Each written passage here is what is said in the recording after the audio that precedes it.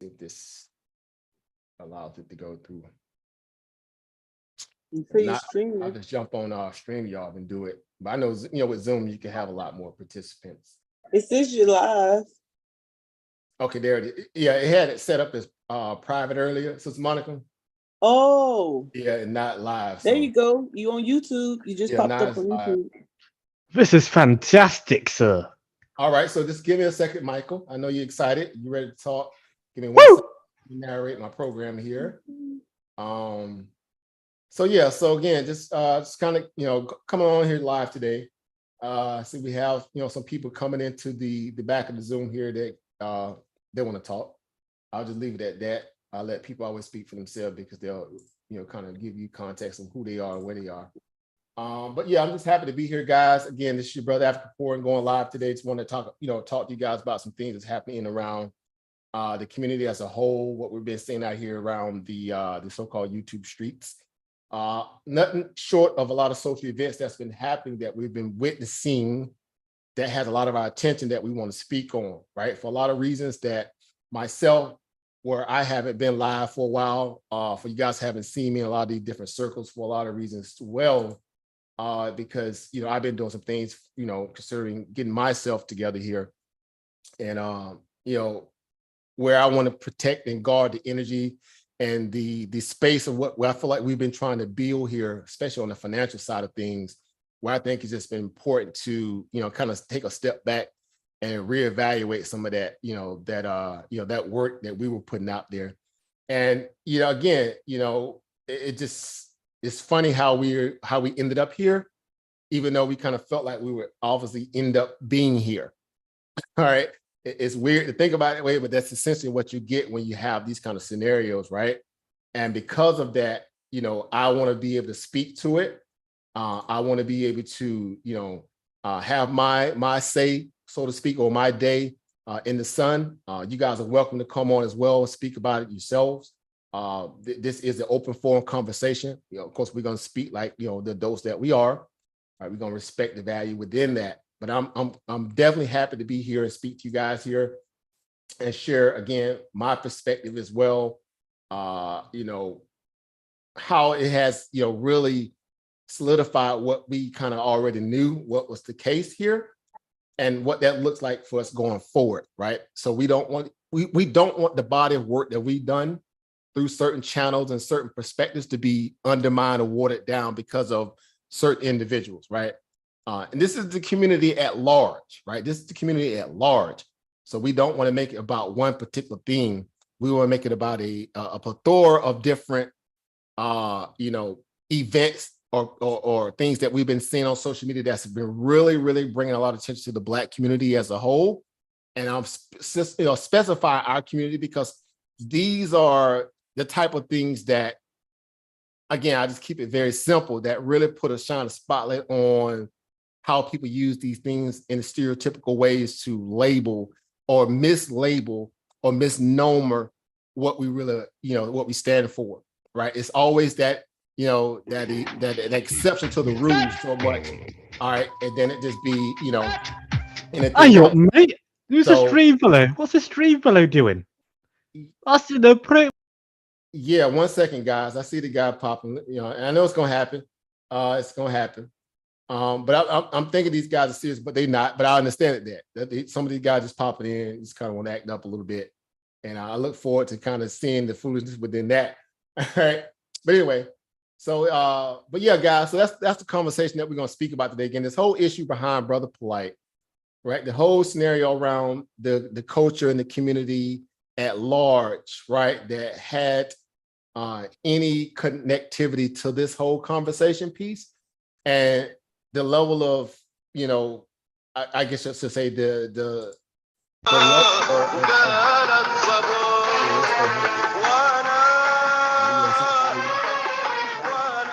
How dare you, mate? they can't conduct themselves. All right, it's fine. I'm trying to listen to you, sir, and these people are interrupting you. Yeah, but you give them a chance, but they always kind of dagger themselves. Some people just got that kind of energy. They can't survive unless you give them life, and that's just the reality of consciousness or the lack thereof. When you give people opportunities to show who they are, they will show who you are. and then you allow them to show who they are, right? Even You're very behind eloquent. a name or a avatar, it is incumbent on them to act the way that they, who they truly are. So you give them a chance to hang themselves. When they hang themselves, then so be it. You move on. All right, but anyway, thank you everybody that's been coming into the chat. That was Everybody's beautiful. coming in through the YouTube side of things as well. We know the family is in the building. I see our brother Matthews. I see brother Jay. I see the brother Snotball in the building. Guys, there's the link. You guys want to come on and speak on this because we're going to speak about it today. We're going to pull up receipts. We're going to pull up excerpts. We're going to pull up criminal, proceedings. We're going to talk about this. Why? Because we were, all respective to this somewhat travesty or this train wreck, if you will, of watching all this stuff unfold, coming into to pretty much to the perspective that we know it to be today, where we're taking, a somewhat of it, if I could use this word, we're taking a portion of the cancer out of our society, and it has to happen. It has to be a scenario where people can be comfortable with that, and we can move forward, because we kind of again seen all the signs that have led us to be here, right? And this is my take on it for the reason where I know that we were all in some of the same spaces as this guy. And a lot of the signs were already there. So again, I know we have people coming into the Zoom chat here that may want to speak on it themselves. So we do open this forum up for anybody that want to speak on it. Of course, you always got to give a disclaimer that, everybody's opinions or views are just that, their opinions and their views. And it does not reflect, that of what my brand or anybody on here, individually stand for as well. So just be respectful, guys. If you got opinions, keep it on the topic, right? That's all I ask. Keep it on the topic, no matter who you are, where you are, what side of the, the lake, whatever, politically, whatever that you stand on, just keep it, adult minded as much as possible, right? So we can have this discussion. And if you just, just popping in, just want to have a conversation, period, because you see the link out there, you just want to, whatever, you still have a forum here to speak on it, unless you just get, too crazy and belligerent, then that's just, that's that. All right, so that's it. So that's the context of the conversation again. Thank you all for tuning in. We're gonna talk about it. Thank you, sir. Thank you. So we got Jen right here already on speaker. This is Michael May. Okay, what brought you to the conversation today, Michael? Sir, I was wandering on Twitter, like you do, and I found this. I found that you posted it, sir. And I just needed to join. My soul was crying out for me to join. My ancestors were telling me to join. So I did. And I am so glad I did. Okay, awesome. So what's your take on this conversation piece? Are you understanding the context of the conversation today? Yeah, I'm just drinking my cup of tea, and I'm enjoying this conversation. Gotcha. All right. So what do you know about Brother Polite? Nothing. Oh, okay. So you have no understanding. You're here for the smoke, essentially. All right. You're here for the entertainment value, the shock value. I'm just here to learn something new, A man must learn something new every day, otherwise he cannot call himself a man. I got you. All right. So where are you from on the planet? I'm from Durham. Durham? Yeah, it's a place in England. England. Okay, beautiful place. You should go sometime.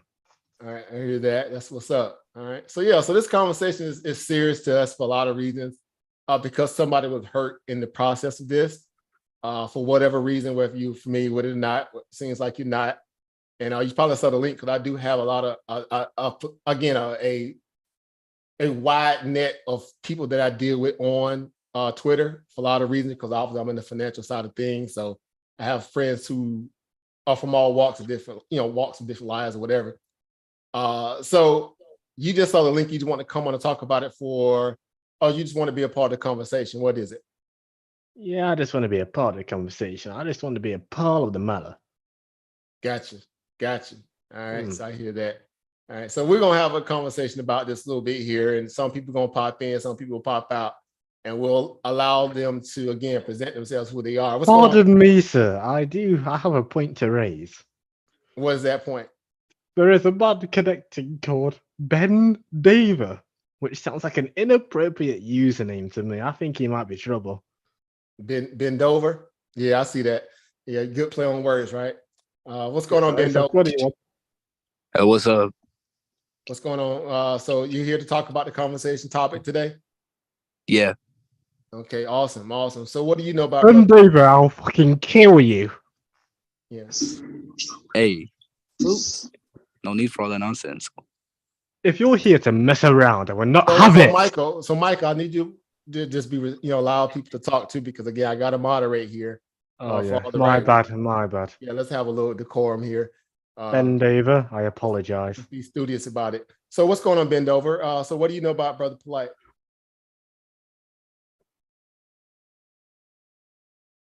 You have the floor, brother. Bend Over. Could you ask the question again? I didn't hear you. Yeah. So what do you know about Brother Polite?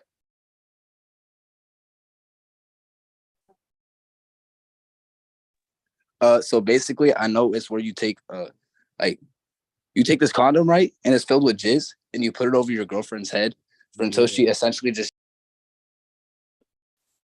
Hang yourself.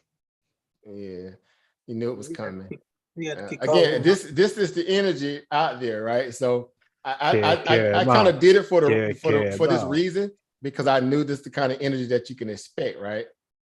All right, so He thinks he's a funny one. yeah, it's interesting. I like to see how people just kind of really show the life that they don't have by trying to be a part of somebody else's life or conversation. And it's funny. I get comedic relief every time I see this kind of stuff happen, because it's again, it's an extension of the community that we're talking about today. Essentially, this is it. This is the gruel of society that follows a lot of this, the ignorance society, if you will. If there was such a thing like the justice society, it will be an ignorant society. And they don't have the capacity to conduct themselves in a way where you could ever take them serious, right? And it's funny because we look back and we say, you know what? This is the greater problem of where we look at scenarios like what we're going to talk about today in Brother Polite, where these people will get behind or rally behind what they perceive to be something that's flashy, and they'll bypass good content, good conversations, to be a part of the again, the garbage society aspects. And you can't take people serious, right? Because they're always going to reveal who they are, even when they hide behind avatars and fake names. It's funny to me that is this, and in this day and age where you see how everything is going, that these people exist for the very reason why we can make these kind of comparative analysis that you can't take a lot of these people serious.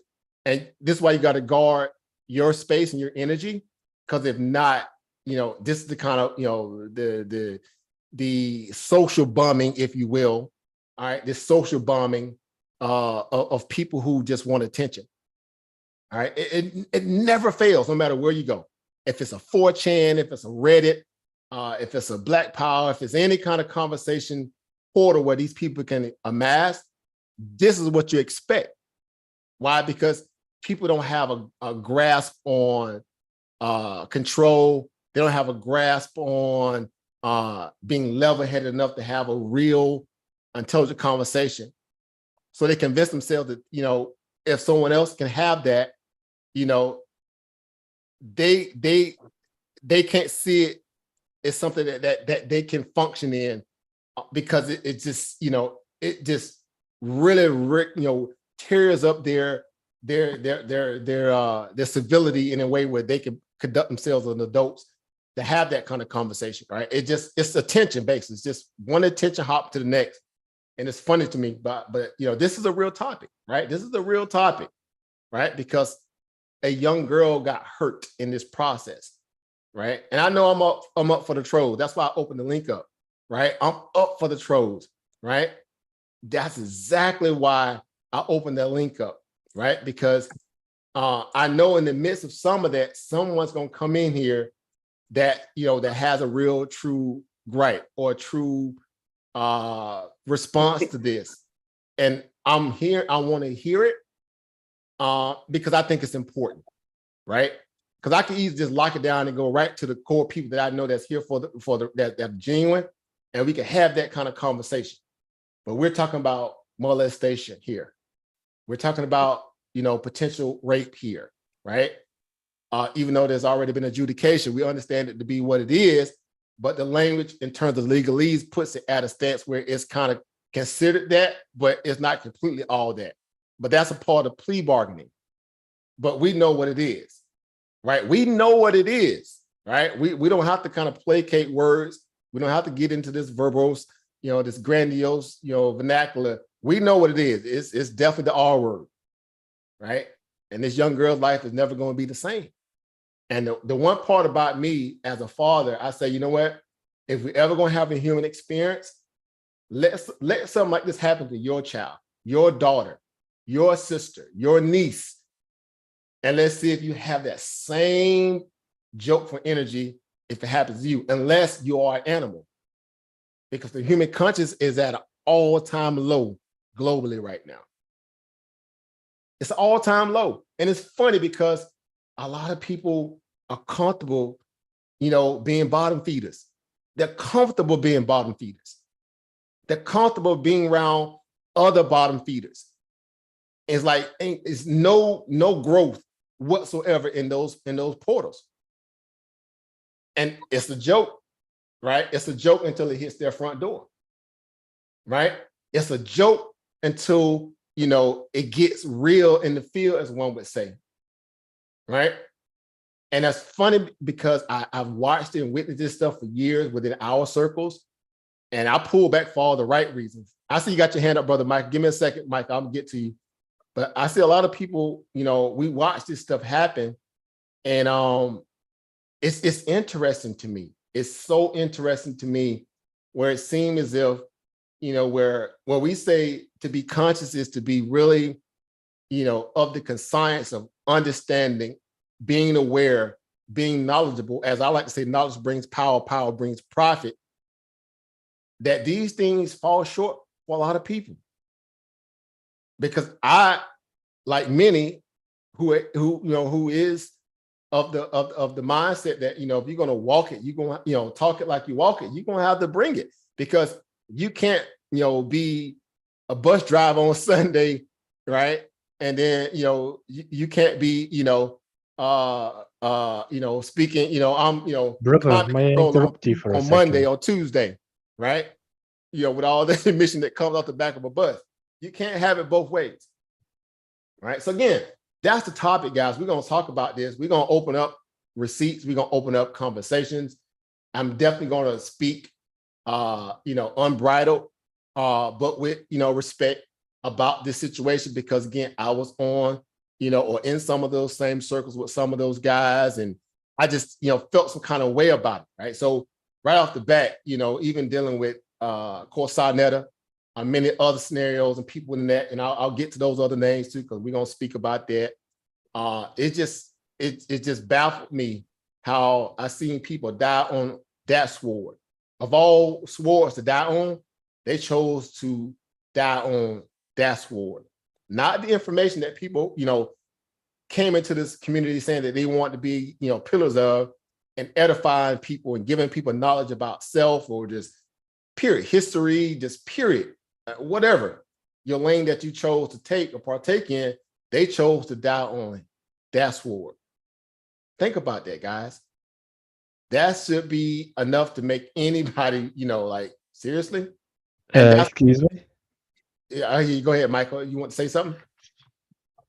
I got a night shift at Tesco coming up.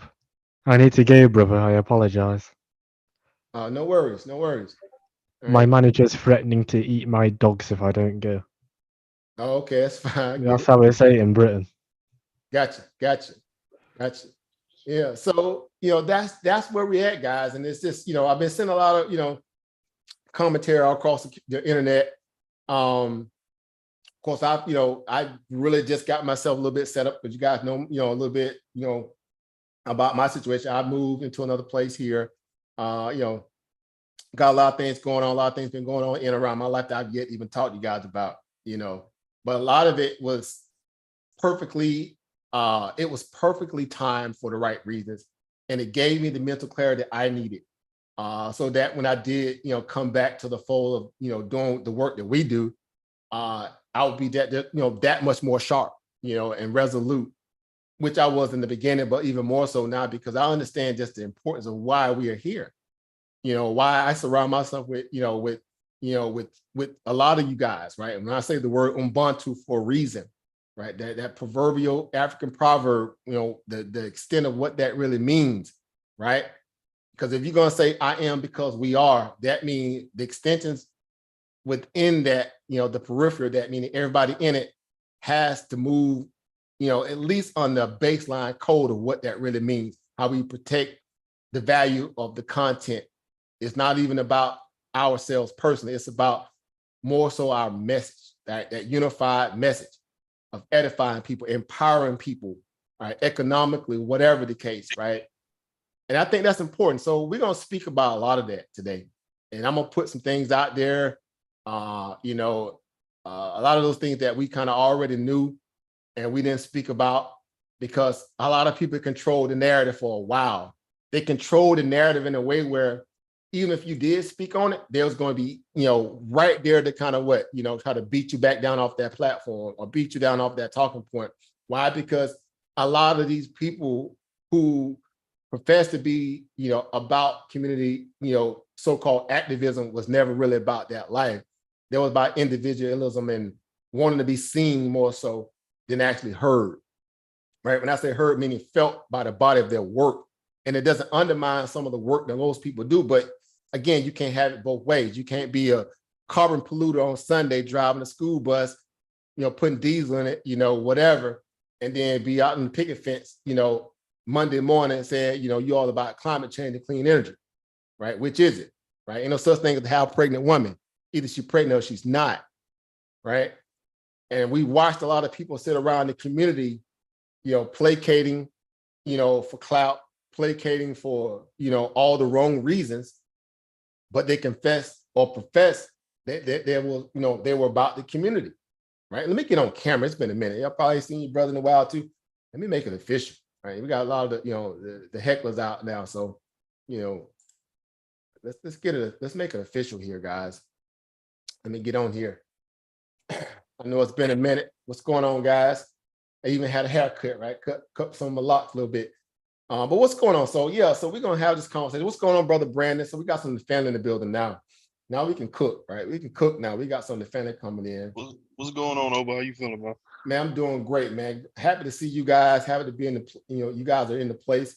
Happy to be in the place and being able to have this discussion because again, like many of you guys, you've been bombshelled by this news, right? And it was just like it was an omen, right? We seen this coming, right? We saw this coming. It's what's going on, Oba Zane, right?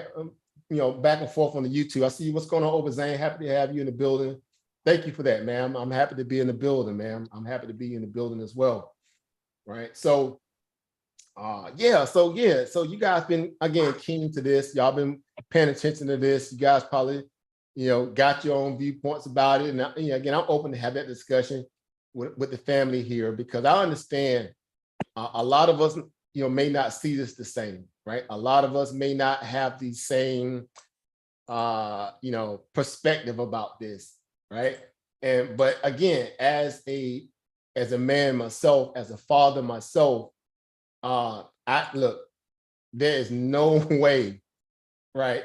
I will be, again, a pillar of my house, so to speak, if I didn't have the decency or the wherewithal to want to speak to this, because a lot of the people, again, that we surrounded ourselves around too in these various communities, a lot of people, again, they chose to, take the coward way out. Let me just say it with my chest. They chose to take the coward way out, right?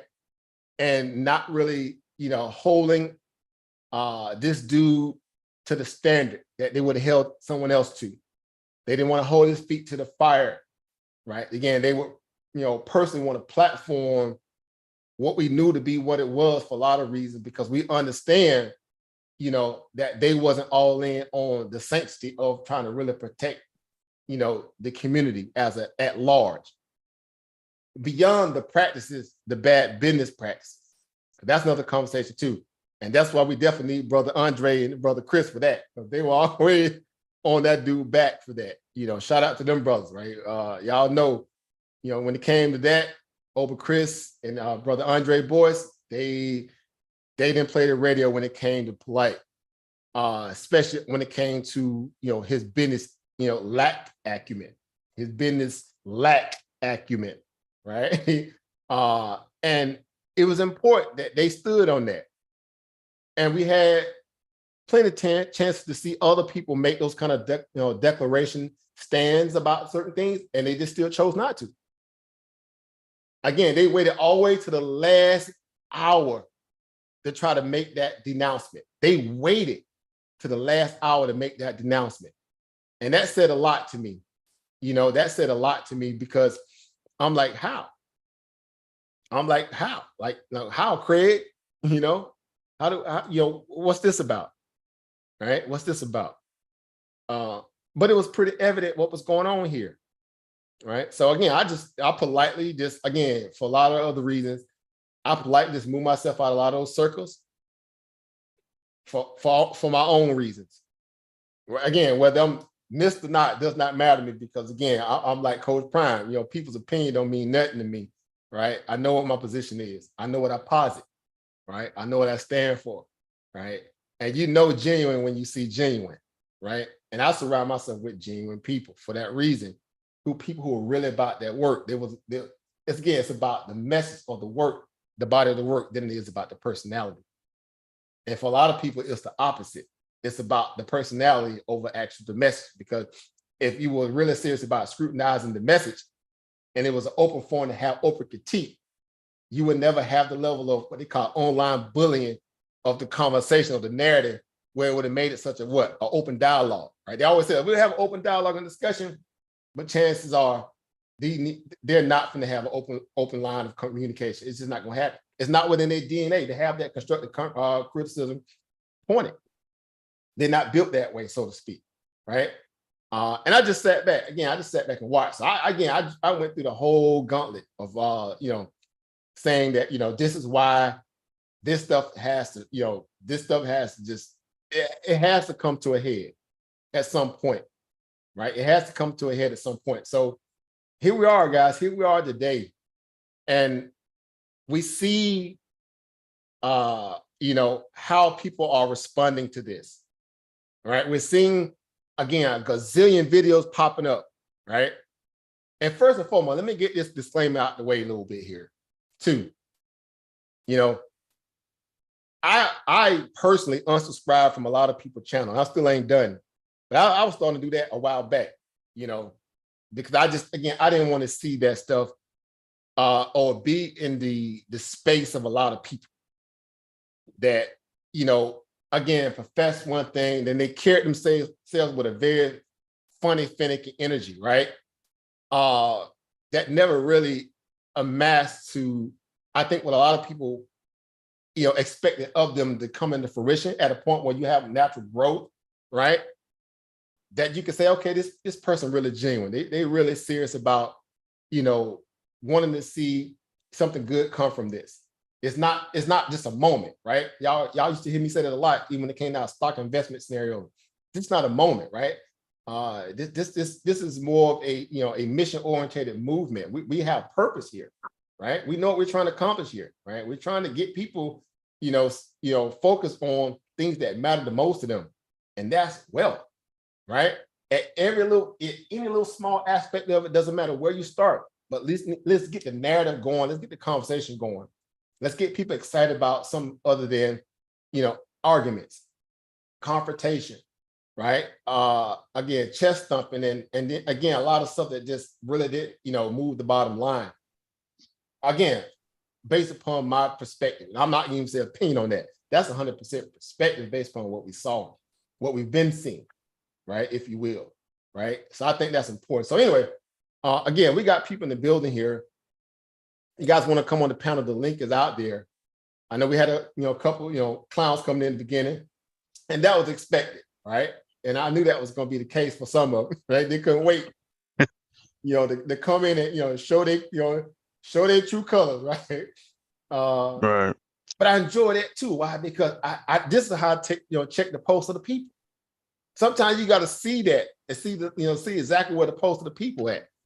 And that's good. That's a good thing, because I don't just confine us to our community, as if you will, of what we consider to be our community.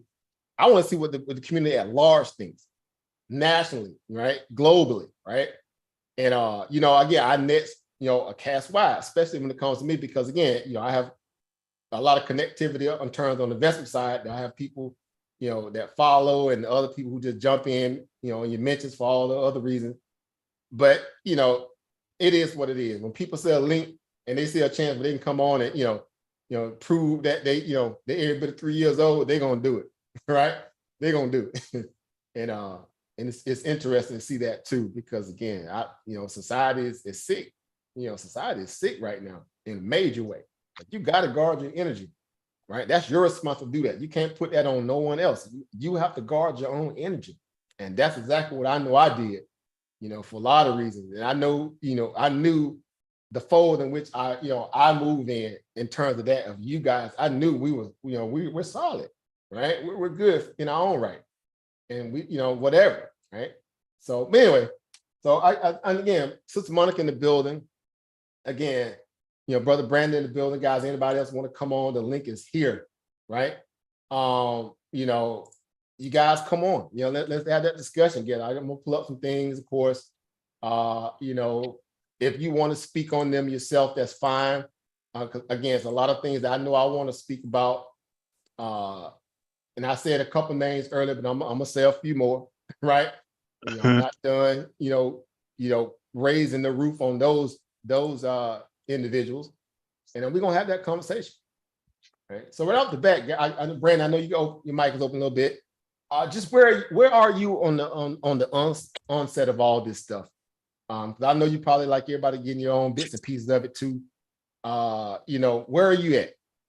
So basically, where I'm at with the situation is, I'm just getting information from the beginning, like everybody else. I mean, obviously he got sentenced. What was it, Friday or Saturday? Whatever day he got sentenced. Yeah, I think was it the 6th? I think it was the 6th, Thursday. The 6th, yeah. And we knew this was coming down the pipeline once the information was given out in the beginning, like what 4 or 5 months ago. Like, we knew this information was coming. I mean, I don't know why people are surprised that oh, this guy is a good guy, he doesn't deserve this. I'm like, nah, man. Like, when a female and all this other stuff and what he did to the female's daughter, it's no way in the world. And you could tell he was a clout chaser. I mean, it's just boasting and bragging on what shows he was on, what type of programs he's trying to do. Some of the family that we associate with got pulled in and found out some of the information they was giving out was basically mediocre stuff that you could pull off the website.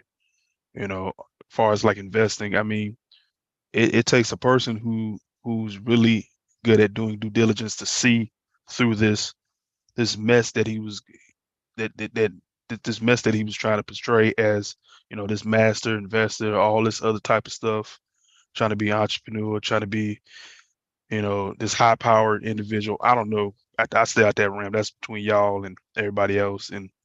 But I mean, but it didn't feel right with me. Like, I don't know if that's a Chicago thing, when you check people. I mean, I don't want to say I didn't feel his vibe, but like, I didn't sit. Something didn't sit right with me with the buddy. So I just kept in my own lane, kept pushing, kept listening to you, kept doing me. And and that's, again, for a lot of scenarios, because again, and I say we, I'm not speaking French here. I know we but again, we understand how we, especially as the Black community, likely use the guilt by association process. Mm-hmm. Because again, it's the old adage of the crabs in the barrel, or you're brought into it even though you may have no conscious about when you see other scenarios going reckless, but they need to cast that net to kind of absolve themselves of their own destiny, so to speak.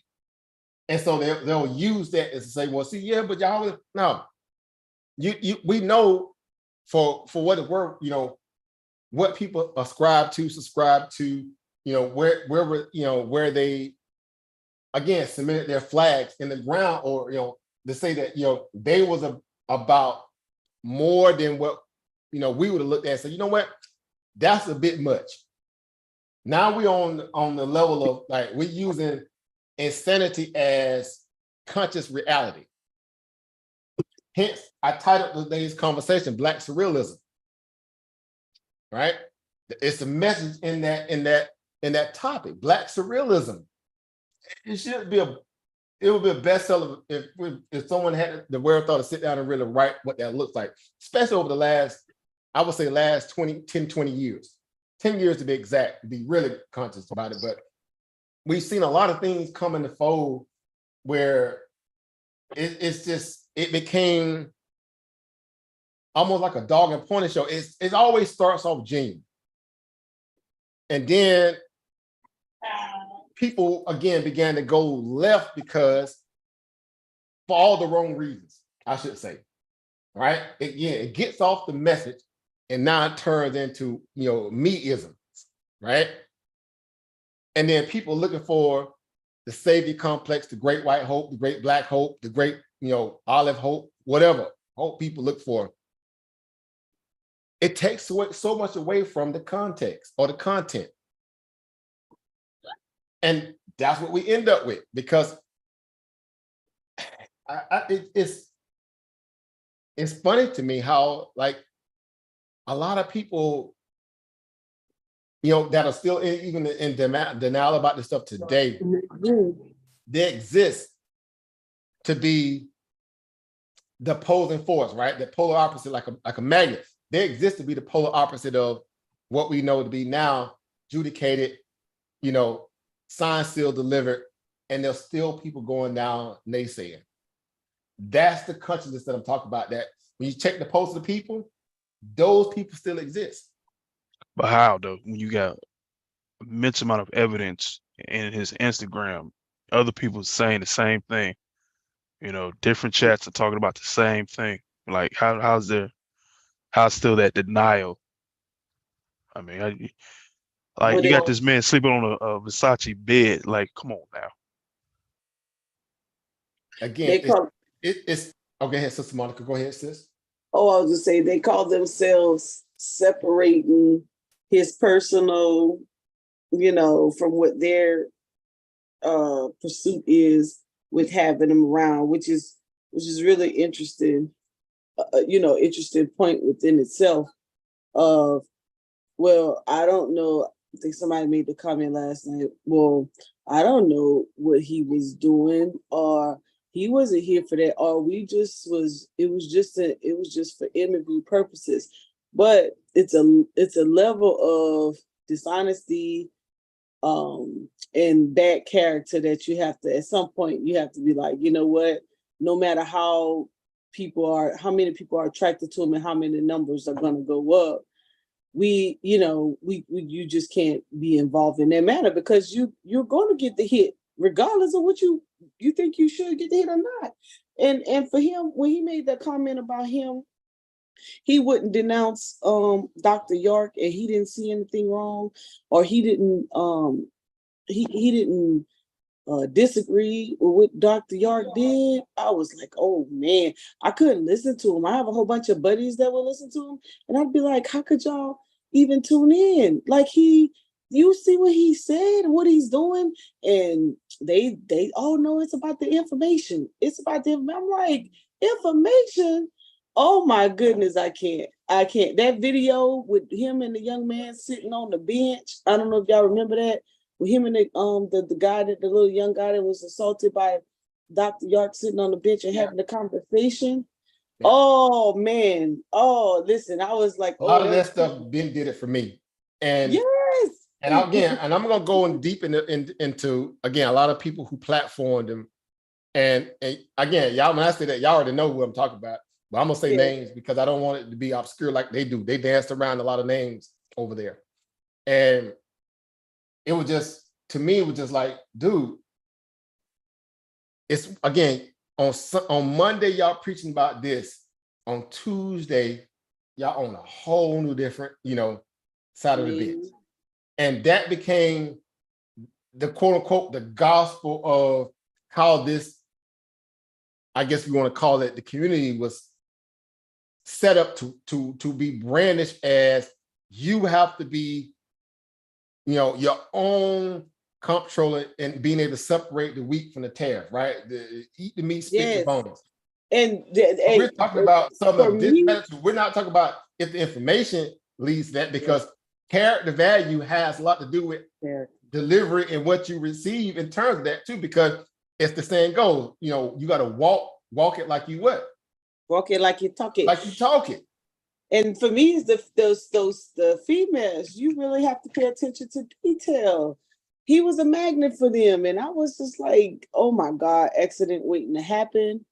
And we already know the younger they go, once they start being attracted to those young girls, it's not gonna stop. It's not gonna stop. And then I think I've heard at one point that his wife Aminette would lure those young women in, talk to them and get them. We're gonna talk about that because she's guilty as hell. Yes. Not only just her, all the ones that were in that circle over the past 7 years. And I'm saying that because that goes back at least 4.5, 5 for sure. But we're going back 16, to the whole 17. Renentet bombshell. Yes. Right? We're going back to the Renentet bombshell. And most people already know what that's about out the gate, because a lot of us know that when we first heard of that situation, we were already, from that point on, I was looking at a lot of things, a lot of people sideways. Yeah. And I'm like, and look, all the transactions are in the wives' names. Like, come on, red flags, red flags. Go ahead. No. I mean, a lot of that stuff is within, again, the confinements of what we're talking about here. And I'm like, okay, hold up. We're claiming we're claiming, righteousness and Ma'akaru, true of voice and all this stuff. Or if you're a Christian, proverbial principles, right? The doctrines within the Moors, like again, under the Quran, you got all this upstanding, standards, so to speak, of how you're supposed to carry yourself as of men, right? Mm-hmm. And then this information is kind of coming out, whether we couldn't validate it at that point because we didn't know all the backstory of the point. Like anybody at that point, the first time we got news that stuff, the bombshell left, we began to kind of start doing our own mental, quest and figuring like, oh, what's this about? Hold up. So this is the track. Then it became Aaron apparent because again, y'all know how it is when black folks spider sense to go off. We know what's going on. We know when we're dealing with something that's of substance. And see, that's the part where they want to call it pseudo. When you have a sixth sense, when your aura, when you can, feel somebody behind you and you ain't look behind you and then they end up being back there, that's your, you can feel energy, right? That's the whole perspective that we got from a lot of us that, okay, where there's smoke, there's some fire here, right? When there's smoke, there's some fire here. And it won't be long before, that comes out, or a person, i.e. hangs themselves for such, essentially things of that nature. But in the meantime of that, let's parade this around, right?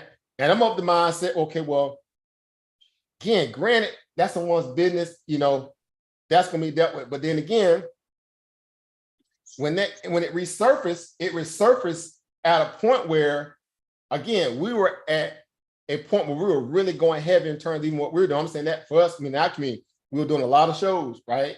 I was, again, you was going hard body to Monica, all those shows, Urban Underground Power. That's when we were still doing them on Sarnetta channel. Mm-hmm. And before we even moved them strictly over to Garfield channel. And it was getting, the level of intent behind what we were doing. Of course, it got overshadowed from all the other stuff, but we didn't care because we were still mission orientated, right? We speak about what we were doing tangibly and physically. But again, you on those platforms, so your name, or your likeness thereof is not going to be associated with that because people don't know how to, they don't know how to do that, separate that when it comes to this kind of stuff. You know, meaning, you know, when you got a person of that stature in that mix, if you want to call it, I don't mean that he has stature like that, but they were looking at him as him being some kind of special scenario for them. You're a part of that platform now. And I'm saying that because I recall that time when we were supposed to have that health, so-called health discussion. I'm not even really called debate. I know if you remember this, Sister Monica, it was supposed to be Minister Inky, and then someone wanted to bring Polite in the fold. Polite ended up jumping on the call that day. We was all on the live. He was like, yeah, let's do it, right? Yeah, because remember, them was going in, and him and Sean were trying to, you know, talk trash. Garfield, they all got in the mix. We don't believe in it. Dr. Saber said we don't believe in health and all this stuff. We don't believe in none of this, you know. And you know, it was a friendly banter, you know, in the beginning of it. And then, you know, he jumped in, right? Because I think Sonetta ended up jumping on, he was already on for whatever. I don't know if you remember that, Sister Monica. But I remember like yesterday. And because that's when we were starting trying to do our little, you know, health and wellness conversation. We used to have, you know, bring the sister in. You know, obviously, you know, my ear, but we were trying to bring on, do some shows. And Inky jumped on, and then Flight ended up jumping in there. Go ahead. I'm sorry. No. Go ahead. Oh, I thought I heard somebody. I was moving around. Sorry. Oh, no worries. But yeah, then he jumped on. Was like, yeah, we can do it. Let's do it, guys. You know, because you know we're gonna deaden this for once for all, right? And but of course, that was in the conversation or the context of information surrounding that topic. But I think that was at a time where, in between that, him and Sarnetto had been, you know, falling out, coming back, falling out. It was just like a, you know, relationship with them guys. They falling out like every other week for whatever reason. But at that time, that's when that information became even more relevant because that's when he began to really exalt himself away from. Yep. He moved. And they started feeling some kind of way about that over there. And they began to look at him as he's the brainchild of what we produce, as opposed to saying, you know, he was just a tool on the platform like many, right? Because we know when I looked at Sarnetta channel, I looked at it for the pantheon of the greats. That was the only thing that drew me to it. I'm gonna keep it a buck. And I've been around Sarnetta, met him. I've been to a lot of these, you know, events. We did the museum stuff. We did the whole, you know, the Armageddon thing. I remember when Pharaoh first came into the community. I was there. I filmed it. I got all that. I got a lot of archive footage. People don't even. I got a lot of old school archive footage. I was around the circle. I used to do a lot of event stuff, right? And a lot of stuff, man. A lot of people like, you know, whatever, right?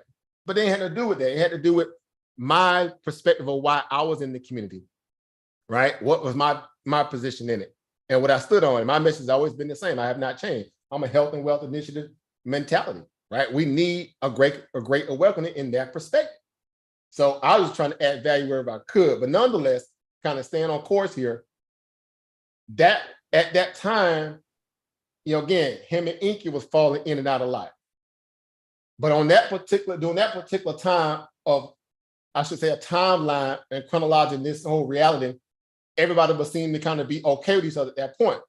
So much so that we was going to agree to have that conversation, right? About, you know, the whole Dr. Savior scenario, health initiatives and like that. And I remember, you know, Garfield them jumping on like, but see, now y'all just clap chasing. Y'all think, y'all just fans of Polite. I'm like, dude, you know, because I was the only one literally in our so-called circle that was, you know, really talking to health stuff like that, right? Because Inky was just, you know, sidebar. He was just on Sonnet channel, but it was just me, right? And so, of course, you know, then you began to kind of, you know, get into the fold a little bit, Sister Monica yourself, and we was having a conversation like the sister stuff, right? The sister stuff you guys were doing with my Ilva and the other sisters, right? But we were just, again, we're talking about raising the conscience, giving people different diversity of conversation and thought. A lot of this stuff from the point where we didn't really get a chance to even unpack a lot of that stuff that we were looking to bring to the table anyway, because it was so much, you know, chest thumping and all this stuff at the point where, again, it wasn't about more so the message, it was more so about personalities and people feeling like, you know, they always want to control the narrative. Because that's what it was. People who are scared of information or have an issue with information, they always want to control the narrative, right? They want to kind of move you off your square in the sense where you can't really, be able to brandish that. So you build your own. So essentially, I said, well, I'll just build my own, right? Slowly but surely began to do that. But I was doing it for all the reasons I know I started in the beginning, right? I'm really about wanting to edify the knowledge of health and wealth, period.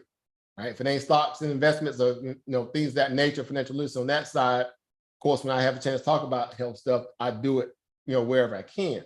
But anyway, I'm using that timeline to kind of give people or parse out the straws and sense in terms of where things began to get really got crazy. Because right after that,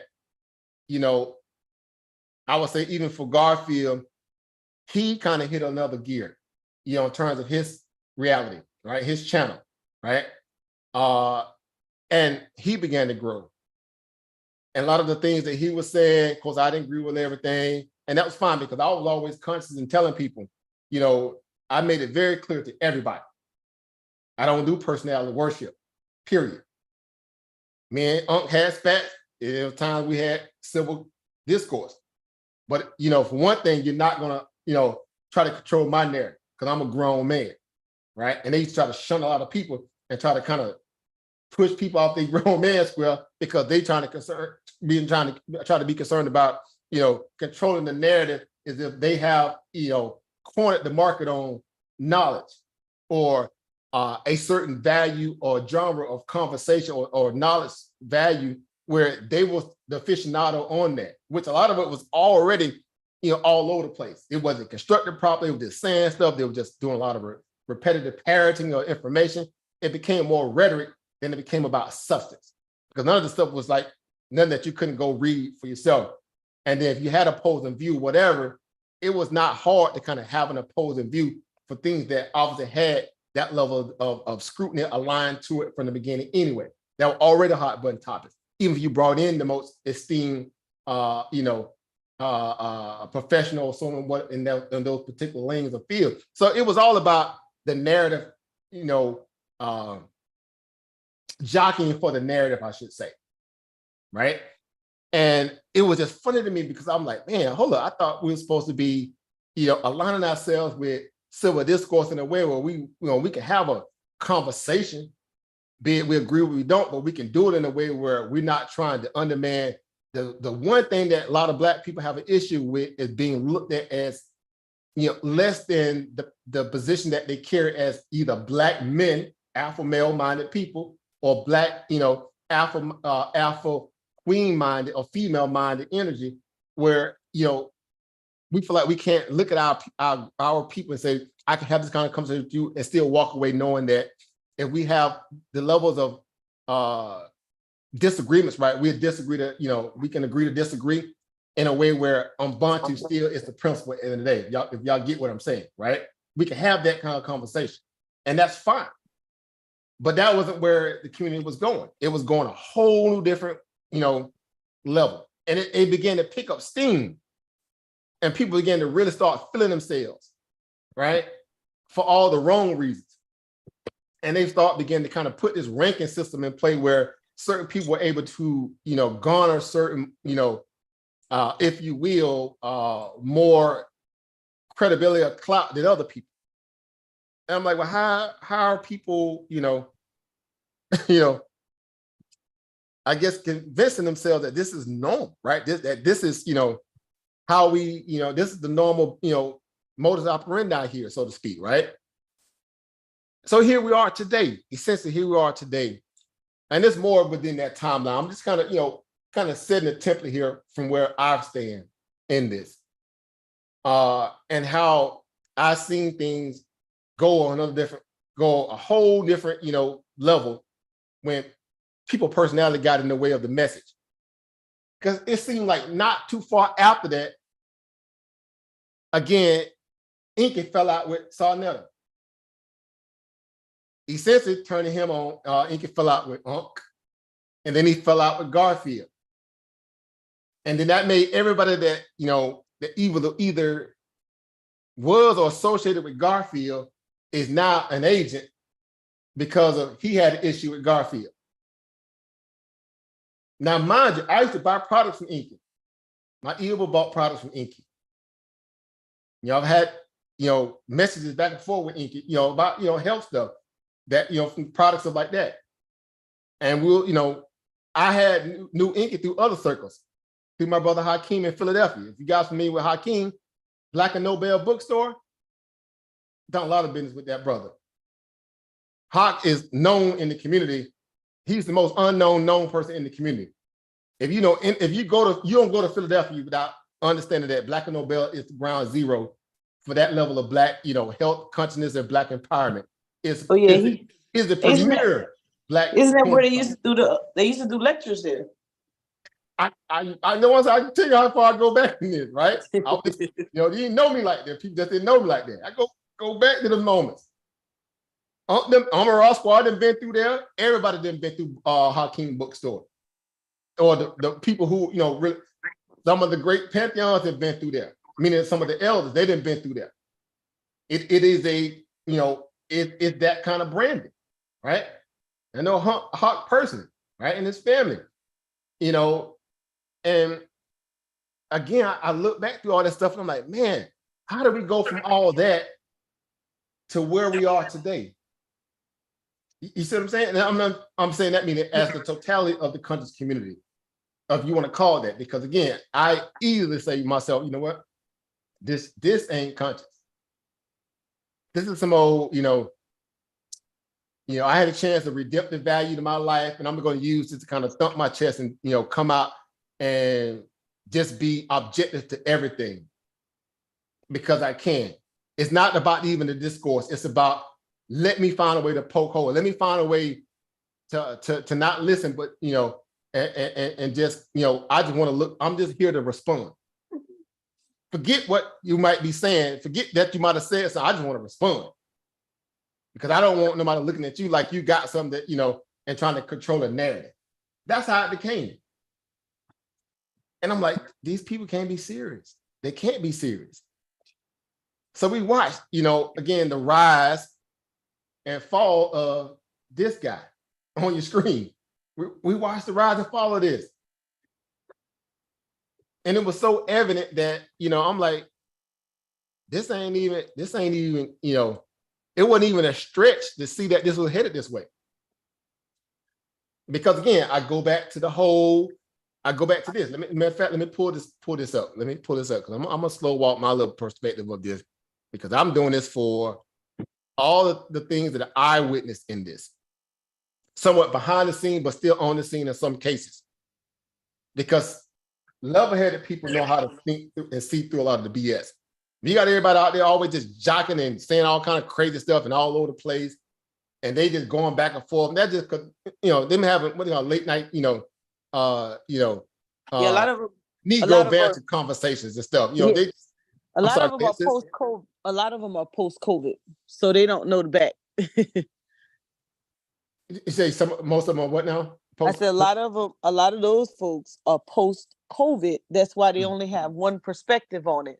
And it's only, so when you can break it down the way you're doing, I definitely can relate because I've been around in person and online as well. You can hear the difference in the narrative that's being spent. The only thing that everybody else is saying, well, majority of the others are saying, you give them a platform.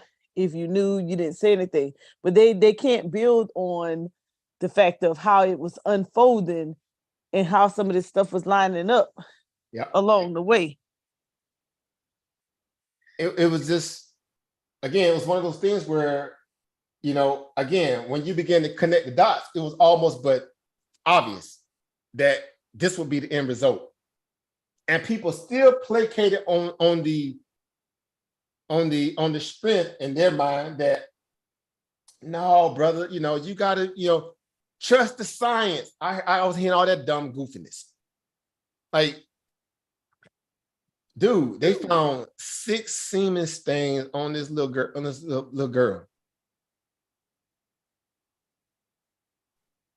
The fact that people still was willing to die on the sword of all that these goofy talking points. And the fact that she came back with swollen mouth, Oh, disoriented that's and before we can get deep into all that. But yeah, we're gonna go into that too. Come on, play some Yeah, of the audios. I'm gonna play the mother yeah, testimony. But yeah, go ahead, sis. I just want to make yeah. sure. Mhm. Yeah, the fact that the reason her mom called the cops in the first place because how the child returned, and her disorientedness, and just you just stop right there. There's no way you could leave with the man. I don't care, husband, boyfriend, doesn't even matter. Could have been daddy, it didn't matter. And you come back, my child comes back like that, and you say nothing happened, nothing went wrong, I'm not responsible. Okay, so then you should have been telling me that somebody attacked her. That should have been the next response, because how can we not, you can't even go any further. I'm like, wow, so some of the commentary uh that centered around his behavior in that whole scenario, and him, and then what, the day before the court, he has the audacity to throw a poison. I'm gonna go on to that. Okay. Got a Well, lot let me to back say up a little too, bit. Let me for back up a the little right bit. reasons. And I'm Yeah. saying it because again, a lot of it was in those spaces. I mean, I'm gonna connect those dots. A lot of people know. And for the most part, I think everybody that follows us know. What's going on over Dollar Wheel? I see you in the building.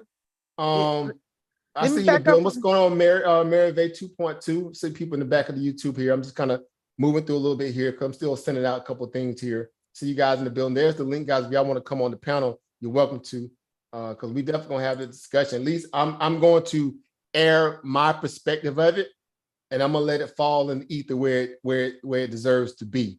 Why? Because again, I sat through a lot of this stuff too, and it wasn't hard for me to say, this is where I began to distance myself from a lot of that silliness.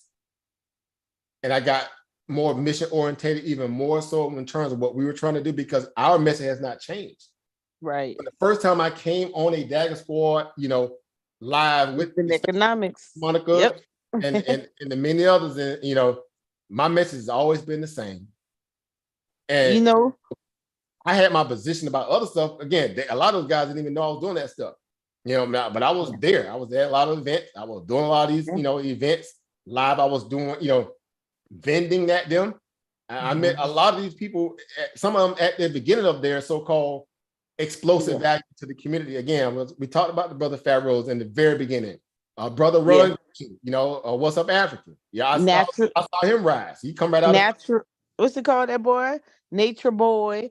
And I didn't even know him, of course, but he was byproduct of same time with Pharaoh. With Pharaoh. But I remember when Pharaoh, when he first came to what he considered to be what he got when he got his if you want, because y'all know how black people are. When we kind of give you when we vet you and say, okay, now you're part of our fold now, is when we were down on that street on 105th that night. And then we're going at him. Ben was there. The whole nine was there. I think Goals was there. Sanjeta was there. Everybody. Zara Susan said it was there. Captain Zara. I can go down the list. Names. Everybody was there. Right. Everybody was there that night. It was like that would have been the scenario. Now, if people would have, been on the straight and narrow, and people morphed into what they need to be today, and we were all doing what we were supposed to do as black men. These people today will be looked at like, you know what? You saw the growth in these guys. You saw that they was going to become, great people because they stayed on code and they stayed on message. But then we saw how, like some of those street, we saw how a lot of that stuff just went left because of ego, because of people who wasn't, I guess, understanding the value of what we were trying to accomplish. When I say meaning what we were trying to accomplish, not like we had a credence or a syllabus that we need to all follow to kind of get to what from A to B. It was already, it's supposed to be understood without having to say it, right? Because we're there to speak about, again, edification, knowledge, knowledge and bringing power to existence, right? So I was like, okay, no matter what school of thought lane you was in, everybody had a particular, again, exposure to, what that would look like if we just, kept it seriously, strictly on the information, and we let egos fall to the wayside, and we got about our business. And then I'm sorry. Go ahead. Go ahead. Sis. No, go ahead. I was gonna say, and you know, at that time it was lecture, then conversation, lectures, then conversation. Then it just became, all about uh not just the challenge of information, but the social media brought the okay, I'm making money over here, and I got this many subscribers and this many viewers, and then I was wondering, you know what I was wondering, if during that time that they was just broke and they preyed on, so when they got the attention, then they preyed on, oh well, let me package this and sell it to them, and I'm not really going to give them anything for it. They're not going to be able to contact me, so I'm just going to do it like this. That's what it That's looks it. like. Then that's what it look I like. mean, that's what it looks like. That's what it sounds like. Or that's what it tastes like. Because ain't no way in the world somebody's gonna pay that amount of money to a certain individual who has a little intellect in that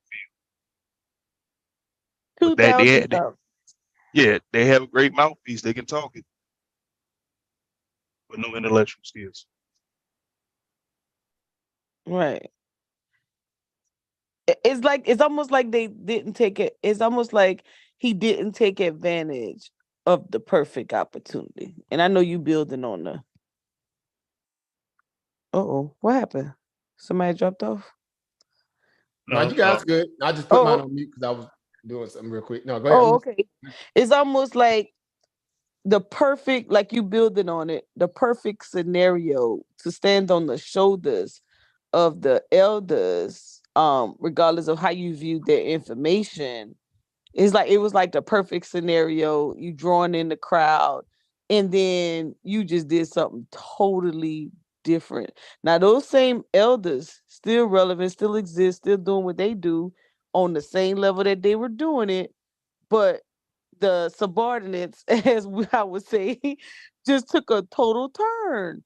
So the blueprint that they laid is still there, and they still waiting for you to take the torch, but you didn't even take it. You actually did something totally opposite, and not only did you do it opposite, you did illegal and immoral. You fell completely off the track, and it's multiple, and it. So they took the blueprint of Dr. York and was trying to duplicate that, and it implicated them, or well, two of them is locked up and one is going crazy. Make it make sense. And someone said, hey, somebody else is probably out there trying to wait to do the same thing. Man, listen, well, when you talk about the responsibility, or do you really want to be in those spaces and doing it that way, you really have to, the people. Then you go back to the ones who like it. So I said the individuals that tune in is two separate audience. It's an Instagram audience and it's a YouTube audience, and then there's an in-person audience. That Instagram audience, majority of them is not tuned into that YouTube audience, because the Instagram audience are the ones who are getting caught up. Because IKEA, go ahead. No, go ahead. No, you Oh, about to say something. I was gonna say attorney IKEA Shabazz, she was on his head. And Oh yeah. you And I'm go ahead. No, speak on it because I'm gonna follow up on you on that. yeah, and I remember her saying, she asked one caller, she said, did you think about just if all of these, because I think she had been in it for a minute by then, and she's like, wait a minute now, all of these people, have you just thought about just researching the name and the videos that pop up on this person, and the language behind it on the Google when you search his name? You didn't think about doing the research? No, I just took their word for it. I'm like, whoo. Well, they say the gift of gab and the Brooklyn magic is real, huh? Make it make sense. Yeah. Like we saw how again this became, it's the one thing that that you hear these guys go in about. It became the religion of Yes.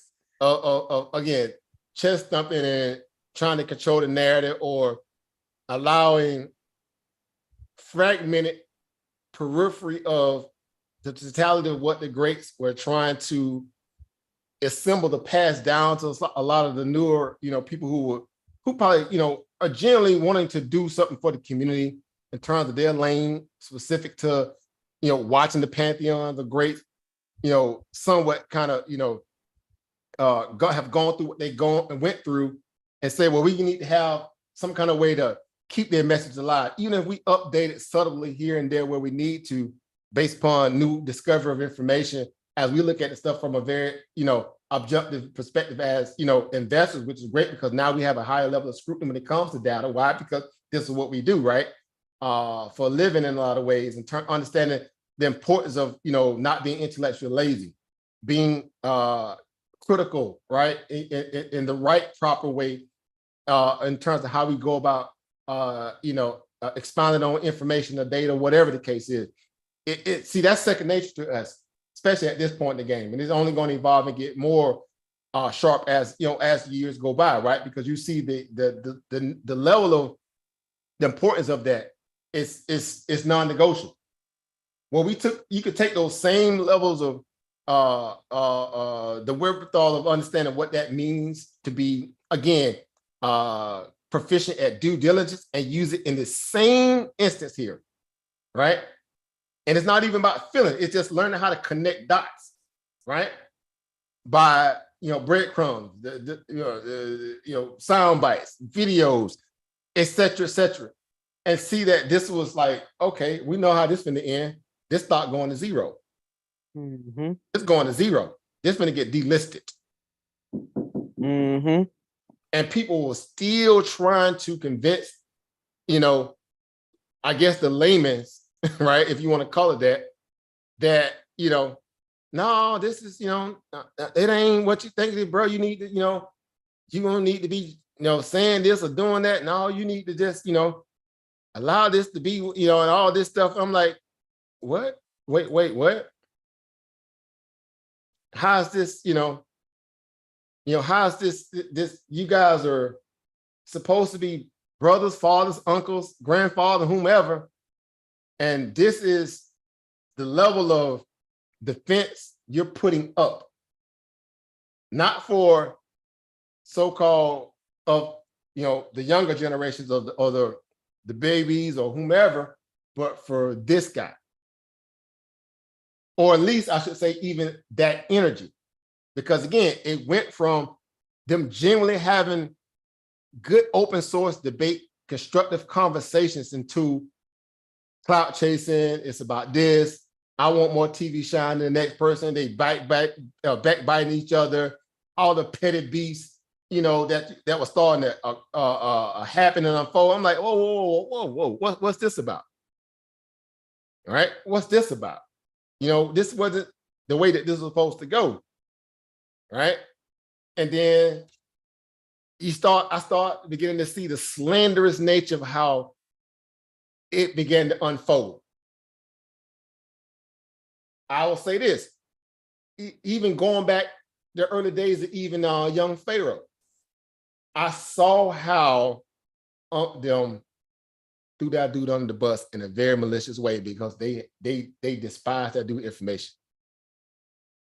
I remember that moment when sister, what her name? I forgot her name. Naya. Voices of Fire. Her, because obviously Pharaoh had an issue even with Dr. Mott. They called that dude parole officer and tried to get him locked in trouble. Wait, which one are you talking about? Look, I remember that. They called brother parole. They called his parole officer, tried to get that brother locked up on because of information. That's foul. Wait, which one are you talking about right now? Which one are you talking about?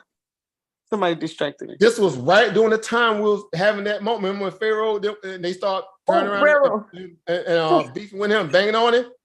This was during that same time, Sister Monica, when we were supposed to be having all these little debates about, health and wellness, all that stuff. That's when everybody was kind of good. Then everybody started splitting out that point. Sarnetta fell out with Inky. Then all of a sudden, the whole issue with the Menendez scenario came out, then they fell out again, Yep. and then everything started happening, and Pharaoh was doing what he's doing, and then other people within the squad had issues with it too, and then I saw that happen. I said instantly at that moment, I said, no, this is some full-fledged horse manure. I said, y'all can't be serious. Y'all going to that level now. Y'all stooping to that level because y'all got a problem with the person information. They called that dude parole officer to try to get him locked up. That's when they is that when everybody started exposing records? Exposing Y'all just like I did. A lot of them did. And God was a part of it. Was a part of it. Now was a part of it. Dr. Mark was a part of it. And a couple more other ones that agreed to that. And I thought about that at that moment. I said, whoa. Hold up. These are the people that, hold up. Now, I'm in these circles, for my own reason. Because again, I always stood on my own square. I don't dance for nobody. I don't scratch my head unless, it's itching. I don't dance unless jigging. No, whoa, what's this about? So instantly, it's like at that moment, I made a conscious decision myself. You know what? I'm gonna keep about my information. Right? A lot of the conversation we used to have, we used to have our conversations. We used to have our discourse conversations about the religion and all that. And that was fine, right? But then it got into something else, and I was like, I'm good on that. I'm gonna fall back to doing what I'm doing. I'll meet up. We're gonna have our stuff because I know you was always genuine about what you do, man. That's non-negotiable. You was always a stand-up, solid person in what you are. But in that moment, again, that's when I began to see the hard left turn in a lot of our people. I said, you know what? Y'all got to be kidding me. Here, this dude is a young dude, what we consider in Florida a jit, essentially, coming into the community, and it got that bad. Y'all gonna drag a black man because you got a problem with this information. I said, I'm dealing with a whole different group of people now. This is some real funny foolishness here that I gotta look at you sideways going forward. And I don't stand off, I don't parse no straws, no words with that. None. Because again, I look at this stuff from me, you know what? You guys are supposed to be big brothers and big sisters to this so-called fledgling aspect of community, quote unquote, organizing in a way where we're trying to really do something. Again, and being able to kind of exalt the so-called pantheon of greats in their body of work and keep it going and evolve it properly the way it's supposed to. Because if I had to look through the community or what it to be the country community, I say, you know what? If Dr. Ben was here today, if he could pass the torch off to somebody, who would that person be? Crickets. Crickets. If Barbara Small was to leave us, unfortunately, tomorrow, if I say there was someone that can generally say they can probably hold down that torch, poof. Because them men stood for something. Dr. John Henry Clark, they stood for something. What we don't have, Brother Infidiji, if he was to leave us unfortunately tomorrow, who could he pass that torch to? Within, I'm saying, though that group of scenarios of people that we all knew to be within the community. Yep. I'm keeping it 100. When those videos are still present, we can see the difference. So when we talk about character, men of character, and it doesn't absolve the fact that we know everybody has skeletons in their closet. Granted, everybody. To the extent whether it was known before or after the fact, you kind of came into the fold of trying to be a part of such a movement in the sense, but it has nothing to do with, again, elevation and evolution of men in a way where you say, what? Let me course correct here. And when you course correct, it shows. Why? Because you start to say, you know what? My association is not going to be born on the back of this. Because if you solid about who you are, you stand 10 toes down, that what you put out there is going to be resolute from the day because you're not going to deviate. That's why I got out those conversations about all about that religious. I fell back. I had my own value research like everybody else. I start falling back from the conversation. I don't want to be a part of that. Because see, this is what I've seen what this turned into. This turned into another cult. Where dudes wanted to sit up and get sweaty and argue all night. In the spirit of conscious, discourse. Like, no, Negroes, y'all arguing. This ain't no civil discourse. And that's when the clicking up together became an issue. I'm like, okay, here we go. You finna water down a lot of the truth that people had to say into now associating or disassociating the content or the message and aligning it to the character or the person who's obviously speaking to to the conversation or to the messenger himself, so to speak. But at that point, it was hard. You couldn't separate the two. Exactly how people look at polite situation right now. Because everybody gonna tell you, dude, you got to separate his character from, that what he did, or some people who don't even want to believe it and say, well, his message was still resolute. No, he was just repetitive in a lot of things he said. I heard actually sisters, I killed Shabazz say so. I caught a portion of her live the other day. A small portion of it, though. I didn't get a chance to watch y'all. I got to watch y'all. But she said something early on in the very beginning. You know what? Dude just got really good at quoteology.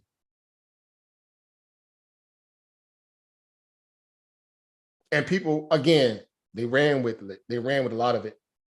They ran with it. They ran with it. And I'm like, y'all can't be serious, man. Y'all want me to take y'all serious? Whether you care about how I feel or not, it doesn't matter. I care about how I feel. I don't need people validation. I care about how I feel. I'm a grown man. And I'm sitting there watching how these people were shunning people, talking down to them, treating them like they, whatever. And I'm like, dude, y'all supposed to be trying to set an example for young folk. And y'all acting like less than young folk. But then y'all clout chasing or name dropping, appealing to authority, some of the greats. And you want to poke holes in their name and their body work. And your body work is based upon disagreements, arguments, and uncivil discourse in a way where the clarity or the message that you're really trying to have even to put out there, probably even enough to be at a scholastic level to a degree or worth scrutinizing, it's going to get watered down because your ego is ratchet. People can't take open criticism. This PTSD foolishness that a lot of our people have in the community that they brought into the community, post them coming so-called quote unquote conscious, and they again resurface it and wear it like a badge of honor. And they just throwing people under the bus, left and right. I'm seeing people just busting, damaging relationships. Unnecessarily, just damaging relationships. And then school age kids making up, the next day or so, well, in this case, 8 and 9 months or 12 months later, a couple years later, all of a sudden it's all good, which is okay. The people can see the error in their ways and get back to even playing. But guess what? Right after it happened, they going right back under the bus. I'm like, what the hell is this? Right? So I'm like, okay, I see what's going on. I'm slowly moving out of these pockets. I'm slowly pulling back. I'm good. I'm gonna stay strictly on what we trying to do, and nothing more, no less. As the saying goes, stay in your lane. I've been to really stay in my lane even more so. Because people couldn't be serious. They couldn't be serious. Like you couldn't look at this and say, this is some stand-up, stuff here. This is stand-up.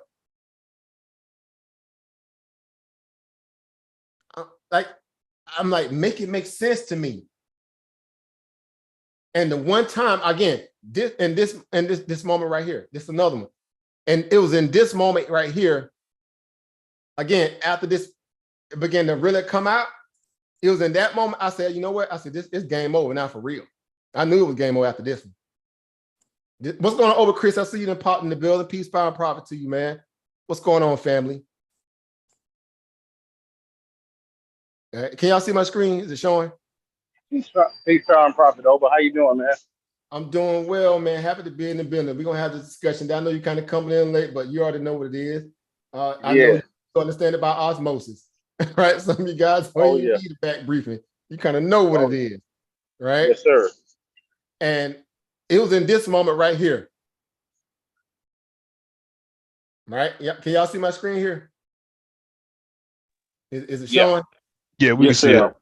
What do y'all see on the screen? Don't tell me that was her. No, this was the first one. This is the first one. Yeah, that was this. This is the first one. That's Renatech. Yeah, Renatech. This the one that sparked everybody to go crazy. The Tasha K's, the Young Pharaohs, I forgot that one of the everybody, Star, everybody, Doggy Diamonds, a lot of people. And Minister Inky knew the whole time too. Everybody. Yeah. This was the one because y'all know who she really is, right? I'm sure y'all do. This is the cousin. That's Sarnetta, Sarnetta people. Or niece. His white cousin. Right. His white cousin. But you look at it as a niece, you know how that go. But cousin. Now this is her above age a little bit, not above age, she's still a baby. Like but 8 or something? 16? She was groomed from the age of 14. Mm-hmm. Groomed.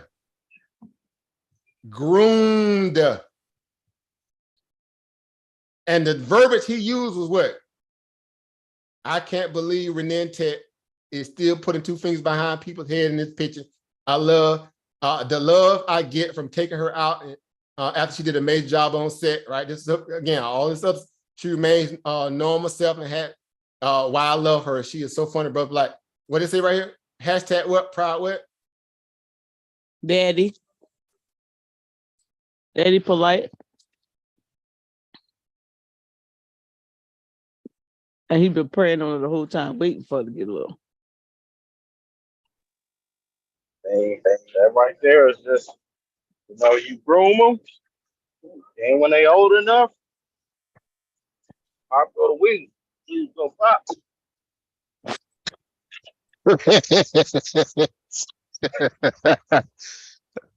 Oh man, that's just terrible. The first one, that's when I knew. I said, whoa. Because when it came out, it was bits and pieces. Like, I think, hold up, I'm not gonna cast no aspersions or throw no stones because I don't know the story here. But again, after that, I think I will say the second time that him and Sarnetta fell out, this was doing it again at that time when we were kind of really getting hard about what we were trying to do in terms of urban economic empowerment, because we were doing some of the shows on this channel. This was all during that time. I remember like yesterday, everybody was starting to kind of really get up, take off. Brother Rob Bourne, True Story, and all them guys over there on NBK side. Everybody was starting to really, supplant their flags in the ground in terms of the message they were trying to put out there. And all of a sudden, this stuff started happening because, again, at that time, he was obviously trying to go through his little so-called quote-unquote level of evolution. He left New York. He was really trying, he kind of gave everybody the impression he was about that life in terms of community. Turned out he was a whole fraud. And he went over there and it was all about the money. It was the Coach Prime. He had the Coach Prime syndrome. Must be the money that's turning me on. It was about the money. It was not about the substance. But that always stood with me. I said, whoa, bro. Because we didn't know the backstory. It came out by loose lip St. Ships. Mm-hmm. Him and Sarnetta falling out. On and off. Like, y'all know how they were like two, lovers. They on and off, falling out, falling in, falling out, falling in. Mm-hmm. I can't stand you. I hate you, but they know you in their DM. Mm-hmm. How you doing, baby? I miss you. I miss you too. until he fall out again. Then more dirt come out. See, it was evolutionary. I was like, whoa.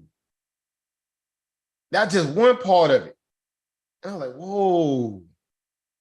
So I'm sorry, go ahead. I missed for some reason, I missed this portion of him and him getting at her. So I wish I had that one queued up. I'll probably do another one. I hope this will be enough, but that's remember that time they when it came out, and because it had to do some with some money too. It's always money. See, money always get a nigga. Hell on the nigga. Mm-hmm. They had some dinner and it fell out. That's when the explosion came out all of a sudden. Oh, don't make me bring out, and tell you about, about so-and-so. Don't make me do it. Y'all remember that one? Don't make me do it.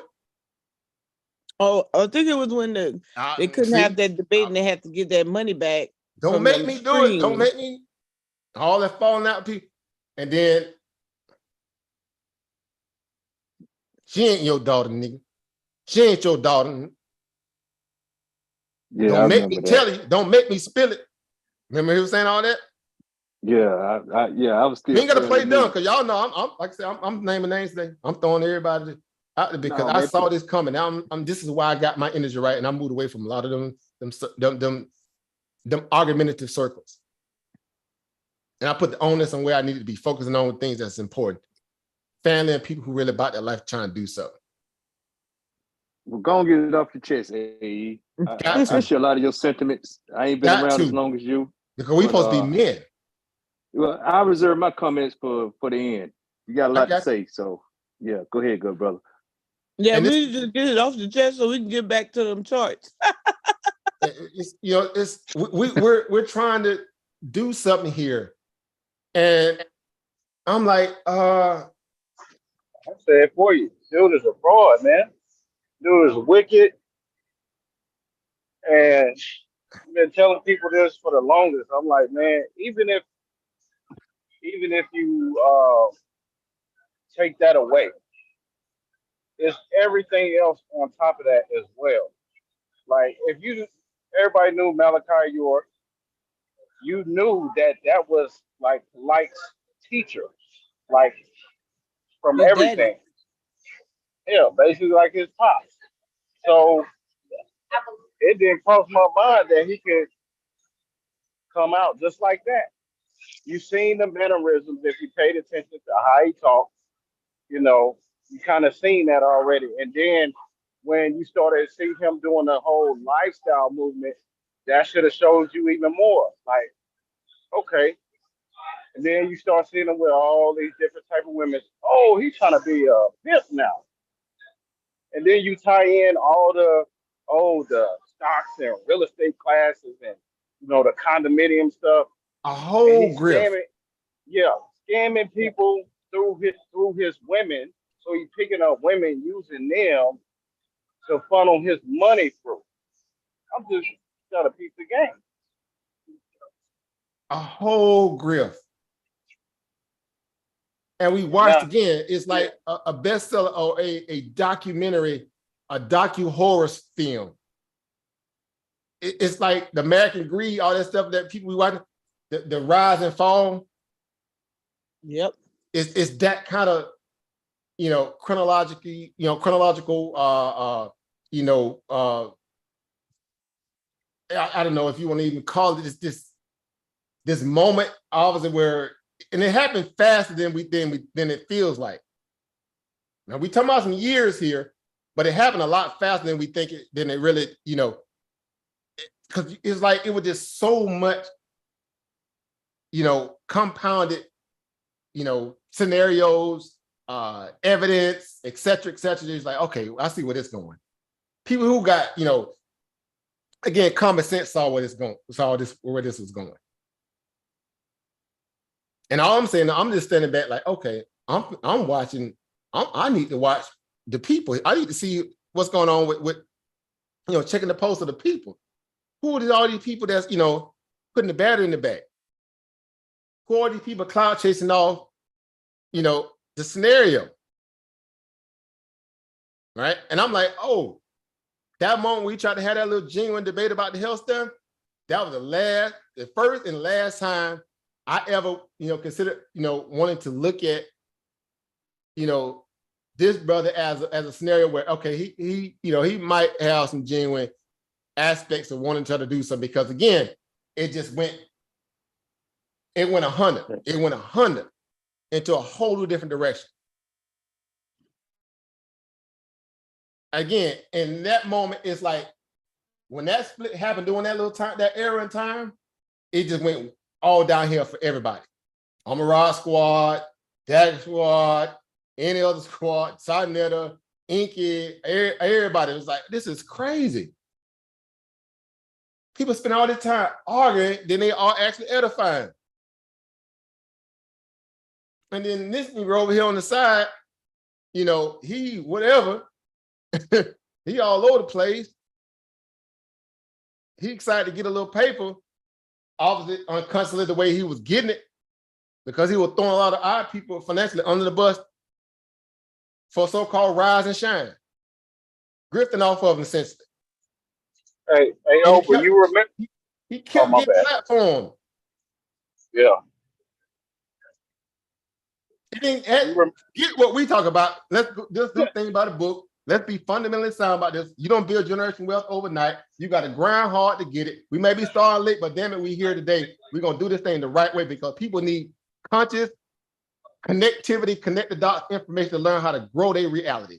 And you ain't going to do that through creating no status, none of this other foolishness, these sidebar crypto scale. You ain't going to do none of that stuff through none of that stuff there. You're going to have to put some brain cells together and get serious about catching up financially in a way where you have to increase your financial prowess, and so be it. At least you're giving people things that they can go 100%, dig up page by page, word for word, and see the connectivity of where you're trying to go. That wasn't appealing. That wasn't appealing. Why? Because you know what? If I can't get it fast, if I can't see the fast cars, like we see it in a lot of our spaces, because we know the furus and the gurus. They're taking pictures next to the Lambos. Just how you can make $100,000 in a day crew type. And I'm seeing it again happen in some of them other spaces. And I'm gonna name some names on that side too. I've been quiet. A whole new grift now, and now it's bringing in celebrities and all that foolishness now. It ain't about people. It's a whole grift. How you doing? You couldn't make stuff up, guys. And I'm like, people can't be serious. I'm for growth, but I'm up for it being, presented in a way where, again, the aspect or the value of the information precedes the personality. Right. If you can't do that, then you can't profess you for the people, because you don't know how to separate you from message.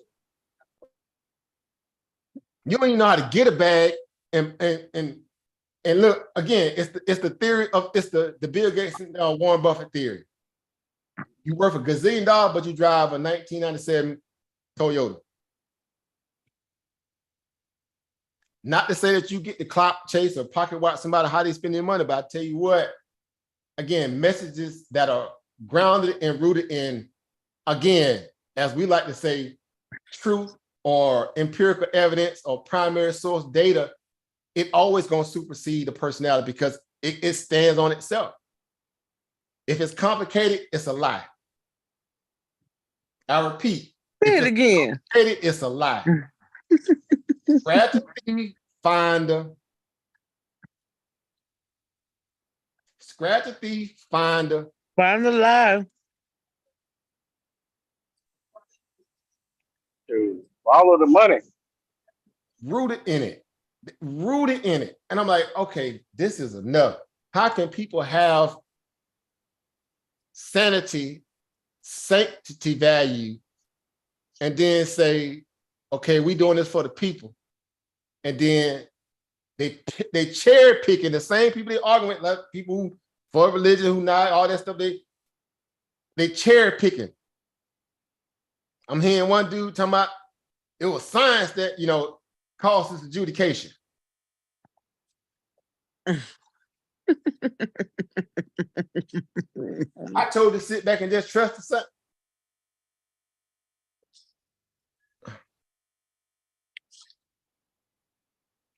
But I like people see this was crazy about people who get on the internet and don't understand that there's ways to conduct yourself online.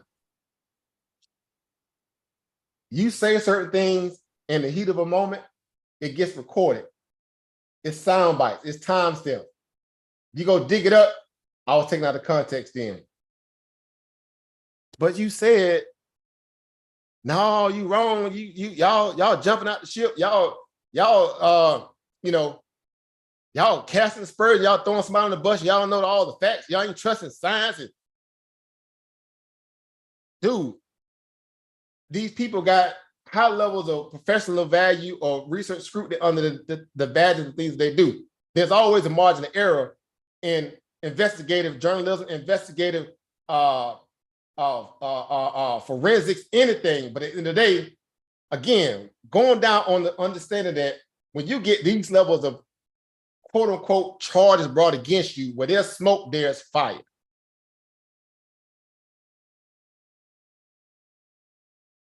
Forget being rushed to judgment. Let's look at, again, the timeline of connectivity or connecting the dots. Let's look at the 52-week chart. Let's look at that 52-week chart. Let's throw the EMAs on there. Let's throw some RSIs on there.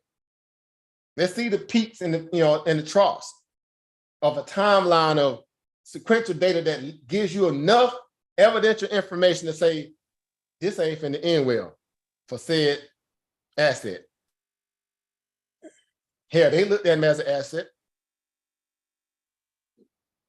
They put ticket value, clout over consciousness of protecting children. Or not only that, other people, finances. Y'all remember Crypto Kid? Let's not act like we forgot about Crypto Kid. Rest in peace, that young soldier. Yeah. That's just one of many. And then after that, you had an attorney and Sister Akia Shabazz took the mantle to try to help all the other victims. Yep. And she was prominent at one point, even on Side Channel. And then all of a sudden, he started bringing her on. Because it was messing up his relationship with this dude. The same dude that she was, again, a certified attorney, got thrown on the bus to protect this dude. She says she still get emails from people trying to get their money back. Again, I'm like, are y'all serious? And I saw how people, again, looking to die on the sword for this dude. Oh, no, hold up. Y'all haters, man. And I watched people that my name was associated with fall on that sword for this dude. And I'm like, whoa. Okay, it's time for me to pull back. I know how to exit the stage now. I ain't stupid. Oh, but can I make an observation to you? You sure can. This is an open forum. We're gonna have this discussion today, bro. Definitely. Y'all jump in whenever you want to. Here goes some. I've been jotting down as you're speaking. I'm gonna go and scratch this off my list since we're here. And one thing about it, it seemed like we got more experience and expertise on the criminal side of the law versus more lawyers and judges. And I say that not to be judgmental or anything, but everybody seemed to have experience with having caught a case, done time, blah blah blah, and I guess my brother's behind the wall. But hey, that's something wrong with that, because that don't do us. That doesn't do a whole lot of good. We should have more lawyers and judges' opinions. But I'm gonna fall back off of that. No, that's a good point. Because we don't respect those people. We want to be entertained. We want to hear what sounds cool. Uh, how much you can cheer, how many books that you quote unquote uh, wrote or read, not your credentials, what you actually certified in. Those Yeah. are, no, we don't want those type of people. Those are nerds. They born. Actually, there's people who can wow the crowd. They ain't even care about Whatever. none of that stuff. I ain't moved by none of that. I'm not moved by that. You know, I all I'm saying is, yeah, I know law enforcement and I know criminals. So I mean, and I'm quite sure we all have. But it just seemed to be a abundance of opinions from people that come from, you know, they have that opinion to come in, and you know, they ain't it at all. You know, and you know that's no disrespect, no shade, but that don't move me. Again, we put a pinnacle. What's going on over True Storm? See Brother Danny in the building. Shout out to Brother Danny. Again, you know, So which makes you think? who always been solid.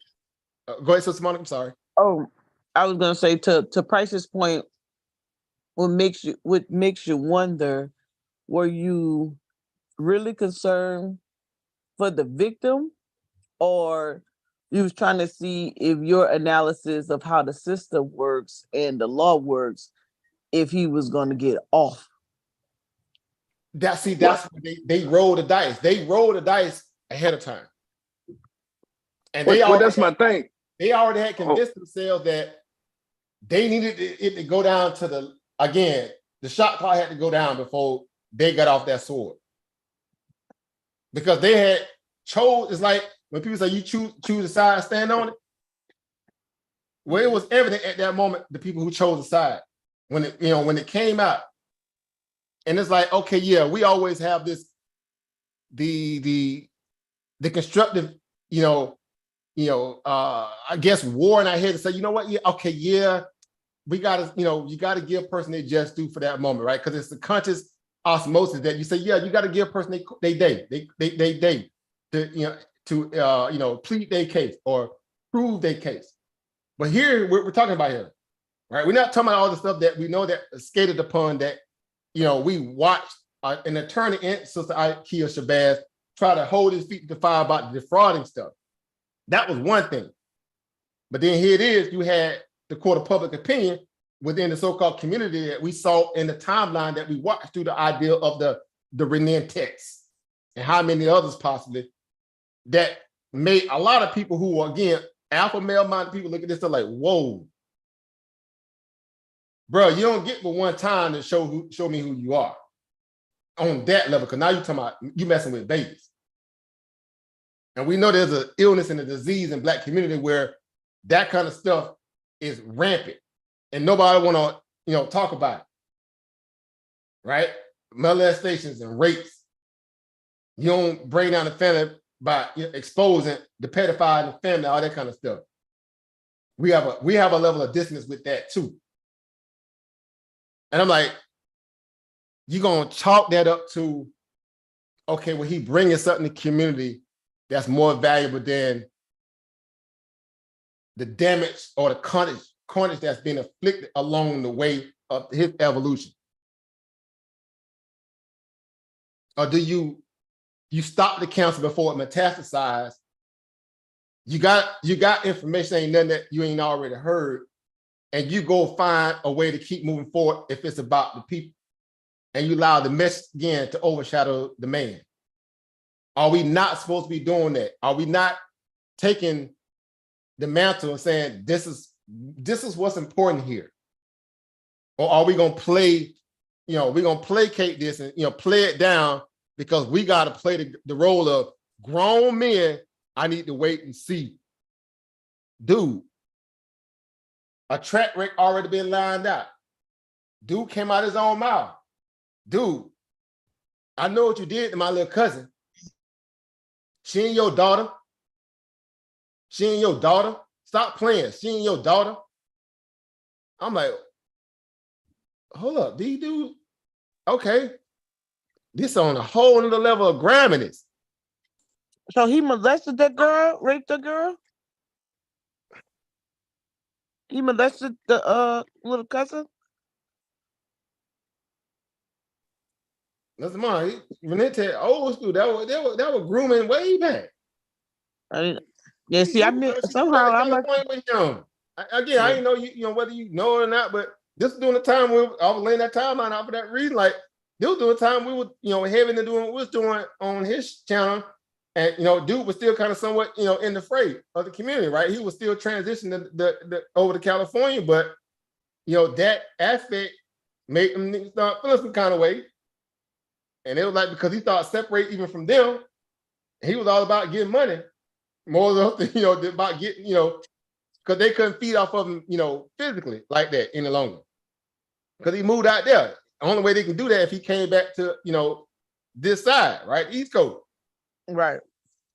I'm like, whoa.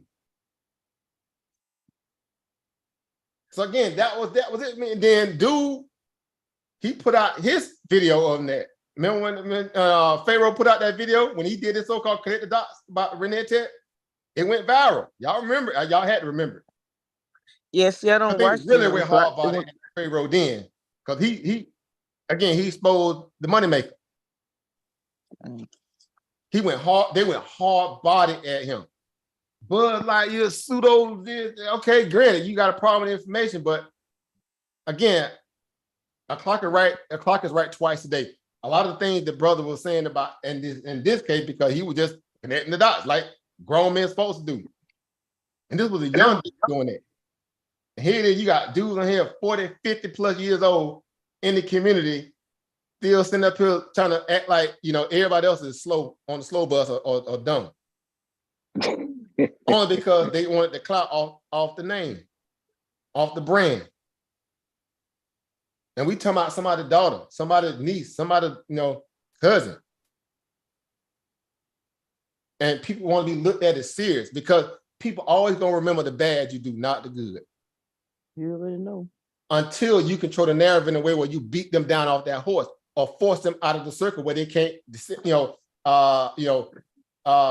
poke holes at it. Then you got to worry about the so-called the naysayers or the hecklers, or they call it the peanut gallery. But you're here to have constructive conversation. But all I see is Mike Hogan and clout chasing and chest thumping. I'm like, dude, some of y'all got daughters. Some of y'all got kids.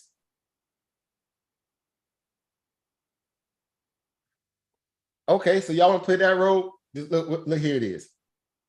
I know who to look at certain ways. Let me stay in my lane. Let me focus on what I'm trying to do here. Because again, I'm not about, brand recognition. I don't care about, look. I had useless arguments with Garfield over useless stuff. And I'm like, dude, what's this about?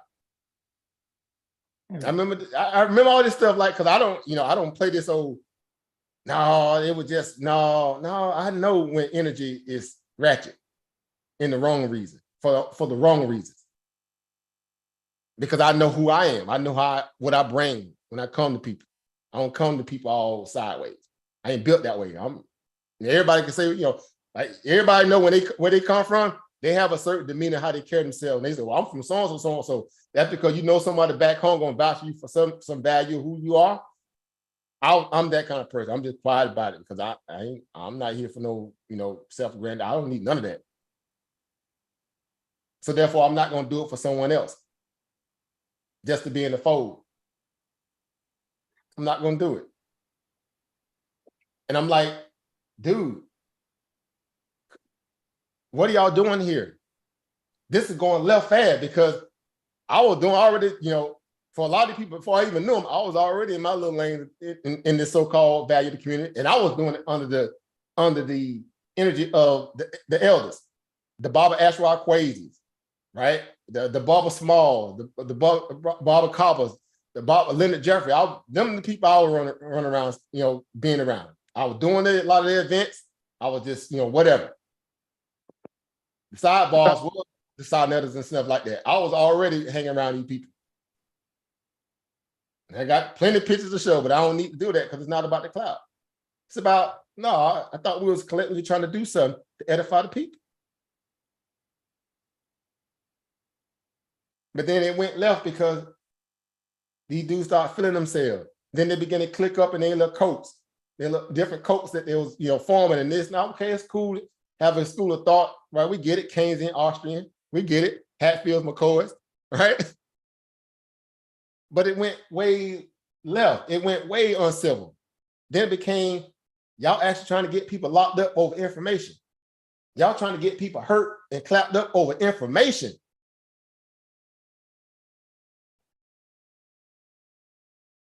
Y'all bringing people, families in the fold over information. We that petty now? All because you're trying to protect a certain person? I'm like, whoa. I'm politely saying, okay, this is crazy. Let me fall back. Let me fall back. Because people always gonna go after what they figure you did or who you associated with, as opposed to understanding what you're trying to accomplish. Even if you won't even share the views of other people, when people put up these little disclaimers in the beginning, the views of so-and-so do not reflect the opinion or whatever the brand value that I stand for.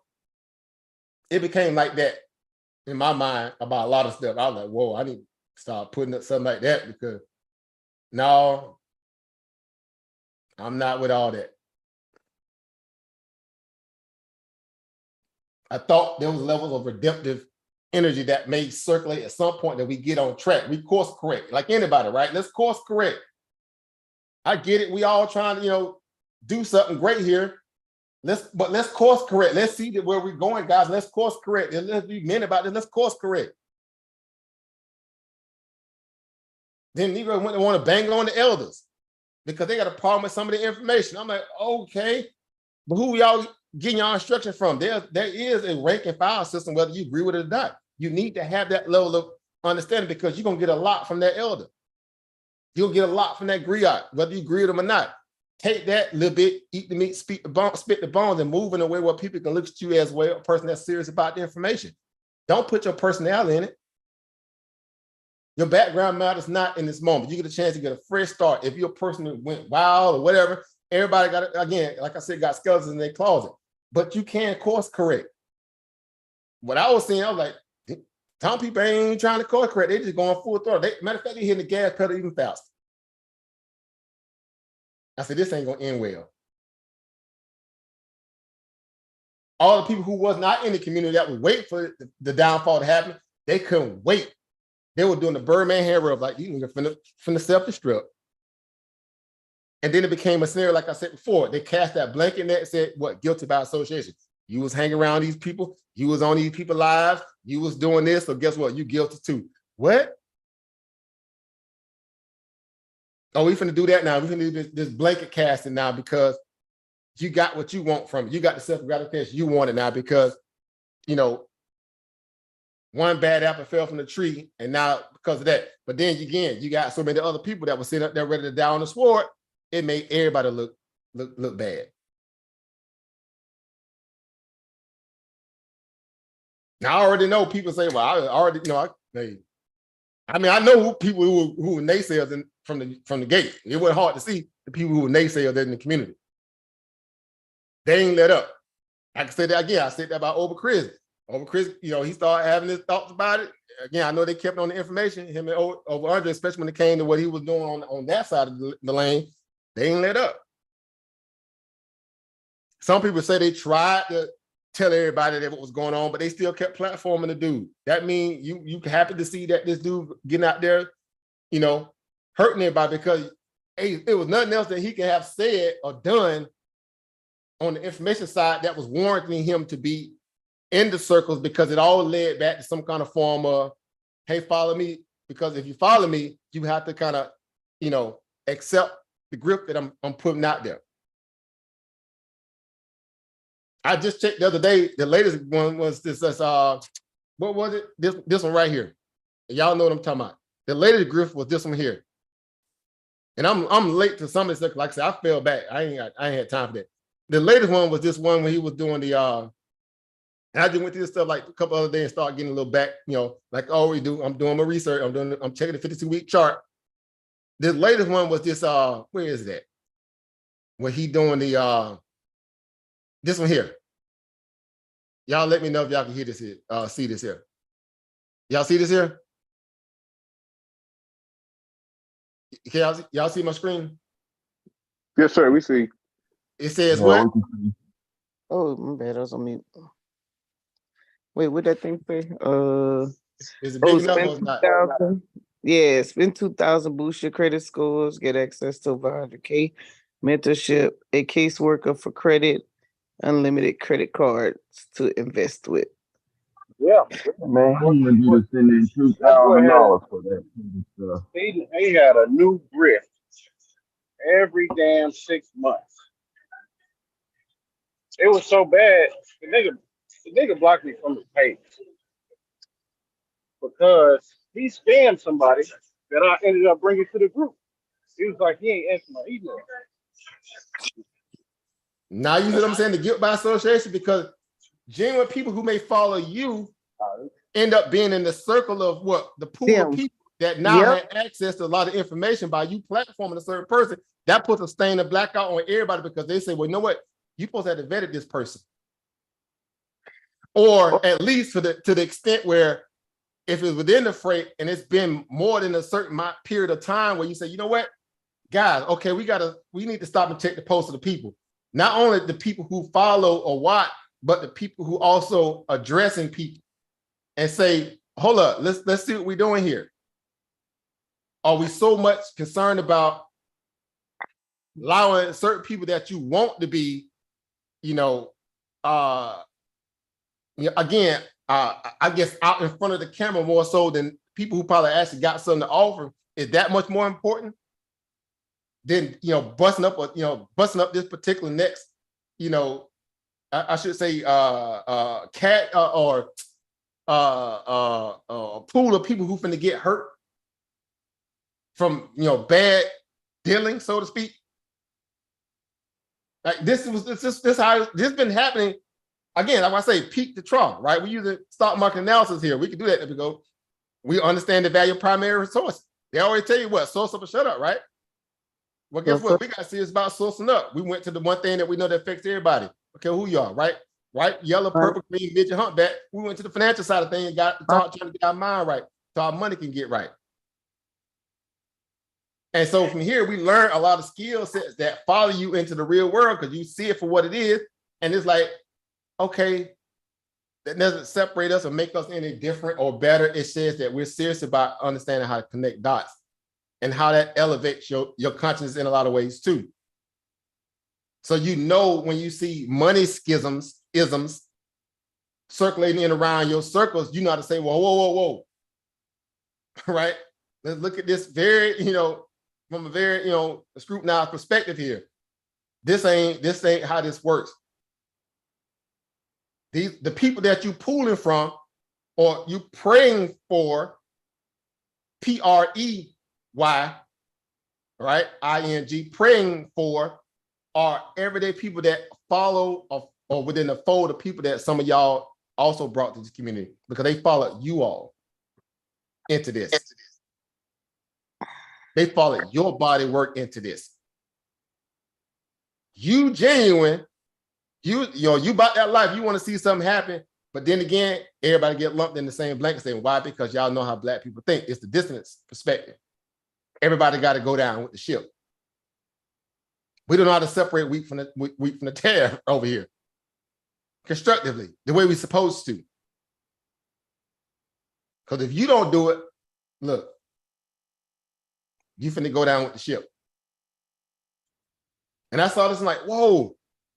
All these people, okay, this the next one, huh? So it went from crypto, trading, all that stuff to, let me get you set up, all the, that was all you and Brother Andre on that one over Chris. I brought that up on that side because y'all went hard body at him at that point because it was obvious at that point, a lot of information that he was starting to take was coming off the stuff that we were doing on Sarnetta show. Yeah, that's where he got it from. Sister Bonner go That's putting where he out got it all from. the information that we were putting out. He just took it, and then that grift came into place. Verbatim. And I see that, and I'm let me let you know how I kind of stand how I am.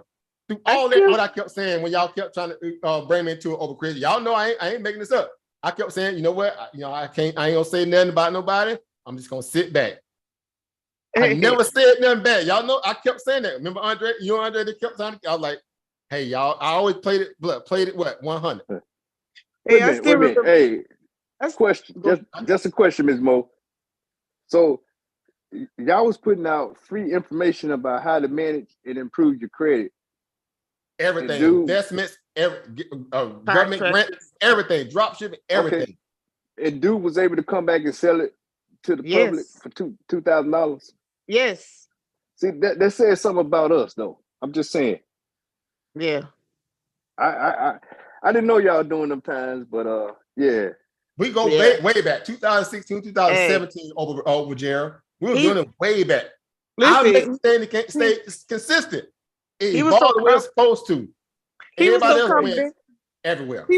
He was so confident. He'll repeat your example verbatim. He would repeat exactly what you said verbatim, but that's all he had. And people, because he was so charismatic, they would flock to him. They would want to come back to you to fix what he broke. Nah, that's when we stopped giving classes. We stopped doing stuff behind the scenes, me and Cheryl.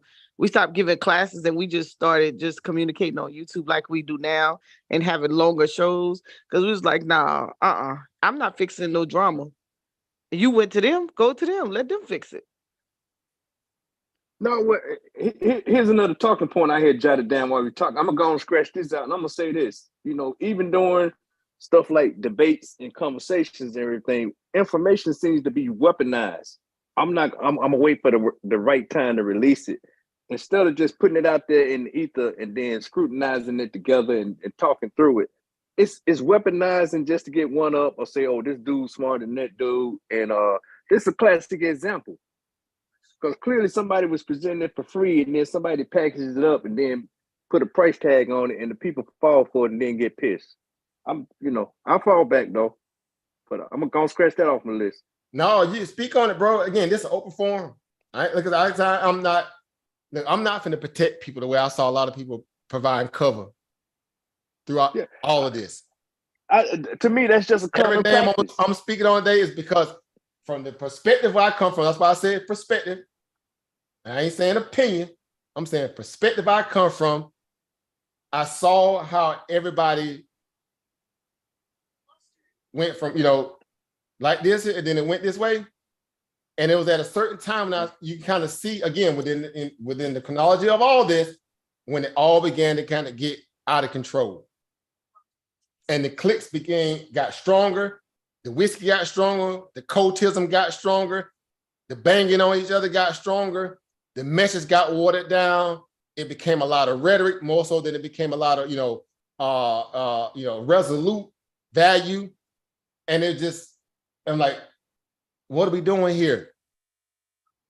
What is this, value of keeping the elders and the ancestors' value, obviously being able to add our own value to it because we have our own personality. Granted, make our own name for ourselves, but it has to do off the body of work that it came before you. Like they say, history, ain't nothing new under the sun. You ain't got nothing new that ain't already been kind of professed or whatever. You're putting polish on the wheel, right? But you got to do it with a level of, again, humility, right? A little restraint, a little bit of, maturity, if you will, baseline. And Negroes want to take a whole nother different level. And I'm like, this ain't, what? Hold up. What are we doing? What are we doing? I'm like, no, this ain't, this is, no, look, come on, man. And I said nothing. I sat right back. I was like, you know what? I just know how to fade the black. I ain't finna be jumping all on nobody's lives. I ain't finna be doing all that stuff. That's I'm coming in to add a descent value or clarity. Then I move on. I'm not going to be none of this. I'm good because I see where this is going. It don't take a whole lot to connect those dots. And I can assure you, all this stuff right here, I ain't like all this right here is new to me. Majority of that time I had I should say, inside visual vantage point of this dude was when the charges came out and I began to kind of see what was going on. Then I said, oh, I was right. I knew this was going to get there because the timeline of all this stuff, how it was kept evolving, I said, this plane finna crash and burn. It's gonna crash and burn. Let me separate my message from this mangled up, community of people who just can't seem to, it's the can't get right of Black empowerment. That's how I look at it. Can't get right. A clock is right twice a day, but a lot of this is just a whole other level of grift. And now children are involved, or young kids are involved. And it gets swept under the rug, all for clout. The moment I looked at this as a parent, and I said to myself, oh, okay. And Buddy finna do a live stream. A lot of this dude on the platform to tell his side of the story, but he finna charge for it. You can do a pay-per-view for a person to come on and tell his side of a story of a potential rape case? See, what kind of technical bullshit is this? Excuse my language. Yeah. Ain't nobody interested in that bullshit. Excuse my language. Somebody please help me understand. And we supposed to be men. Nieces, nephews, daughters, granddaughters, whatever. And we looking at this and we supposed to be like, oh, okay. No, this is normal. Oh, get that dude, it's just time. No, y'all jumping through. Trust the signs. Kind of bull. Hey, but did he have that already? Had what? Had the that live or whatever? No, it got caught off because people blew it up. Because that's when him and Garfield jumped ship because it was gonna be it turned into a whole spectacle, bro. Garfield went live when they got mad because it felt like he jumped the gun on him and he could get the exclusive. It went left and it showed the true colors of dude. I'm like, and he got vitriolic about it because he couldn't get the jump on a quote unquote story. Now, this keep in mind, that was the whole project from the get. Y'all groomed this dude. Y'all provided cover for this dude all these years. And the moment where we knew this was going left and it got to this point, when we saw all the grifting that nobody wanted to deal with on that level, when we got to that point and we was like, okay, when we saw, again, I go back to ground zero. I go back to this. That was the one that kind of went left for me. Because dude knew. And I'm like, okay, all right, hey, I get it, ain't my business. Excuse me, but it's my business. Why? Because, again, the association perspective. Everybody different. Again, they come different. I'm from Florida. We move different down there. At least, the genuine, I'm from the soil, right? I know it, we see stuff like that. We move left quick. We don't play that. Where I come from, I'm old school. That countryside value of all the uncles and people I know down there, we don't play like that. We move different. We like, no, we stayed on that, buddy. We good, bro. Because it turned out to be somebody we know, we coming for you. We don't let that stuff happen. And that's when it began to be like, man, what y'all doing? This is up there. This is on y'all ground zero. Meaning everybody was up there, up top. This y'all ground zero, and y'all allowing this stuff to happen. And then when everybody get on the live, it's like, okay, well, then it ain't nothing. You know, it's everything all good, you know, because no, it's information, bro. We this and we that. And I'm saw this chest thumping again. I'm like, man, these dudes can't be serious. I'm already seeing how they moving because they moving flagrant way back in the beginning. I kind of knew where all this was going. Again, I go back to the whole Pharaoh thing. When they called the cops on dude or his parole officer over information and tried to get that dude locked up, I said, these some shady Negroes. Ain't nowhere in the world. No, I'm straight. I'm straight, bro. I'm looking at you sideways from that point on. I don't care what you say at that point. Hey, facts. Clock is right twice a day, but after I saw that, I saw part of that, and I was like, I gotta look at you sideways, bro. That's clear as day. Have a natural follow. I know why, because I already looking at you like suspect anyway, because I see how you roll. If you want to do something like that, I'm straight. Speak on it, bro. It don't go like that in the South.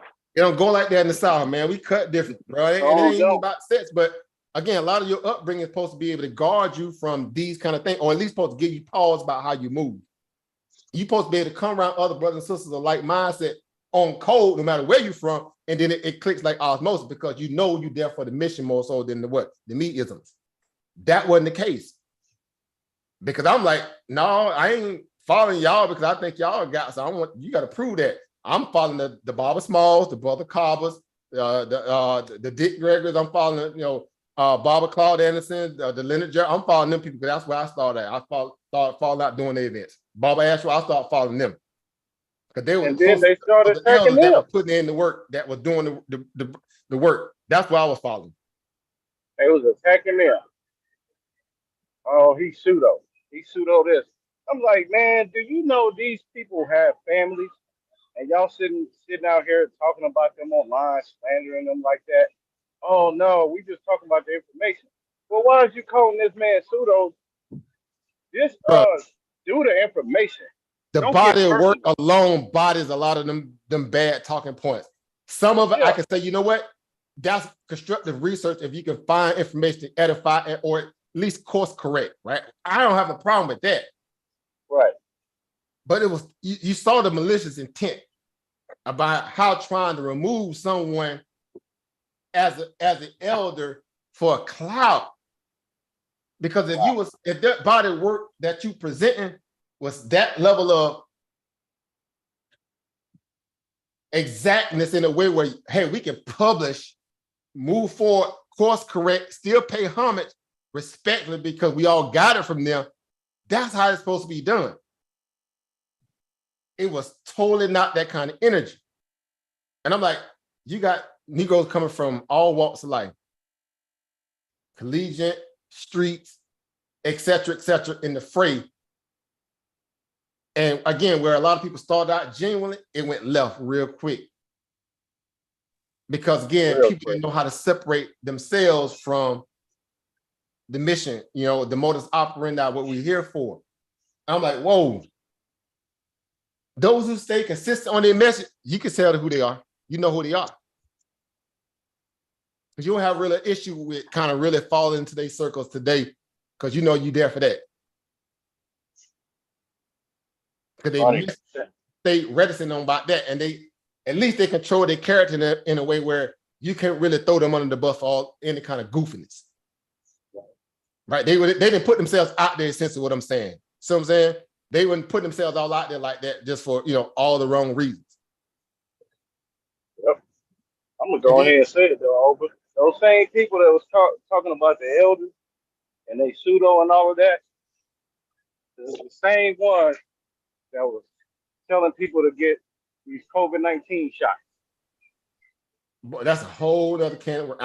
I'm really not gonna say that. I'm gonna put it out there. They can come to me all day. I want the smoke. I want the smoke. Same people that was doing that was wrong about this COVID-19. I'm like, yeah, that's definitely another conversation right there, especially what's going on now. I was saving that bacon. I was saving that bacon. I ain't gonna lie. Y'all know that when I say I was saving that bacon. When I fell back, after I caught the little bug and I came back, I said, okay, I had all the research I needed. Because everything we had did leading up to it was already, 100. Not only did we were ahead of the timeline on every aspect of this. The pharmaceutical side, the connecting the dots of how it all, the germination of it and all the whole etymology of it. Not only were we on top of that way back in the beginning, first and second quarter 2020, we were already on top of that stuff. And then we just timeline the other aspects of it because we were following the money, right? We followed the money. So it was nothing else to look, hey, ain't nothing that you reading that we ain't already seen in other excerpts and coming straight off a lot of these, primary sources out of their own documentary. Right. And I'm like, and I saw that get paraded in a way where they used the same fear that they said that we were saying, hey, be objective. We need a for and no against. We just being objective here. That's what we do. As an investor, it's incumbent on me to be very, balanced in my approach when I'm dealing with information. That's what they call a scholastic discipline. You'll jump on a sword without getting all the what? Documents together or the information in a way where you can make a certain baseline thesis about a certain subject. Niggas instantly, excuse my language, jumped on the sword. Instantly. And then it became, let me browbeat the community into this because I think I know more than you because I'm for the science. No. All that stuff got blew up, and what is it today? A whole grift. No, well, we don't know. I mean, a whole global grift.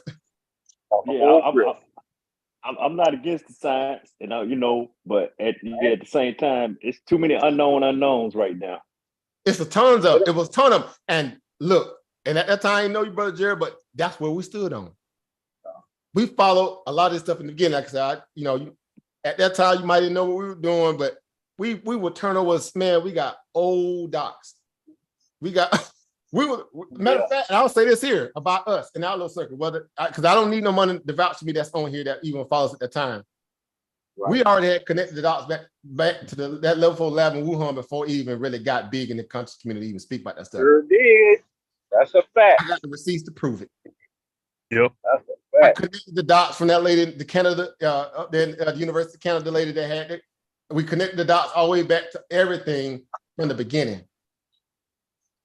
And we said, whoa, guys, be slow down here. And then we got the excerpt that came out of New England Journal of Medicine and also the CDC and all some other, where we got all the particular companies that got gaslit or greenlit to be looked at as the so-called pharmaceutical company that were going to put forth a remedy, if you will, for the virus. We have every company. And for them, we was just being humble. What they was doing, what were they signed, what they doing, mRNA, what they doing, blah, blah, blah. Who was the grant money coming from? Who were they downline supporters are, the Gates, or what they did. We did all that. Just being humble, man. To prove it. You ain't quiet, watching, worried about the money. Well, I would just say, hey, just, like I said, that's a whole nother discussion with the way this thing is unfolding now. Y'all probably want to revisit that. A lot of people's careers got damaged. Well, I'm just saying, you might want to revisit that. Yeah, we're talking on the professional side and layman people. And people stood on being rigorous in their own research. Not right now. So hitting in a way where you couldn't get it. This wasn't like no Rothschild's bank account, secret. You see what I'm saying? It was so sloppy because how it all unfolded. And I'm like, okay, but I'm just saying it from our perspective of our community, because again, a lot of people jumped on that sword so early in a way where it was all based upon press excerpts that they were getting from the sources that were trying to reprimand people that fall into a certain mainframe or mind frame to get people in this kind of draconian, shut up and take what we throwing on you. The same way we getting it now on the other side with the rainbow flag, trying to tell your kid that they need to be, or they not who they were born to be. Mm-hmm. And people, no, the government ain't gonna lie. The government wouldn't lie to you. You crazy, bro. Ha ha ha. The government ain't gonna lie on lie to me, you crazy. Bro, you don't trust the police. You don't trust the government.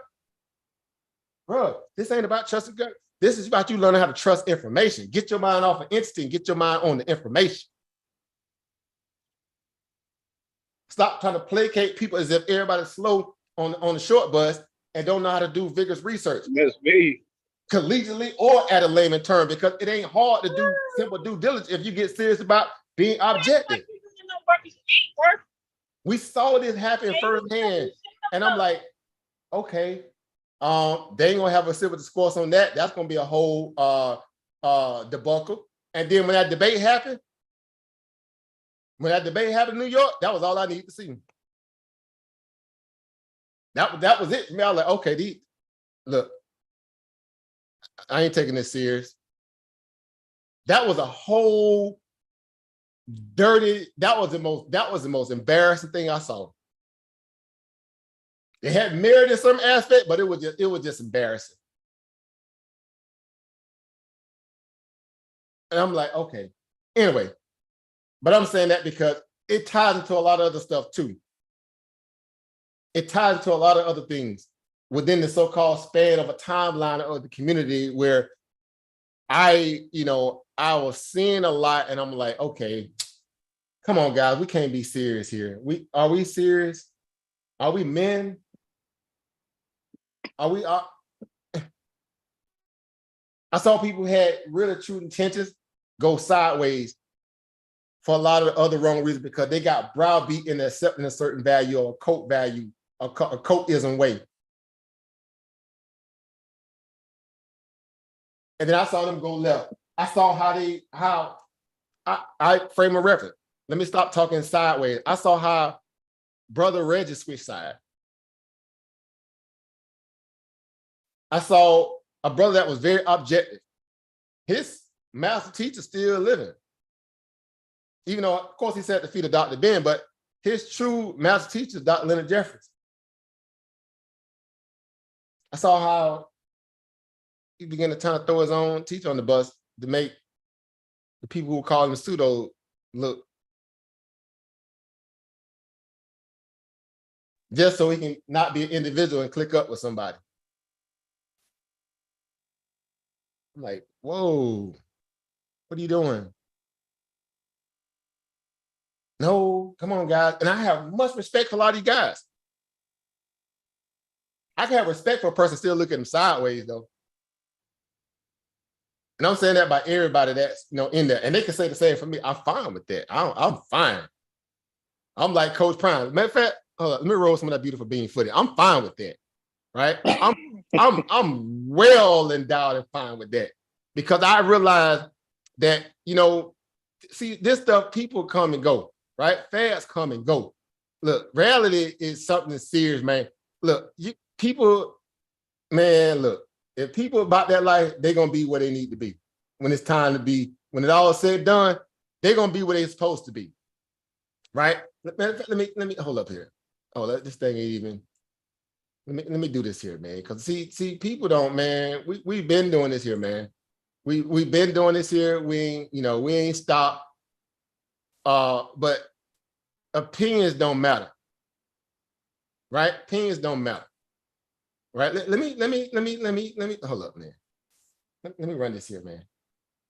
Let me run this here, man. Because see. What about me would make you think that I care about your opinion of me? Your opinion of me is not the opinion that I have of myself. You ain't make me, so you can't break me. You didn't build me, so you can't kill me. You know what? God established me. So you ain't nothing you can do to me. I've been him. I've been a difference maker, a game changer. I've been that guy. So what would change? Not a darn thing. I'm not even playing the game, and you got an opinion of me. I love it, but I don't care. And I wish the world thought like that. Youngsters, if you're out there right now, do not give a darn what opinion people have. As long as that opinion is not consistent with that of yourself. You be you. I'm not paying to make you feel good about me. I already feel good about me. I'm good. Message for the youngsters out there. And the old school, not old food.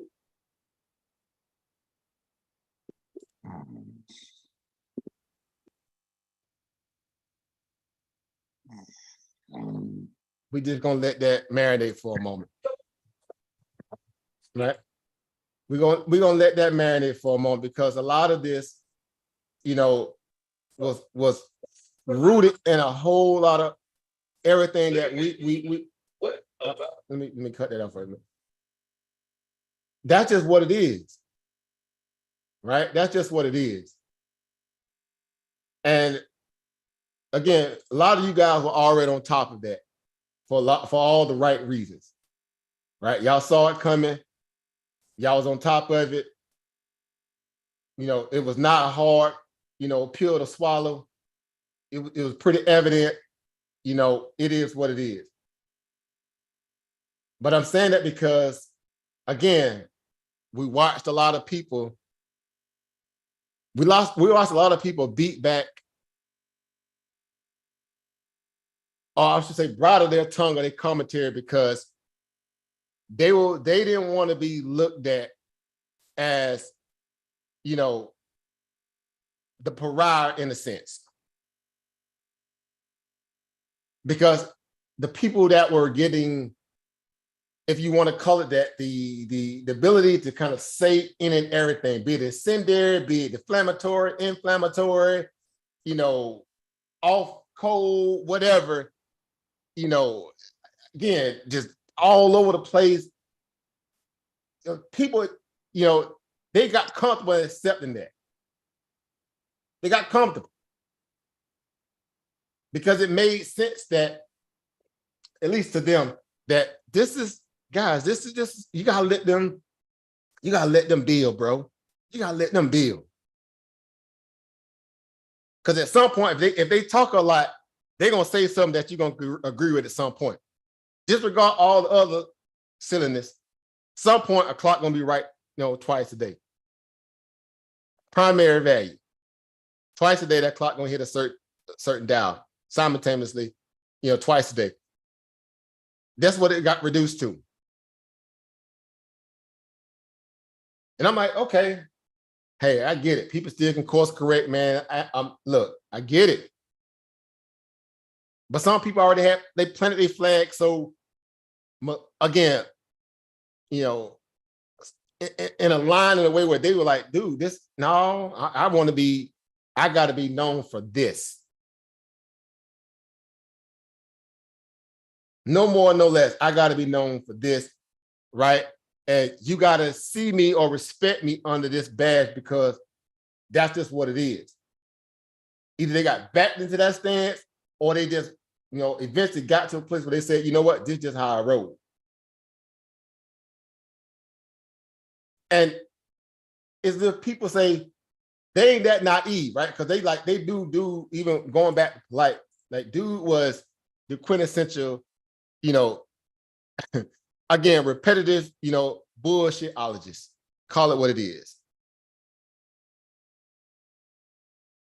Right? We knew it for what it was. Like those of us who knew it for what it was, we knew what it was.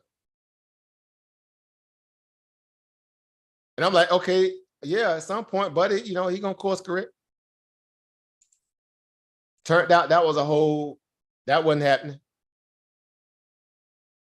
So much so, again, a lot of this part about what he been doing, I had no clue he been doing that because again, after that stuff came out, the way that it came out, and then I thought again to think about this stuff, I'm like this dude he kept putting his own daughter on the bus out there like that, knowing he was acting and moving this kind of way. And that was the grip too, because it played on people saying, no, see, this dude is serious, he your father, you know, and people fell for that fooling. I ain't gonna bang on you because of your daughter. I ain't gonna bang on you because of that. You know, that's the whole ideal of the grip too, right? Because it gets you to think that, you know, hey man, you gotta look at this because y'all know it's a code in the Black community. We don't mess with women and kids, right? And then when somebody cross that line, then it's fair game. Then it's like, okay, well, see this, that, and the third. But then if there's a way that you know, make up along the line and you weren't really about that life because a person, you know, came across that line, all that stuff, you kind of have to go back to reset. And it's all good again all of a sudden because now you got to look at the point where, no, man, you got to look at it because you got kids stuff. And then if a person get afflicted, and we talking about people, that was a physical scenario. We're not counting on people who got hurt financially. We're not talking about all people who got hurt financially. Go watch I Kill Shabazz. She'll give you a whole litany of people who got hurt financially behind the grill. And people were still trying to platform Buddy. It was still people running cover for Buddy. It was still people telling you, trust the signs, bro. You don't know what you're talking about, bro. You don't be jump out here. You don't jump out there. You don't know. Like, dude, I'm a grown man that got, look, are you kidding me? Y'all finna down that sword, bro. Y'all finna play that game. Y'all finna play that game. And here's what's crazy. They think everybody's so, look, when I saw this right here, because like I said, I'm late. I'm connecting the dots, but I already knew because, again, look, it ain't hard to see. It wasn't hard to foresee. When I saw this right here, this was enough for me, right? I'm sure y'all saw this here, right? I'm sure everybody saw this here, right? Am I correct in saying everybody saw this one here? And that's the one he just did, like the day he got sentenced, ain't it? Correct. Yeah, I posted that video. I posted that. Now, they knew this ahead of time because remember they said they were going down to the actual court day. Remember they said they were going to ride that sword all the way down to court day. Yep. I met him. Oh, many others over there. It's a litany of them over there that were putting on the cape. The day that song started to go live, and I was just happy to pass by, I saw it on my feet, I jumped in there. I'm like, I wrote some very direct messages. A lot of people in here today put on the cape for dude and provided cover for dude. I kept posting in the chat over there. I was waiting for one of them to call me out. I was waiting for somebody to jump in, because they have it, clout chasing the chat. I was waiting. And I was like, these dudes can't be serious. Then, see, they were trying to have a come to Jesus moment then. Because all of them had to eat crow. A lot of them had to eat crow over there. Because they kept trying to, run cover for their homie.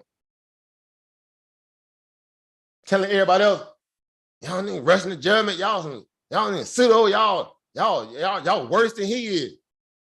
And at no time again, as you know, in these cases like this, did they ever try to put emphasis on the victim. They always try to provide cover for the culprit. Because, it's like racism, white supremacy. If you really want to know, shine, know about the history of white folks, shine the light on black people. Hence, that's what they're trying to do, erasure of all our history right now. Because if you uncover our history, you uncover the history of what? Them. It's a whole, historical grift going on right now in the white community. Trying to erase, the black, body of work on the backside of slavery, everything else. This stuff ain't hard to connect the dots. It ain't. People just want to play, again, I don't know, play dumb. Like how? You got kids, nieces and nephews, how you playing dumb? Like this was like, when I saw this, I was like, this gotta be the lowest Negro on the planet. And he got women around him with babies going along with this, egging this grift on, showing you just how wicked they are. These some ratchet, wicked women around this dude. And these were the same Negroes bigging up him, them women. They wanted that, I guess, this old lifestyle that he had. They want to have multiple wives and all this stuff. Disregard the people, the carnage or the carnage of people that got laid to the wayside because of this dude. And they just kept trying to provide cover. Like when it comes to kids, all bets off of me. Like, nigga, you got to prove you ain't do that. Other than that, you did it, nigga. Because you don't make those kind of allegations. When it comes to kids, no, I'm from the South, bro. We don't play like that. No, ain't no benefit of doubt. When you had that kind of level of evidentiary information came forward, and we kind of knew, when connect those dots again, go back to the overnight thing. I said, yeah, this nigga here ratchet. He got so full of himself that he tripped up his own self. That's typically how it always happen though with these type of dudes, because they goofy. They goofy like that. They gonna make that kind of dumb, you know, they're gonna make that left turn at Albuquerque somewhere and it's gonna really ensnare them. What they call a bear trap or a bull trap. One of them hard reversals, it was coming. It was already destined. You got to be the lowest nigga on the planet. The women around you got to be the lowest ratchet foolishness on the planet. To put this foolishness out on the day that a young girl got justice, the ratchet women around him put this bull crap out. Y'all know I want to use some strong language tonight. Yeah, that boy did a hard pivot. A hard one. They put this bull crap out the day that young sister got justice. Let me run that beam for you. Let me show you how ratchet them niggas is over there. That they kept trying to provide cover this dude. The mother and the daughter and the prosecution dropped every single sexual charge. I'm saying it again. The mother, the daughter, my accusers, in addition to the state, the prosecution, all agreed they need to drop all of the sexual charges. So yeah, it's a victory, but it's bittersweet.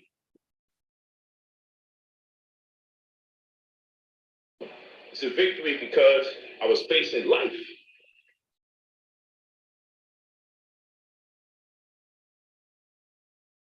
Is it not playing? I'm sorry. Hold up. No parole, no probation. Now you may say, how could this be possible? Is it playing, guys? I'm sorry. Is it going in and out? No, it's playing over. Sorry. Hold up. This thing. If a minor was so-called molested and it was DNA evidence, and people say DNA don't lie, and I always said people do. Well, let's do this.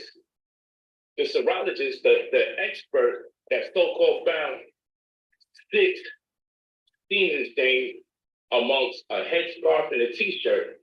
Never mind the fact the whole rape kit said negative, negative, negative. They checked this girl for 5 different types of DNA, finger DNA, all types of different DNA. Checked her vagina, checked her mouth, checked her saliva, checked her excrement, checked her feces, checked her urine. Everything came up negative. You would think because of all the violent acts I was accused of, how I came inside of her, how I came on her face, how I bust her mouth open from penetrating her so physically, that there would be some kind of trace of something, some kind of DNA, but the rape kit came up all negative. So now we're in a conundrum. So how the hell how does the DNA just skip to a t-shirt and a headscarf? Well, the serologist that did the report that labeled it semen stains, when you got high-powered attorneys such as myself, then what happens is when you spend damn near 200 grand on your defense, you have the right to do depositions. We have our own private investigator. We have our own, guess what, forensics expert. So our forensics expert said this. Our forensics expert said, we want to take a look and see what's going on over there.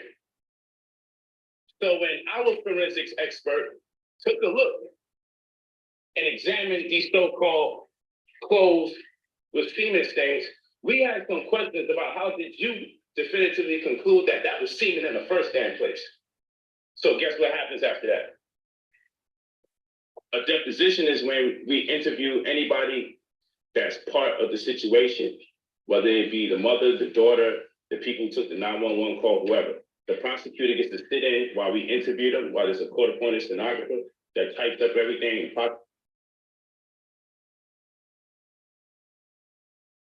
Uh-oh, did it go out?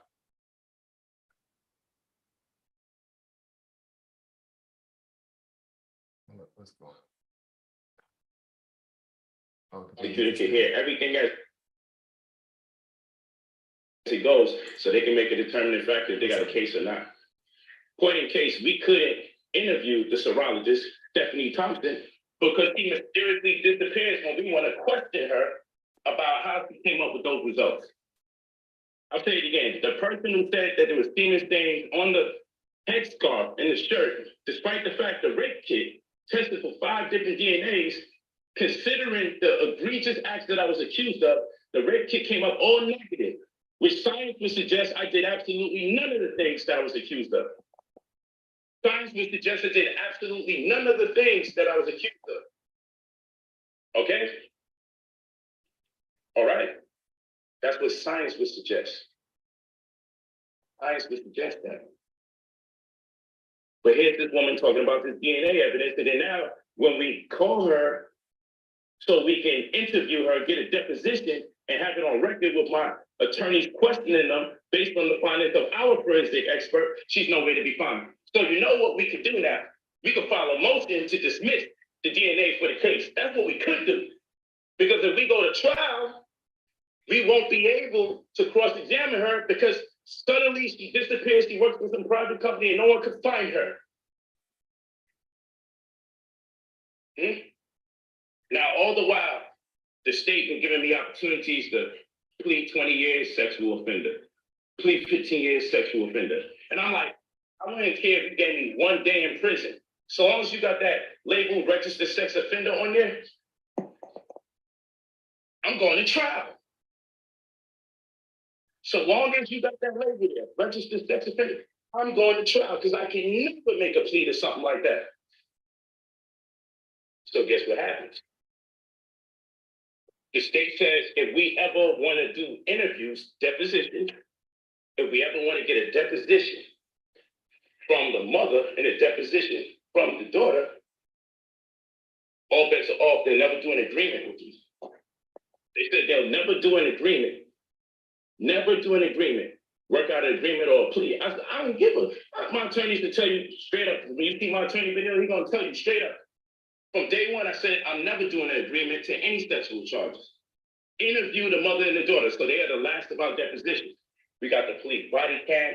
We realized that the police report contradicts the affidavit that they did. The affidavit contradicts the interviews that they did on the body cam.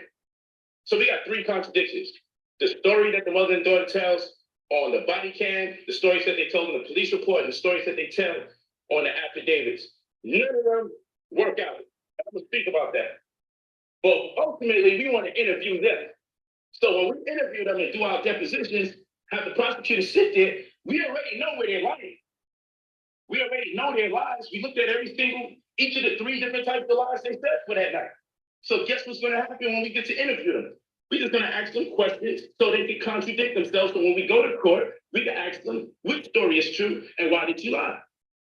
So the prosecutor hits us again. Well, you know he's gonna be facing life. We're in the week now where we gotta interview the mother and daughter and get the deposition. So guess what happens 2 days before the mother and daughter are supposed to fly into town for us to get the depositions? They call, after a week ago threatening me, 2 days before the mother and daughter are supposed to fly out, they say, hey, we dropped all the sexual charges. Huh? They said, we're dropping all the sexual charges. And let me add something to this. Y'all heard this crazy story that I called a grown woman and asked if I could take her 14-year-old girl to a party. And y'all believe that bullshit. But guess what my text messages say? My text messages say, she asked me, let's reverse. Do you know that we broke up that same day? And later that time, within a day, within 24 hours, she filed a criminal complaint. Let's add some more color to it. Do you know that the same day that I broke up with her, in my text messages is proven, she said she was gonna destroy my life. She's gonna fuck my whole shit up. So we have motive. Do you know that I wasn't the one that asked to take her daughter to a party at 2 a.m. in the morning? Do you know my text messages say? She contacted me and asked me to take her daughter out to a party at 2 a.m. in the morning, and I vehemently declined. I said, what the hell do I look like as a grown man taking a 14-year-old that obviously looks like a minor to a party? Y'all don't know that though. All of this is in my text messages. Y'all don't know that though. So you say, But the fact that you still did though. I should be, but unfortunately, the mother turned her daughter in. The daughter got high and intoxicated, and because I'm not the one that turned them in, now we dealing with child abuse and delinquency of a minor.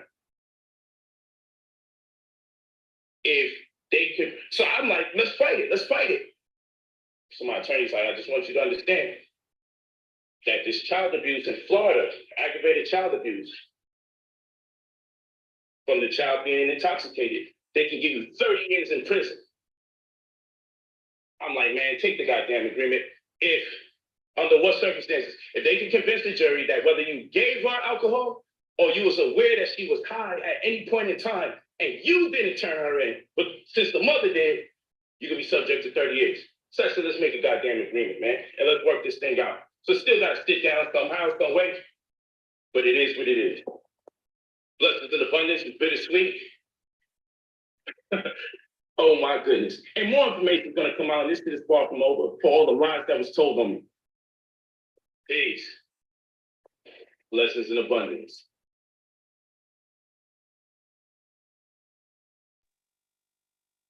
See, I don't know if y'all see the same symmetry when people are guilty, they get right back on Instagram and social media and try to explain their side. I'm sorry, this brother still sound guilty to me. And like putting this type of information out there doesn't help his case. If anything, you need to go quiet, bro. If you're not guilty, this nigga all in the goddamn video. My thing is, once you get charged with something like that, man, you just guilty from the rip. Ain't no explaining nothing. That's what I'm saying. The fact that he spent the time to make that video is just so fucking disingenuous.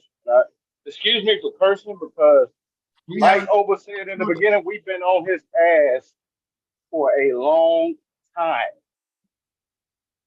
And the fact that people still defending him and he's still making videos as if he's not guilty, the nigga needs to die. As if he's not in jail. Yeah.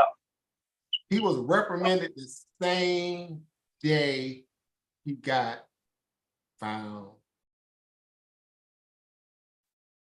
It's a plea deal. You get sentenced in the same, you get reprimanded the same day. He was in prison getting booked on September the 6th. And this video circulated. And many, again, that's why I even go through this video and this. That's why I was like, I know y'all finna go in. That's why I didn't say that. I was like, them brothers finna open the mic and go in. We know the pattern of this. We've heard this before. We've seen this again with who?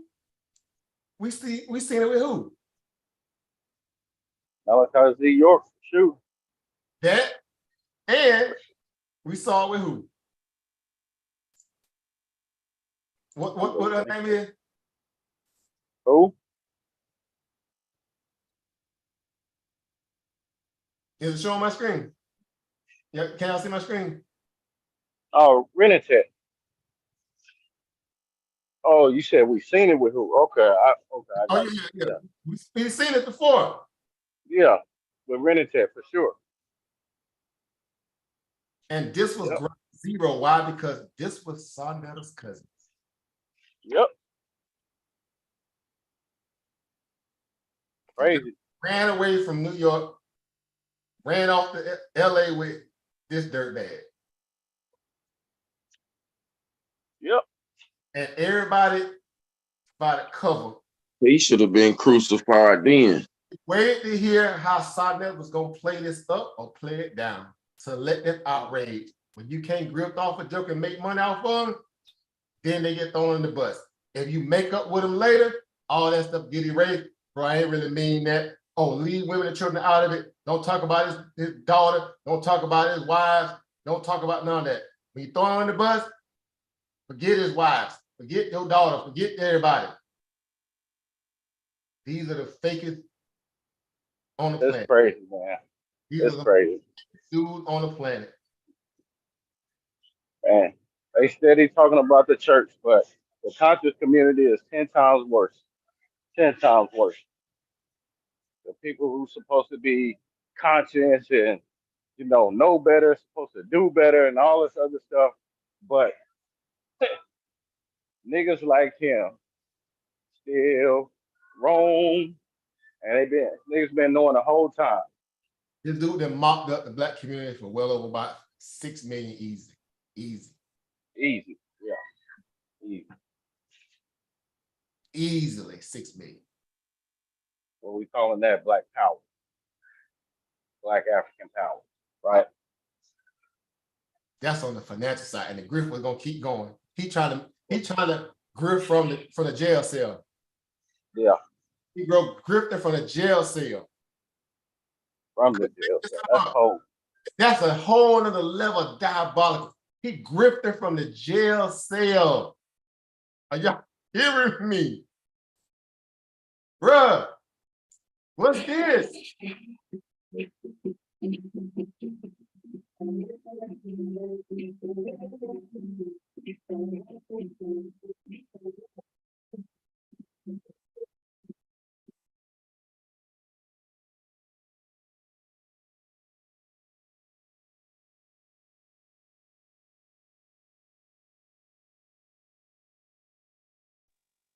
Lucky you, because I can't even see nothing on his page. He done blocked me on all my pages.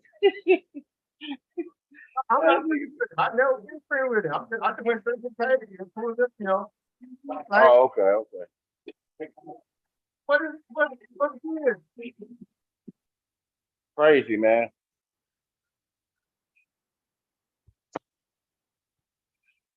Crazy over.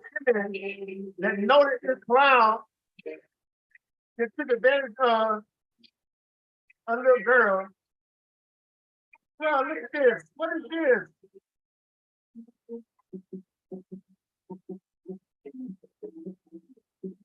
What is this? The lawsuit's gonna be knitted. What is this? What is this?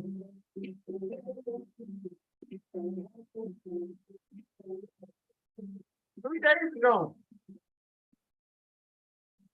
3 days ago was the 6th. Bruh. Whose man is this?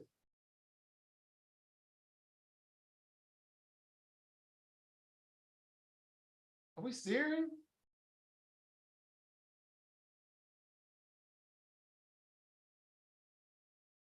Trust the science, bro.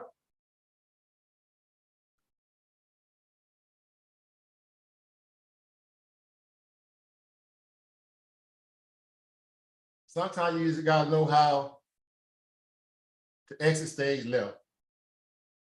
Some people don't know how to get out the clown car. They just stay in for the full ride. Again, I'm all for people learning how to course correct, knowing when to course correct. Then there's other times when I'm like, you know what? Some people wouldn't just go down and down that sword, bro. Because they want to be the adjudicators in the black community, in a sense. With all the falsities that they bring, all the double speak, all the illogical, incendiary, confrontation, argumentative energy, all this goofiness, and acting like you aficionado about this and that. And no, you don't, like, some people just want to go down on that sword, bro.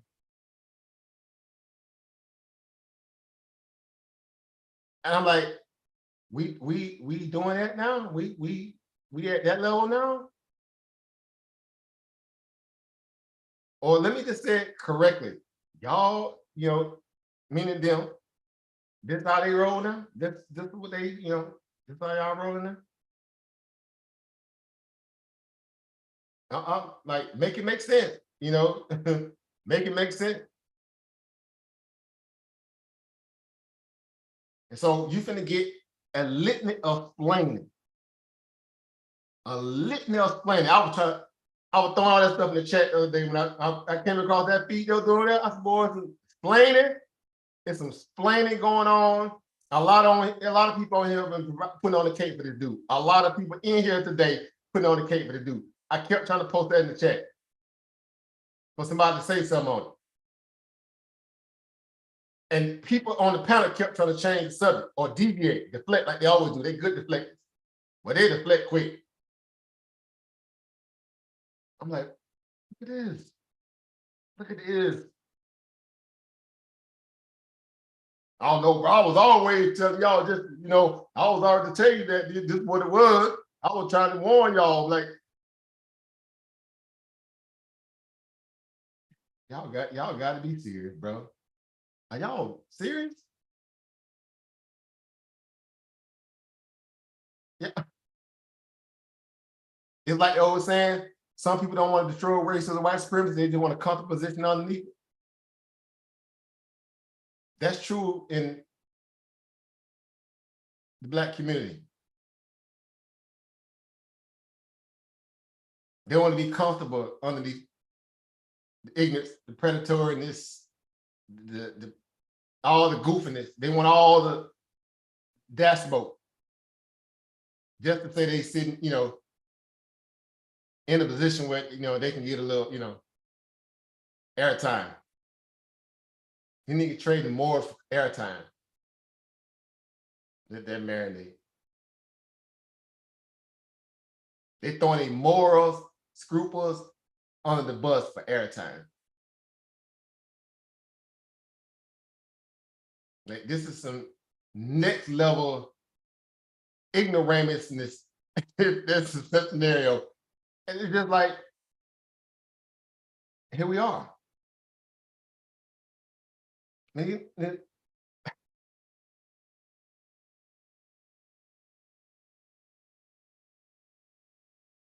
he had children. I saw something the other day where they're saying something about his uncle just did the same thing to somebody. He turned his uncle on to one of the groupies that he, flocking around him, and he ended up violating their daughter.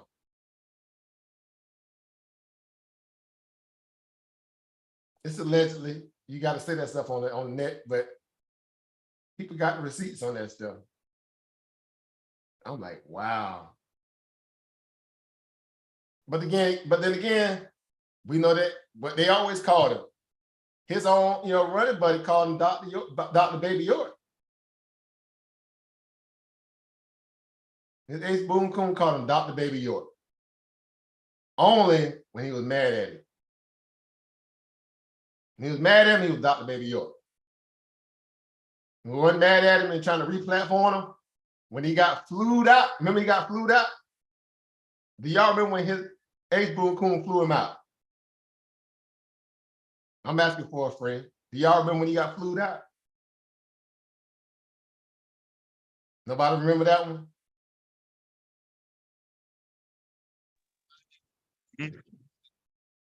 Yeah, he got flued out.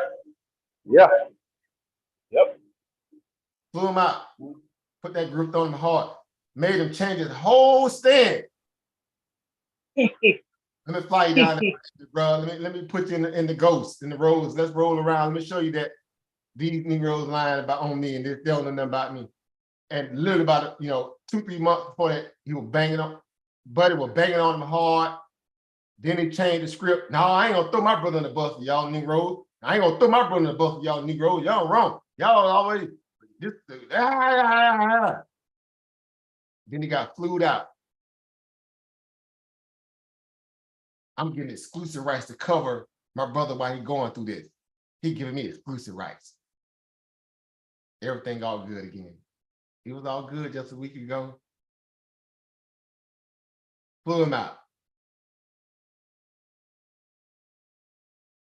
I want multiple wives just like him. And then again, the cast of characters, enough to make you scratch your head. And that same side people he got in that one over there, because I unsubscribe from this channel. This unsubscribe from some of that stuff.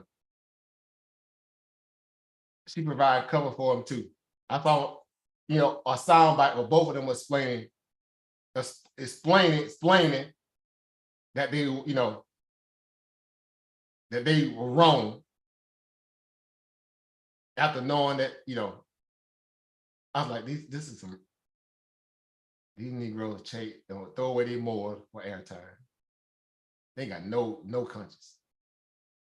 I heard somebody call it the unconscious community for a reason. Yeah. It's been saying it's been dead for a long time. Long time.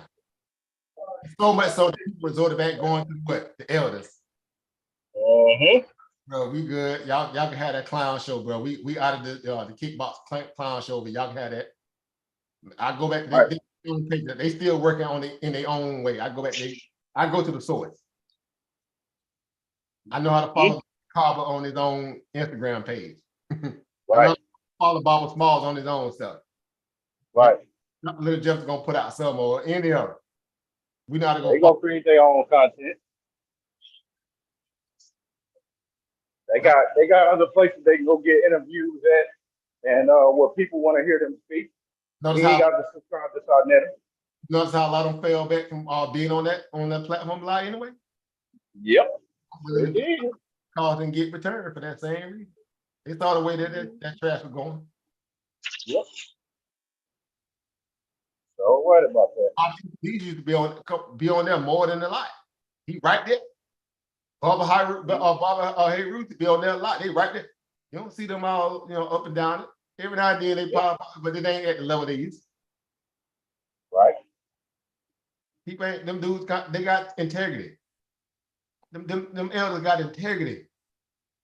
The one thing that these unconscious clowns ain't got. And that's just straight up. Y'all know what it is. I ain't got a parse word. That's what it turned into. I'm looking at you like, hold up. We kind of understood by osmosis. We supposed to be operating at a higher level here, understanding there's a code here. There's a you know, unspoken but known, Black osmosis code or brotherhood that we got to respect. Black sisterhood that we supposed to be respecting and moving by. This ain't, y'all ain't, and then y'all got the nerve to criticize the elders for clout? Right. Like, are y'all serious? You Negroes want airtime? You that bored in life?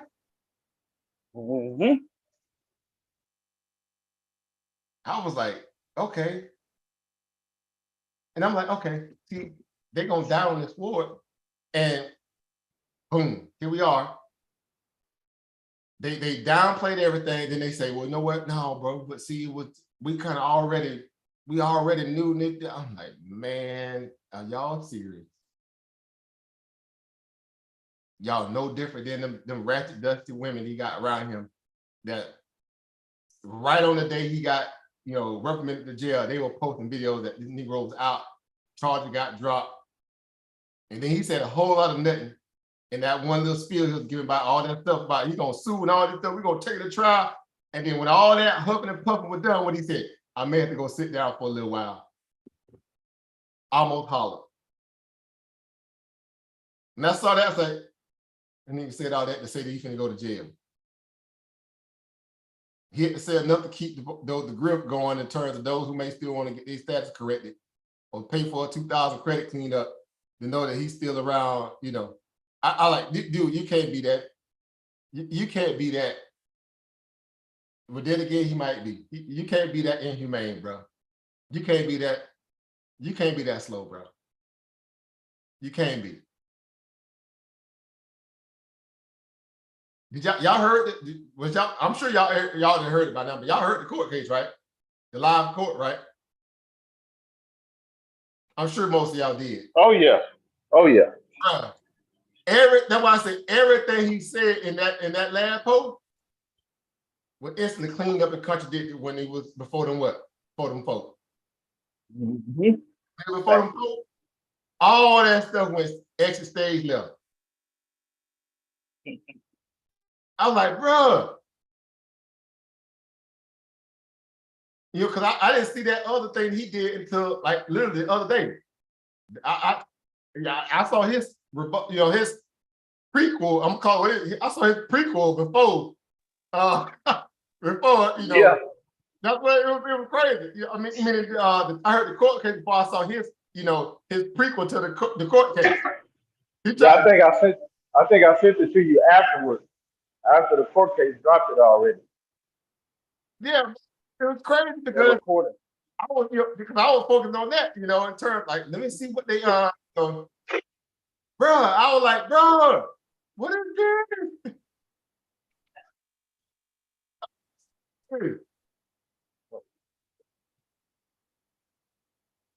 Y'all kind of was already probably on top more than me, but like I said, I was been, I was been like, man, this man, bro.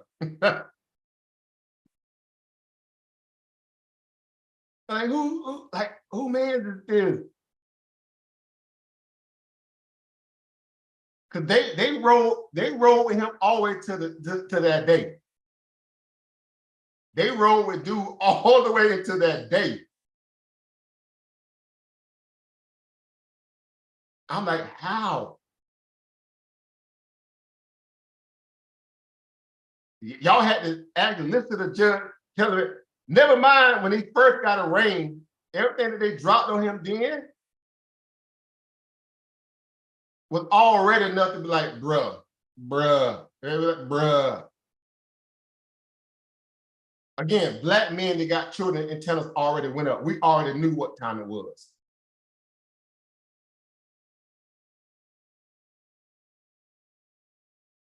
It was no, for me, it was no, I like, bro, okay, y'all want to play that game? Again, y'all gonna down that for it? Right? Y'all wouldn't have died on that for it?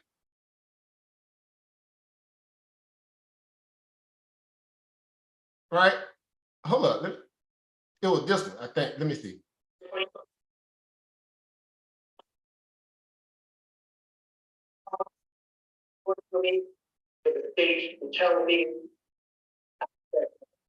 Let's get into this. But not only is it very visually, I want to go more into each and every aspect of it, but the major component of the state agreement. But what I am going to is for the state, the challenging, the general terms of the state agreement, and we will go into the details on the contract. Go ahead. Your Honor, it's followed by 10 years of reporting probation, condition of probation to the defendant, so we say 10 years. Reporting probation. The defendant will complete the FDA program. The defendant will not be allowed to have unsupervised contact with children. The defendant will have specific terms regarding where he may work and the ability to wear a uniform. There are additional terms of restitution, of which 5,000 has been agreed to be paid upfront within 24 hours then to the defense, to the victim. And additional restitution to be paid out on a monthly basis once he is out of custody. And that monthly amount is highlighted in written terms of. Additionally, there will be a stay away order from victim TS and her mother, which is also mentioned in the plea agreement. What is the total amount of the restitution? The total amount of restitution is $25,000. All right.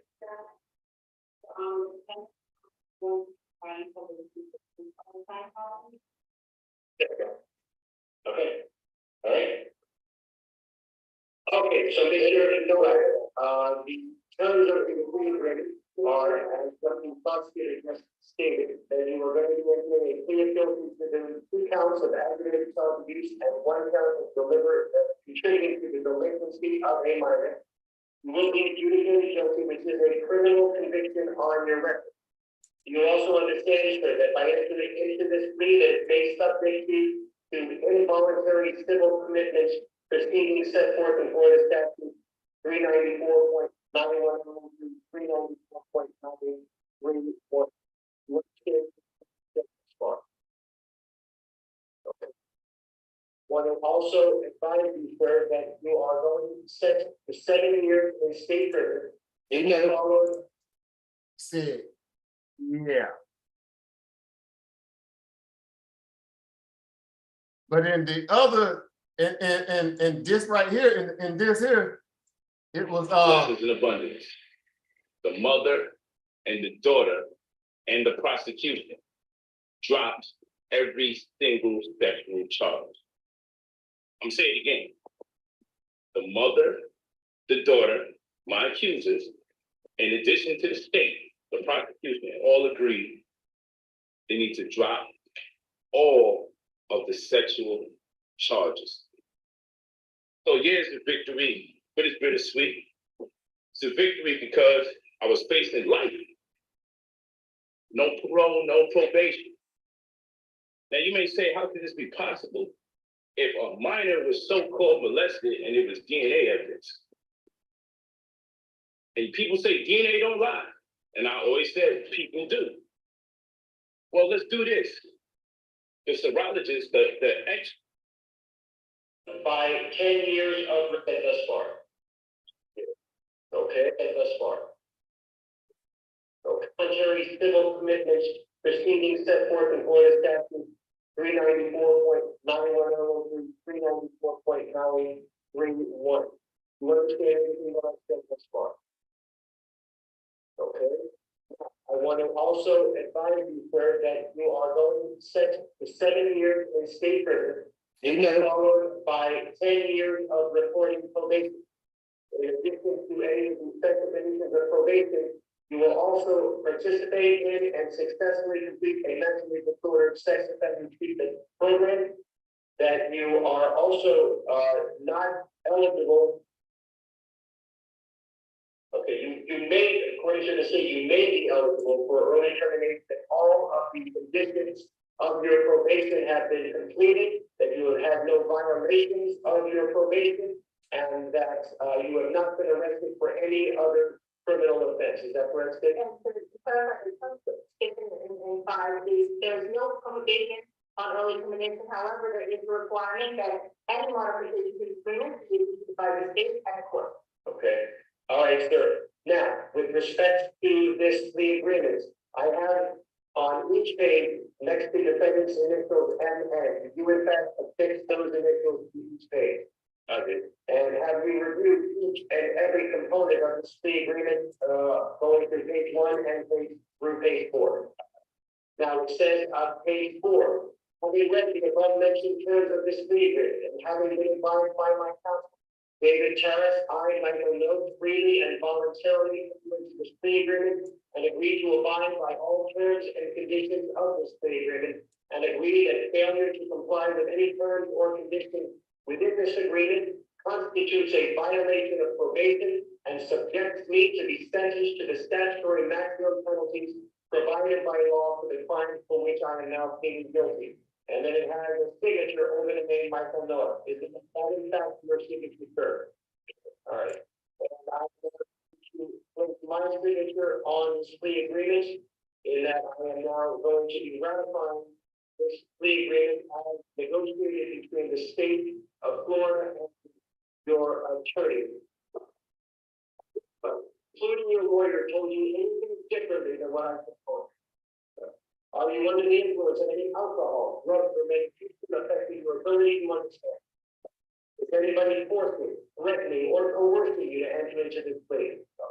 You understand that if you're not a United States citizen, the entry of this plea will have negative immigration consequences, including deportation and removal.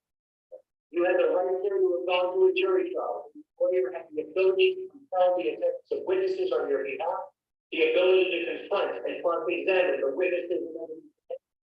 You have the right to testify just like any other witness or remain silent.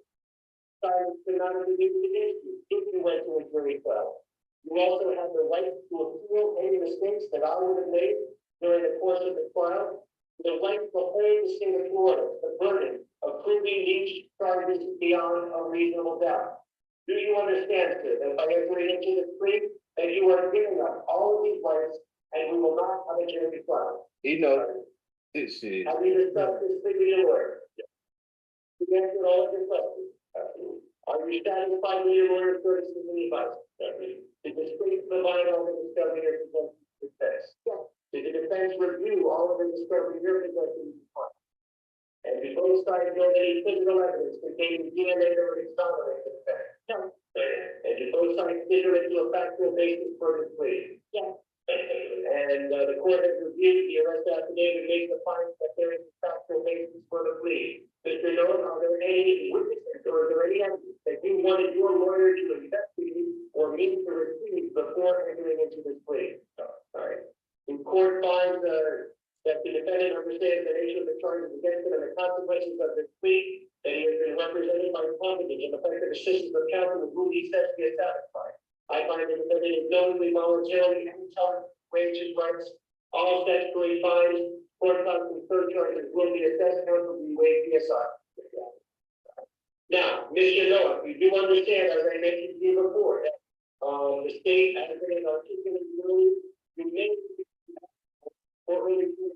as long as certain conditions are met, that means no violation. You've done everything that you were supposed to do. You've not been arrested for any criminal offense. The state is in agreement with it as well as the court's ratification. On the other hand, if there is probation, and that includes getting arrested for any criminal offense, if you put me subject to the maximum period of time in prison, which by my calculation is 61 years. Damn. You do understand. And you still retain this place. All right. The court finds the defendant, as I mentioned before, understands against the consequence.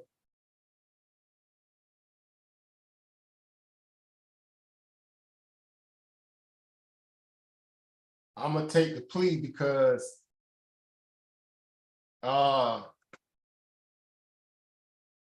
if I go to trial, I could get 30 years for something I didn't do. And they dropped the charges already.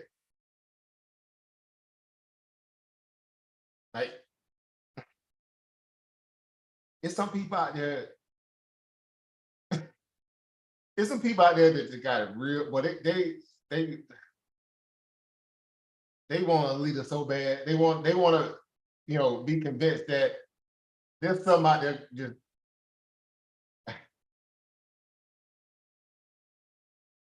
Again, never mind the fact that the only reason why he didn't go to trial, it wasn't because he didn't want to go.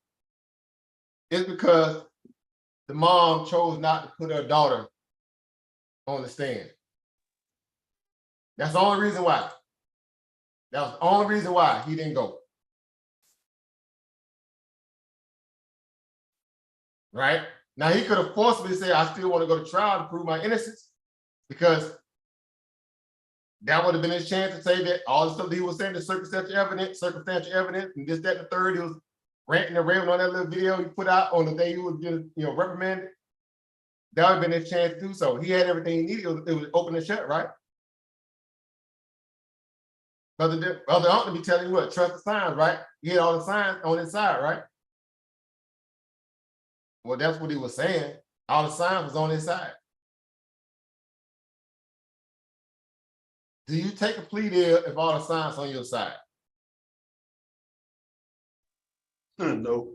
I'm asking for a friend. I don't, do you take this, you ain't did nothing, you ain't did nothing like that, right? You gonna take a plea deal?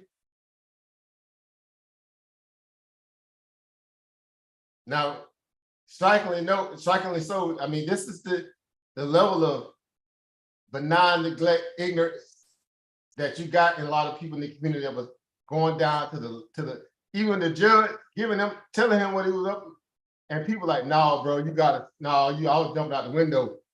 Y'all jumping out the window. Y'all jumping out the window, bro.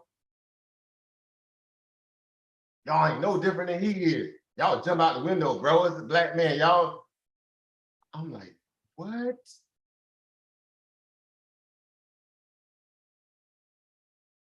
These dudes going down on that. They going down on this sword with this dude.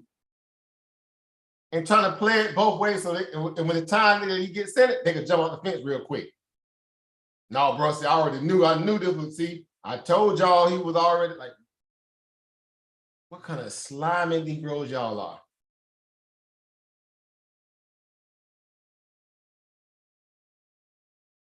Even more so now that they know that he ain't coming back, the ones who feel like they were gonna take his place, they can't wait to feel like they're gonna get some more airtime now.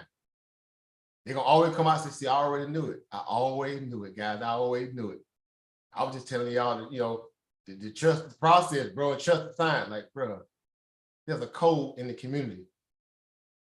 You don't touch no babies, period. You don't get to come back from that reality and say after the fact, no, I was just trying to be diplomatic and, you know, let y'all know that this not, you know, that's not how straight trash. Straight trash. No chasing. Again, disregard everything. This is how we rolling now. Pushes up his plea that he's represented by competent and effective assistance of counsel who he says he is satisfied. I find the defendant is knowingly, voluntarily, and intelligently waived his rights. All steps required court counsel and certain charges will be assessed. Is there anything further as related to Mr. No? I do have on the Zoom that the victim's mother wanted to address the court. Okay.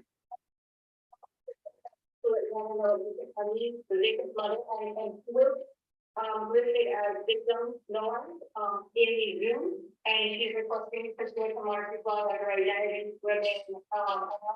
So that would be no obligation to make the statement. Where is the victim and then where is Noah? No. Yeah.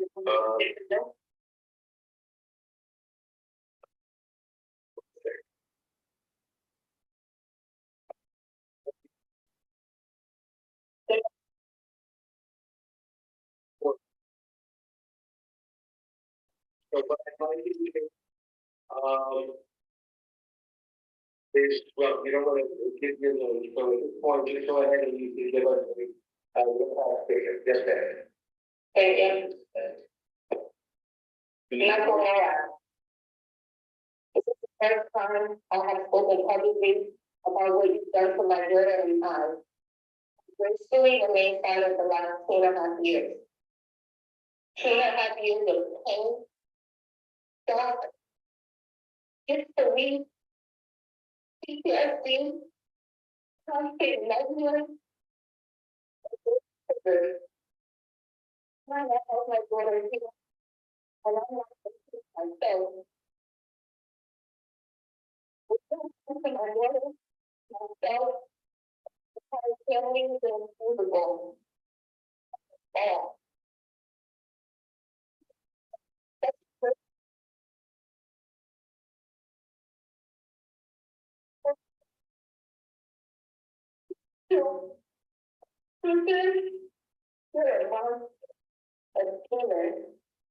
The very first time that I allowed you to live with my friends. Playing with them worked out from going downstairs.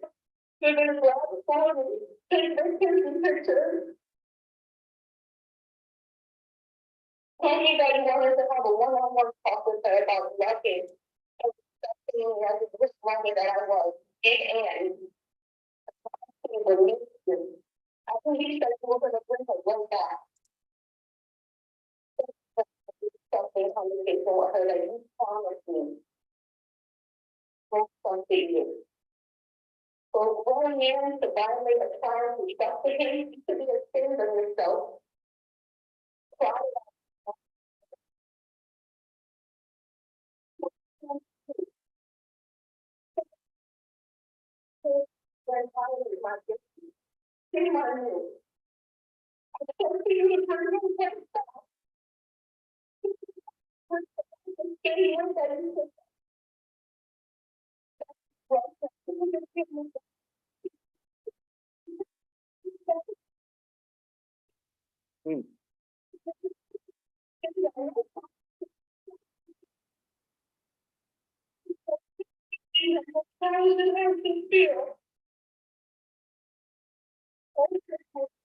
violence and no childhood ever to endure.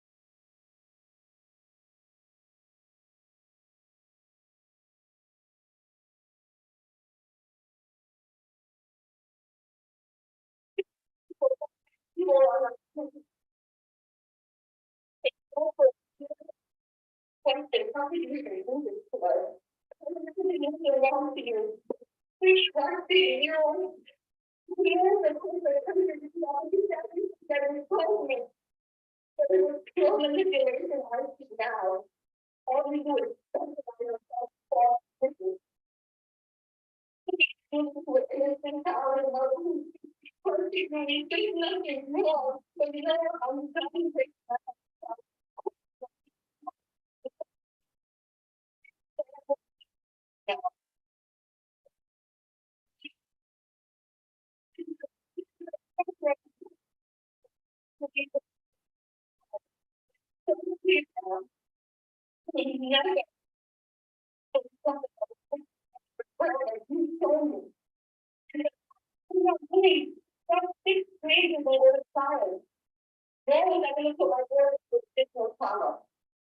This week within hours of interest.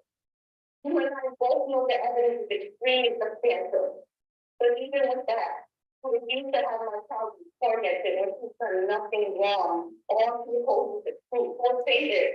Although you were so worried about being able to sex offenders, you did us a huge favor by admitting to guilt, period. So for that, I thank you. I truly thank you. Yeah, the citizens of faith and I allow it, I love it, it's going to prison, and you getting true help. True help means no more victims. The fact that your only mom goes to go with that the sex time shows exactly the type of man that you are. You know what you did in that hotel room. I know what you did, and my daughter knows what you did. It doesn't lie. It's no reason why the DNA should have been found on the case. I'm satisfied their bogus request to not be labeled sex offenders, but it doesn't take away from who we are. I wasn't gonna waste any time going back and forth with you over a label. I want to be judged for exactly the person who knows me to be a sexual predator. Will still come.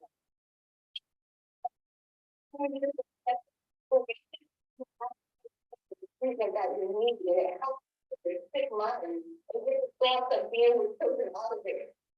All you get about it is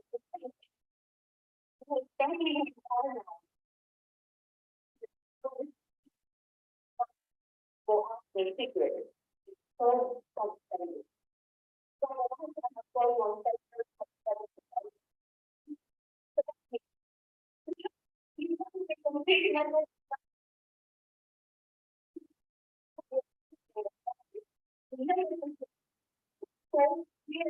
we still did because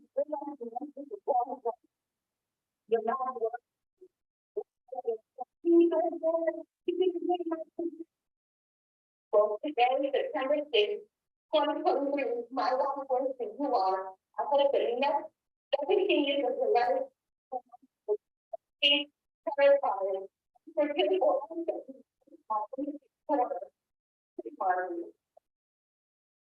cause a tremendous amount of time for myself and my daughter. We'll always be superior to, because sexual honor is something that you could never ever have. We will both continue to stand against violence. The daughter will protect the persevere and be bright and intelligent and courageous young woman that she is.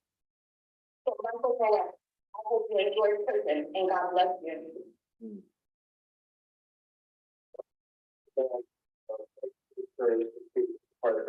My heart goes out to you. All right, if any will be removed, correct. That part. What did he say?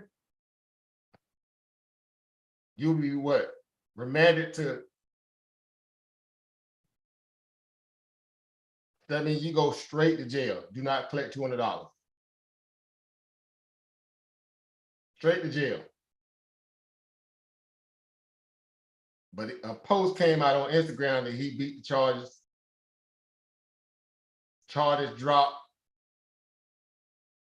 Paint the picture that, you know, he good. And they jumped all over that. A lot of people did. Jumped out the window. I mean, these gotta be the lowest. Of course, I can't say what I really want to say. I can, but I'm not. And everybody in that whole little camp over there on the other side, that was all that, you know, getting all irate when people saying, no, y'all know this dude straight trash. Y'all know that the track record was there. The docs were already there. Browbeating people from really getting a chance to speak on it. You know, trying to talk you down off, you know, what you kind of already, you know, was able to kind of see from you know, the litany of clues that was already there. They talked y'all off that. Trust in the science, all that dumb goofy mess. And again, and they got kids.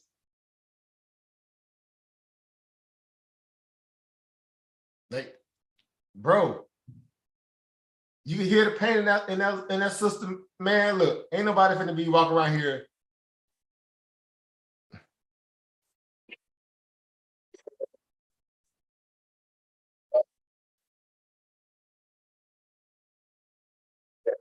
Whatever they started, always yes. Yeah, man, that's it. I ain't really got too much to say at this point, guys. I'm pretty sure y'all already on top of this for the most part. I mean, he spent literally all that time, I guess, doing all that posting he was doing on this page. Again, a lot of us who already know, you know, the business, especially, you know, if you're from the South, you know what it is, right? He getting ready to do a bid. He getting ready to do a bid. And I'm looking on his page now because I hadn't been to do, I don't even come by this dude page. I did for this though. And I started connecting the other dots. I saw this dude pictures, because, you know, Black already looked like a little scrawny little dude. I saw the dude hitting the weight. I was like, oh, you hitting the weights.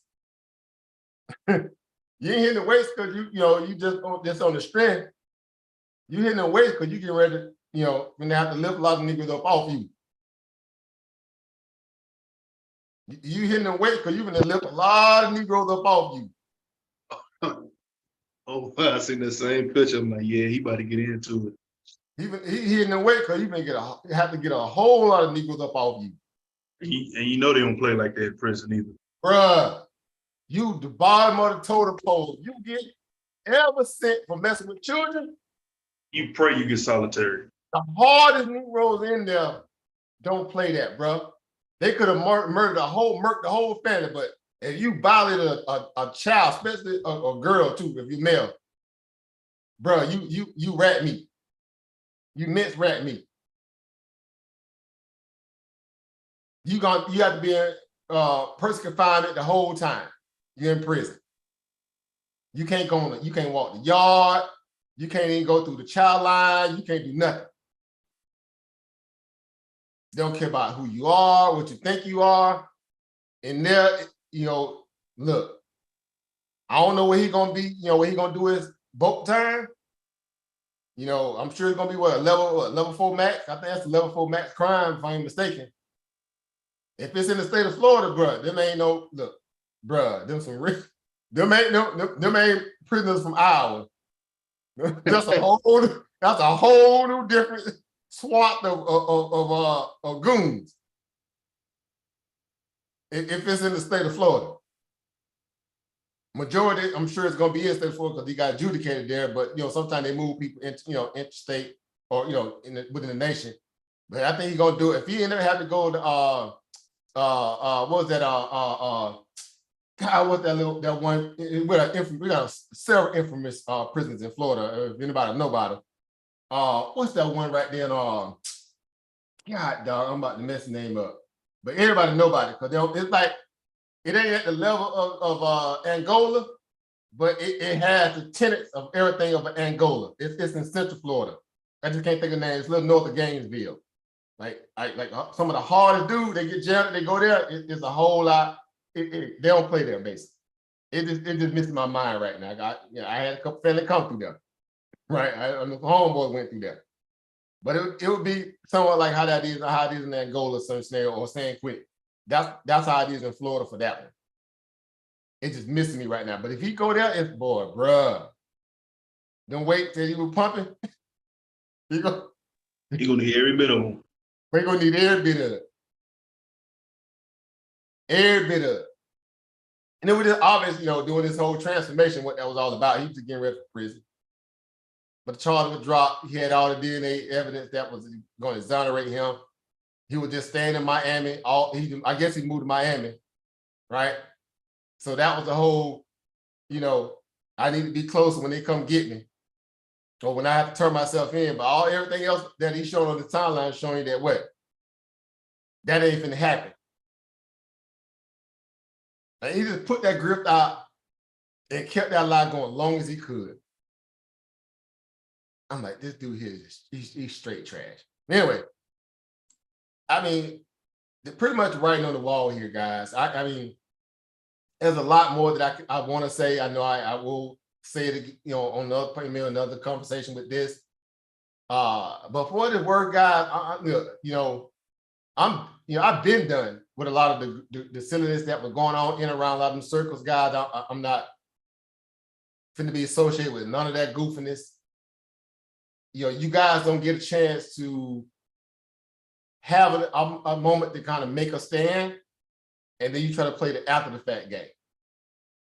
When the money got messed up and the ideology of the money or the clout chasing off somebody else's brand got really messed up where you couldn't go down, you going down with the grip ship and trying to play on people, play on people's, intellectual capacity to understand that they know when there's smoke, there's fire, and that this is damaged goods, and y'all trying to play both sides to try to act like you being, objective to the value of law and science and all this goofiness, bro. You don't come back from that because you had a chance to really, be meant essentially, and did that in a way where you don't violate people's violate people's mistrust of you being able to make rash decisions, grown men-based decisions, only because they want to clout chase this dude and browbeat other people. When the docs were there, it was obvious. It was obvious. I mean, I just remember like yesterday when everybody was on that live, when them charges came up and all the litany videos that was coming up over there, then the people that were jumping in front of the bus for this dude and trying to tell everybody that was, saying, bro, y'all knew this was going, and everybody up there on the panel was just, no, y'all wrong, y'all wrong, bro. Y'all can't just be doing all this dumb stuff about trusting it. Like, bro, no, come on now. Come on, guys. Y'all, no, let's not do this. But they did it. They chose to do it. So I'm gonna let them have that. You're just not gonna see me in them spaces. You're not gonna see me, getting on anybody's pages and placating as if they was always trying to tell people, no, you just had to be this. No, you gotta eat that. You gotta eat that crow. You got to eat that same crow with this dude. I'm good. I'm good. I was good from the gate before I met a lot of those dudes. I'm good, even more so, after having been away and, getting me, my mindset kind of focus on the things I need to be doing anyway, as opposed to trying to, act as if these people really had a true, genuine perspective and trying to share something for the community in a way that's really edifying, besides all this argumentative, innuendo and false misnomers of people and straw man argument, talking points, and just all over the place, just ratchet, no organization, no true timeline of being, consistent, with your message value to really bring people to the fold of saying we can have a body of work that really says that we're trying to do something in the likeness of people who came before us and the elders who are, moved on, and those who are still here. Like you guys completely just made a mockery of all that, and just, kind of pissed over their names and stuff in a way where I'm like, dude, all that for a lot of this kind of goofiness and laying cover for a lot of people ratchet behavior and very shady moves of how they will make, even from the early beginning. Again, going back to, I keep saying the whole thing even with young Pharaoh, not that he did anybody work, because he went left and went back crap crazy himself. But again, I saw how they allowed grown people to, to go after people like that, and how people move, right? I'm just watching how people move. That's what I'm from the South. I just watch how they move. I already saw that these new dudes were moving very sloppy like, and doing a whole lot of, janky stuff in a lot of ways where, like, no, you don't supposed to be doing that, dude. What y'all doing? And y'all trying to force people to, give y'all respect and all this dumbness. I'm like, man, look, these dudes here, y'all can't be serious. So this is the end result. So I'm look, that book is closed. Man, I hope that young girl get everything she needs in terms of that help she need. Her mom, I wish nothing but the best for them. Well, we already know that, if there's not already like a gazillion videos out there already, it's already a litany of people, going in. Some people have been on their neck on dude neck from the beginning. Right. Some people have been on the neck of Sarnetta, right? Because again, it's that guilt by association. Right. He kind of provided a lot of cover. So they ain't gonna just let that go quietly in the night just because it makes, it paints a narrative that, whatever. And a lot of it is rightly so. It's rightly so. Because again, they had every bit of the opportunity to kind of really, get from underneath that. Right. But Joker chose again, want to, jump on that bus, ride it all the way to the wheels fall. At the saying goes, ride till the wheels fall off. And Joker rode that bus till the wheels fell off. And then went to explaining after the fact. Like, you already know all the sisters that do videos on this here, they're the ones that's really, I saw one with this one sister, man. I'm getting ready to get off here, but I didn't say what I had to say, man. But so Michael Noah, otherwise known as Brother Polite in certain circles, is now in the VIP ordering bottles. Now, this is something that I said on the broadcast. So we were just on a broadcast, right? And I said in the broadcast that I thought it was a bad idea for him not to be convicted for the SA crime, because that was just going to give him the leeway to say that the charges were dropped. And he tried saying that before. It's unfortunate. So listen, we're going to go live on every platform. We're live on Twitch, live on Twitter, live on Facebook, live on LinkedIn, and of course, we are live on YouTube, right? Welcome in, everybody. I'm your host, Tanya TKO. It's pretty late right now. I'm not staying on for very long. I just wanted you all to be able to see this footage. And I want you all, when you look at this footage, I want you to keep in mind that when it comes to perpetrators and predators, that they have a predatory mind. Don't sit around waiting for an aha, come to Jesus moment where everything simmers out and you get to cash out and they finally admit what they did wrong, right? I just want you to hold on. Let me just go out. Text message. 1 second.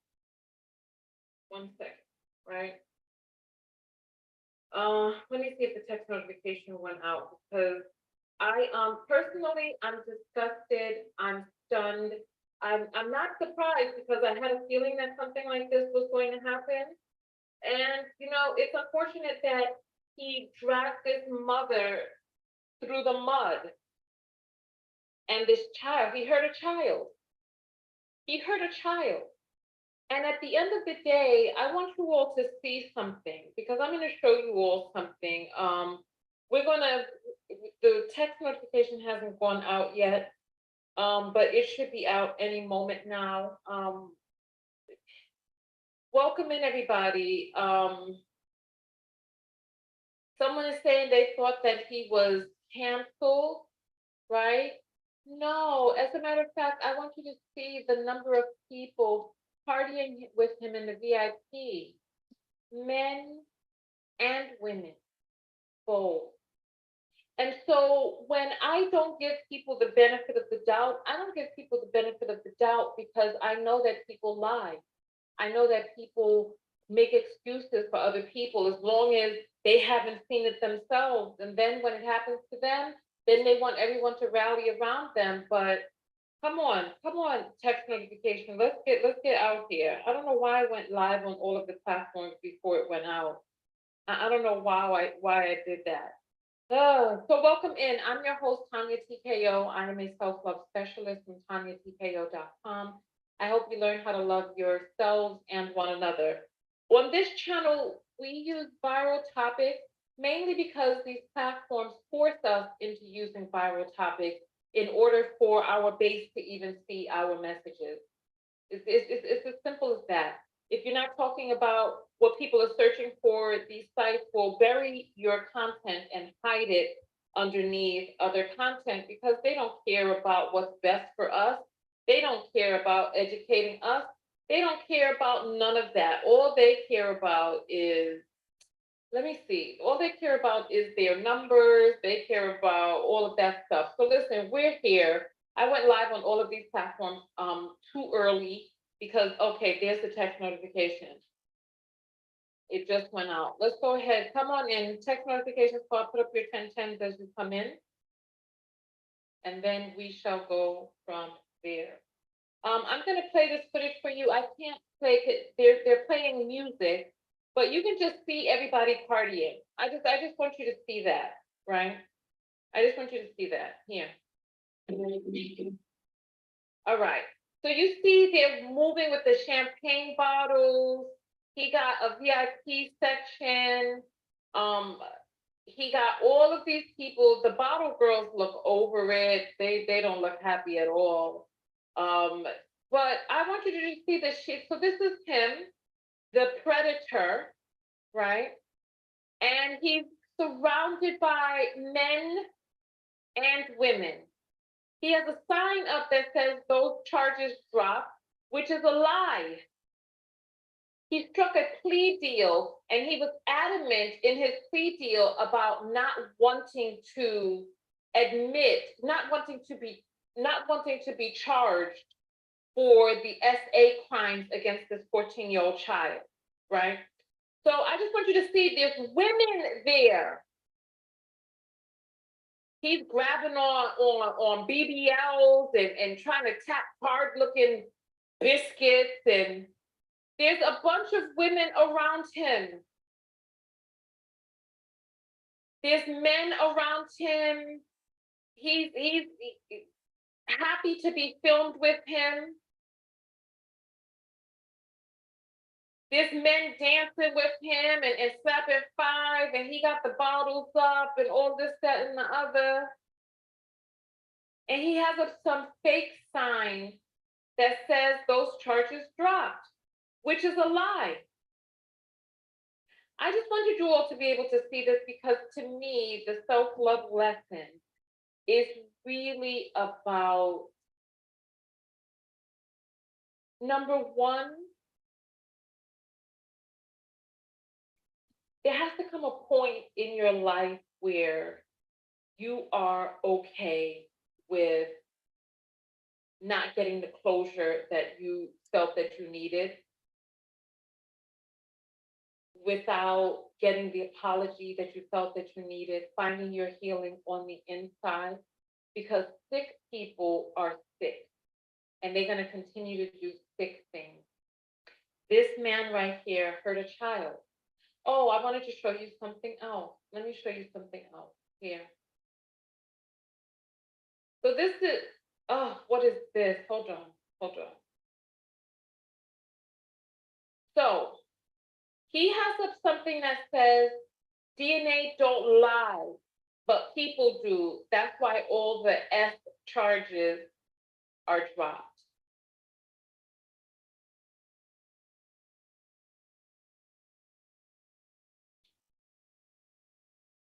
While a child is trying to put her life back together after he hurt her, he's standing up in the public lying.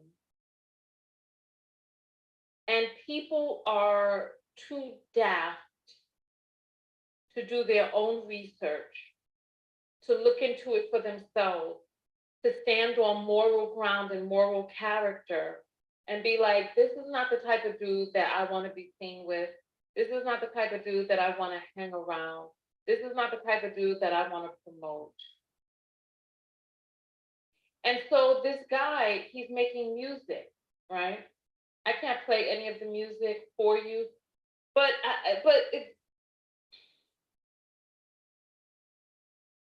I'll play a few little. I just want you to hear this creep. This video has 42,000 views. He put up talking about some pharmacy. Listen to this. They've given us vaccines that have formaldehyde and mercury, the second most poisonous thing on the planet. And so this guy is standing up here preaching, thinking that he's preaching a word, and there are people standing around who are still continuing to get. Pharmacy means sorcery, ritual, right aid. So he's trying to sound intelligent. He's talking these talking points. So he has out, looking at him is difficult. My heart breaks for this mother.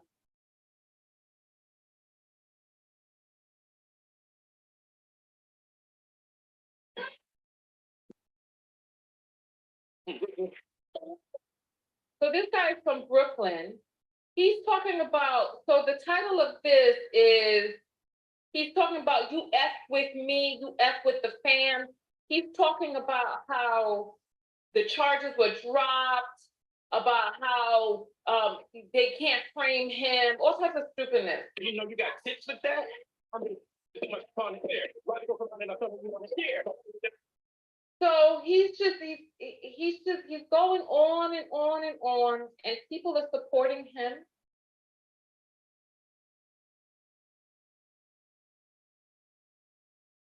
There was another music video that he did.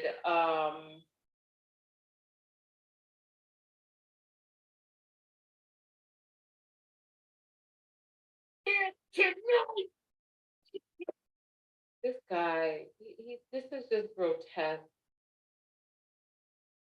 This guy, this.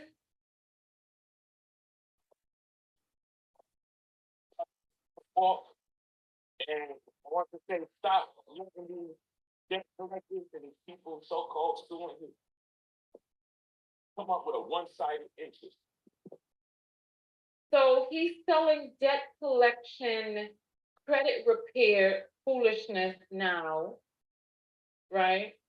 Look, he got some music video called Beat It, talking about he beat these charges, right? He has a woman in an afro and some big old hips walking, And he has, and then he's on the mic talking about how he beat these charges. Jesus like my chain. And he's just going on. And there's people surrounding him.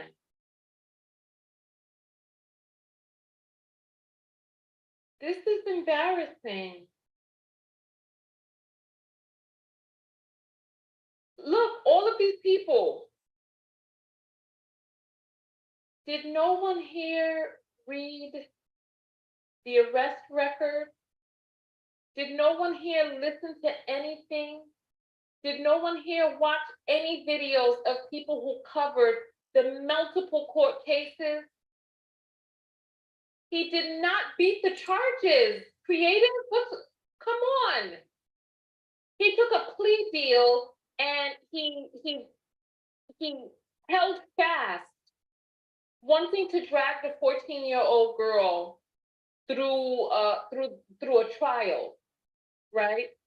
And he wanted to take the plea deal, and in the plea deal, so he knew that the mother did not want her child to be there going through, this has been going on for 2.5 years. He knew that the mother did not want to bring her child there to have all of those things brought up in court where the child would have to get on the stand and all this, that, and the other. So the mother allowed him to take a plea deal.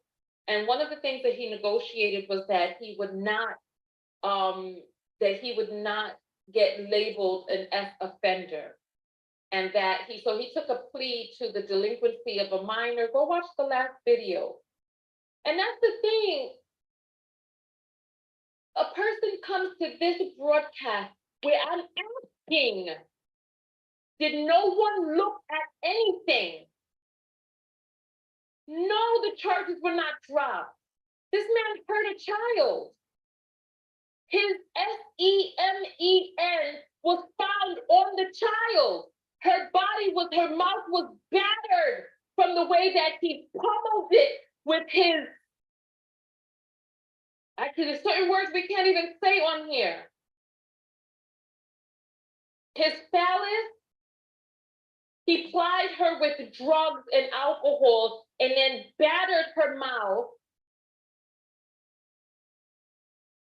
with his private part. So much so that her mouth was ripped and beat up, swollen and torn apart by what this man did to her. And now he's standing up here with women and men all around him partying.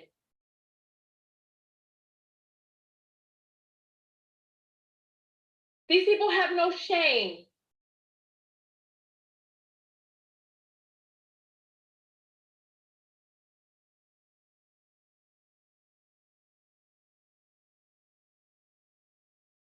These people have no shame.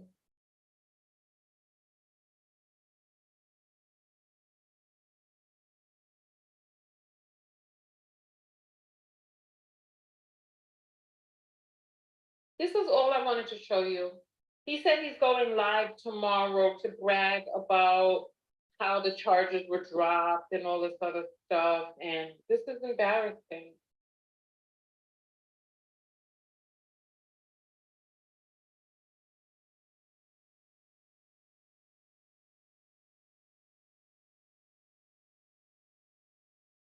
I don't even know what to say. So listen, I am for Black women's empowerment. I am. I'm for Black women's empowerment. One of the things that we can do to empower ourselves is to ask questions, is to not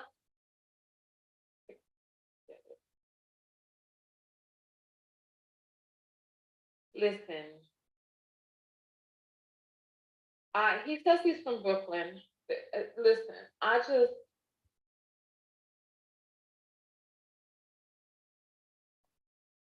don't even know what to say.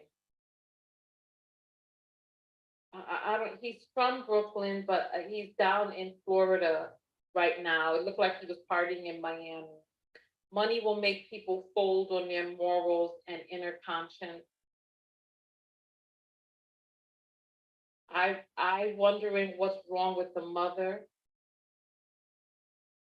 Go listen, go watch the last video that I did. The mother gave her statement. We don't need to wonder what's wrong with the mother. The mother did not take her dick and beat a 14-year-old child's mouth with it like this motherfucker did.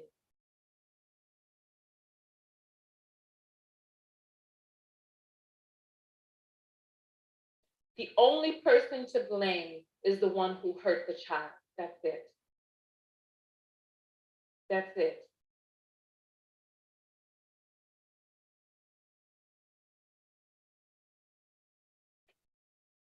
And Black is saying, well, what about the Black girl who was hit with the brick?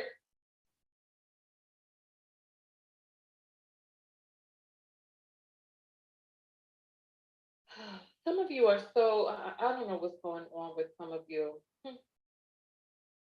Number one, nobody knows what she was hit with, who hit her, and for what reason.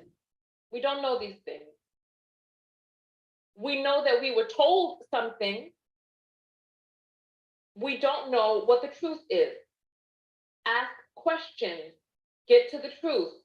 That's it. The only thing that matters is the truth. None of these motherfuckers around him are asking questions. And a lot of you are upset with me for asking questions. But you all only want the truth when it fits your narrative. There are women sitting here with him. There are women partying with him. Every woman who exists out here is not a woman who is for the greater good of humanity. That's as simple as that. Because for many of these toxic, disgusting, vile men, there are women who turn a blind eye. There are women who don't care. There are women who tell lies. There are women, there's all different types of people out there. Male and female included. This man is not just in a room with only men. He's inside of a room with women too who don't give a damn.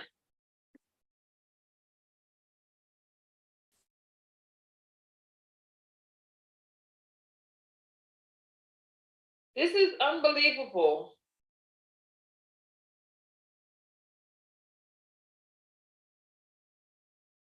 And Purple is saying, I have 2 girls. I don't let nobody around my kids, my girls, or my sons. She was dating this man for 3 years.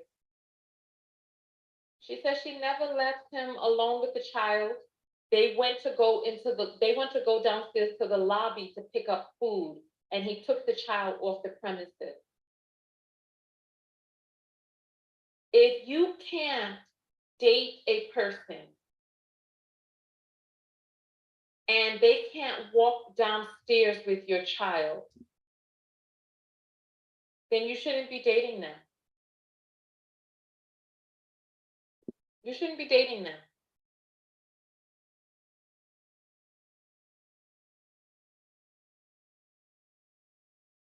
The fact of the matter is that people create blended families. And when you create a blended family, it's like, first of all, people have to know what to look for, what to look out for. But these people are very creative with their lives. They're very creative with their believability. They're very creative with their victim complex. This is why I have a really big problem with people playing victim in front of me. Because for every person who is playing victim is a person who was not looking inside of themselves to see what they could have done differently.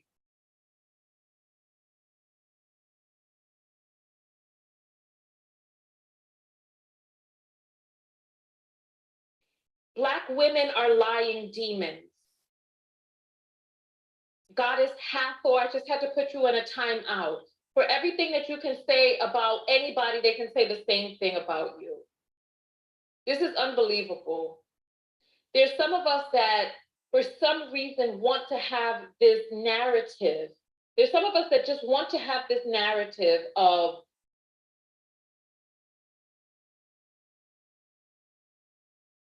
lumping half of our community into these barrels, right? How do I put this? How do I put this? For some of you who don't like Black men to the extent that you don't like them, right? Why discuss Black men? Why do you hang around channels discussing Black men? Why not just go and be where you want to be? Why not go and watch the content of what it is that you want to watch?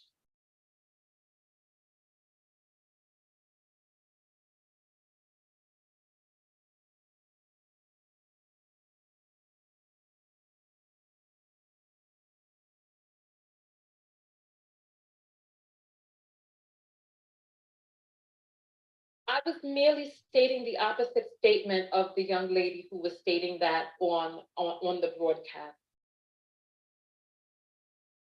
Because for everybody who says one thing about one, the opposite can be said about them. It's like, at some point, we have to start navigating towards the direction that we want to go in.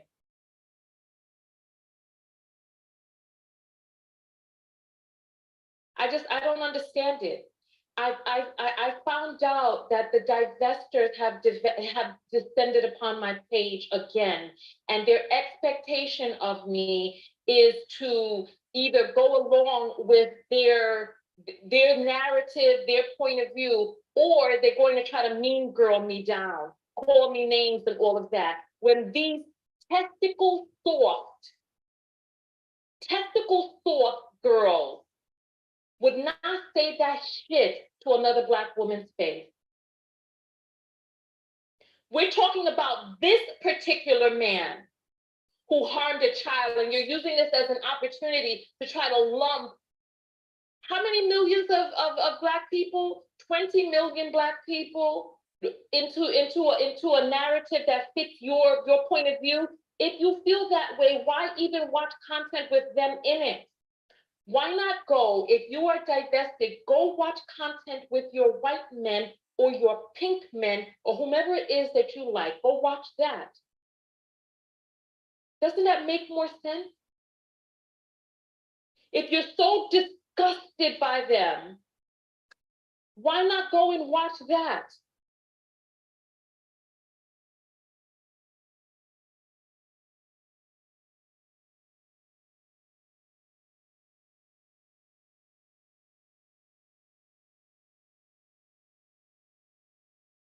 And Biscuit saying, you come up if you need me to. Come up to where? Where are you going up to?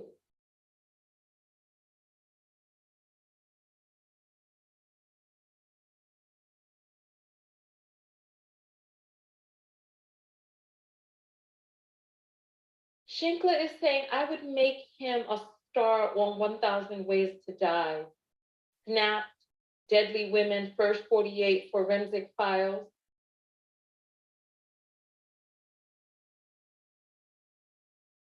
Adisa is saying, what?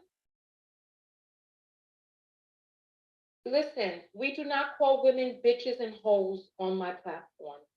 Don't do it. Don't do it. You can't claim to be better than some of these abusive men and speak the language of these abusive men. Don't do it. If you want to do that, go to somebody else's platform for that. I don't play that on my platform. All right, I'm gonna just kind of end it right there. People kind of got the gist of what's going on here.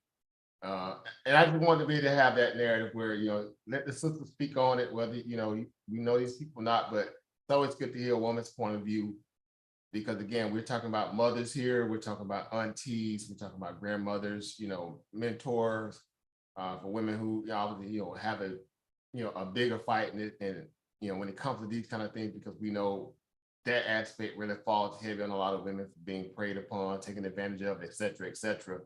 But for the most part, again, we're talking about, especially within, the circles that a lot of us, were kind of part of, how we watched even, some of the so-called quote unquote conscious sisters provide cover for dude as well.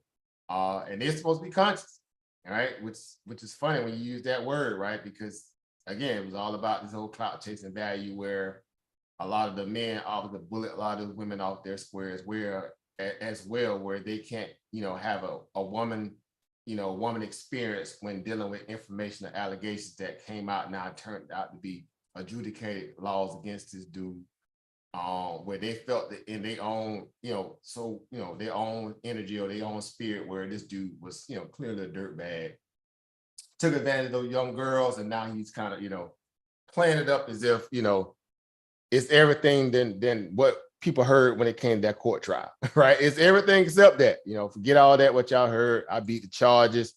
It ain't nothing. It's this. I'm gonna post videos on the day I'm going to jail, and it's gonna look like I'm out of jail. Like, who does that, bro? Who does that? Who does that? Even the hardest dude go down on they, on their sentencing day. Like, yeah, bro, they bought their life.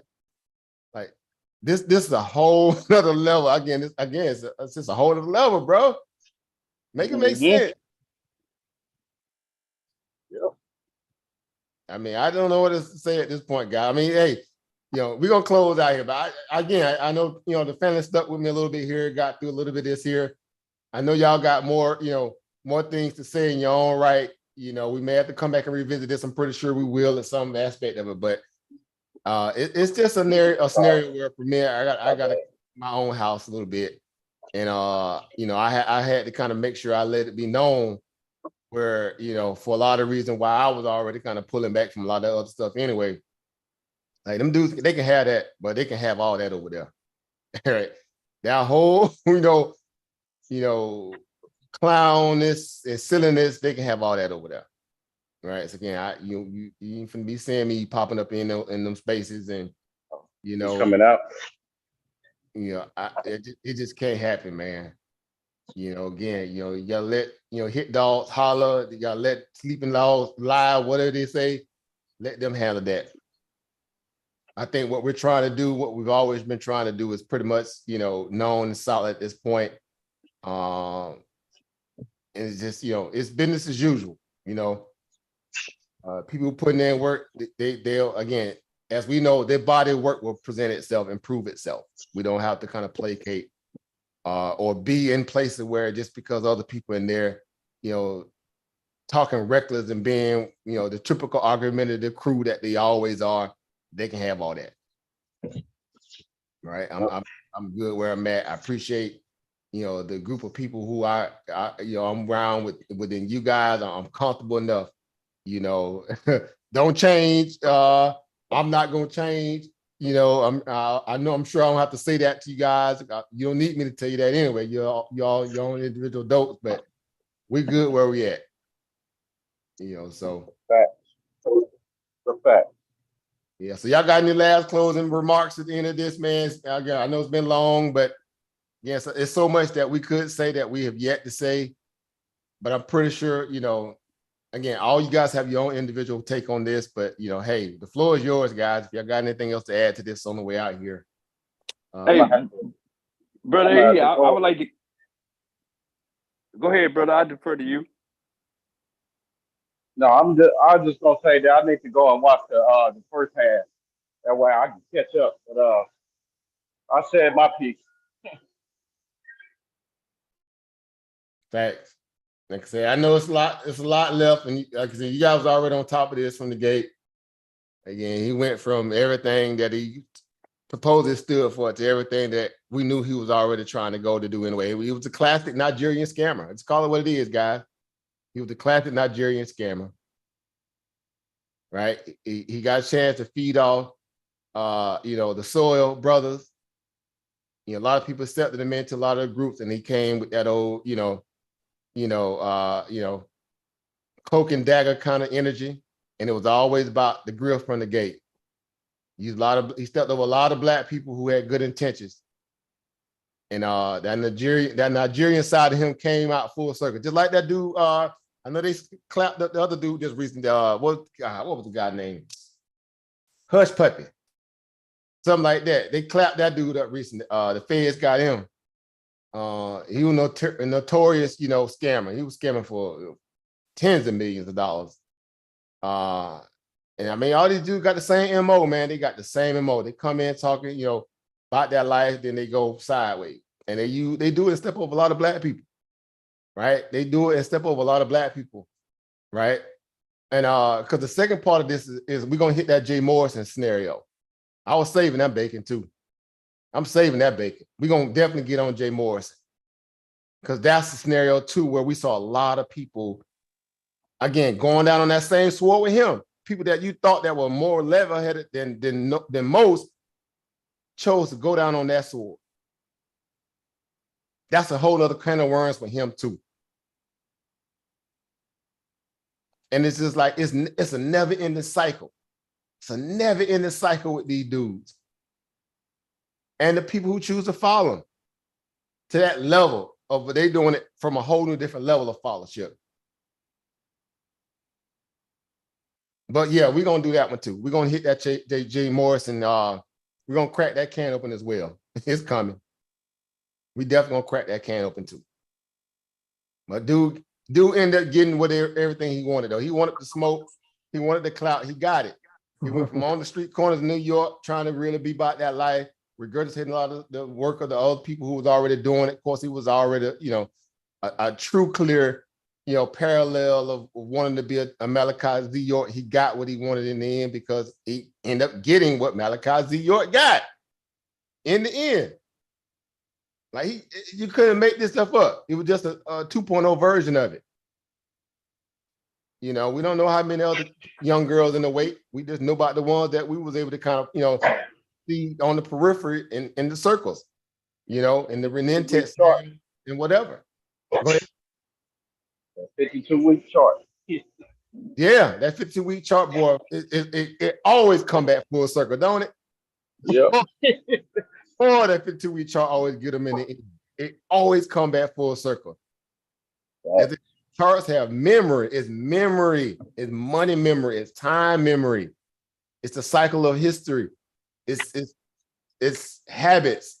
It's how people capitulate back to the norm because they can only ride a high for so long. When that thing peak and hit that supply zone, it always returns to that demand zone. When one grip run out, you run to another one.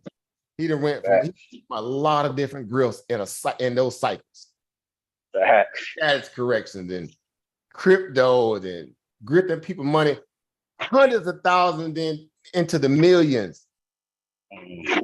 When these so-called celebrities that jumped out the window too, because they were already misaligned when it came to understanding the true nature of things. It just like this stuff was just something out of you seen this going, you just saw it coming. You saw it coming.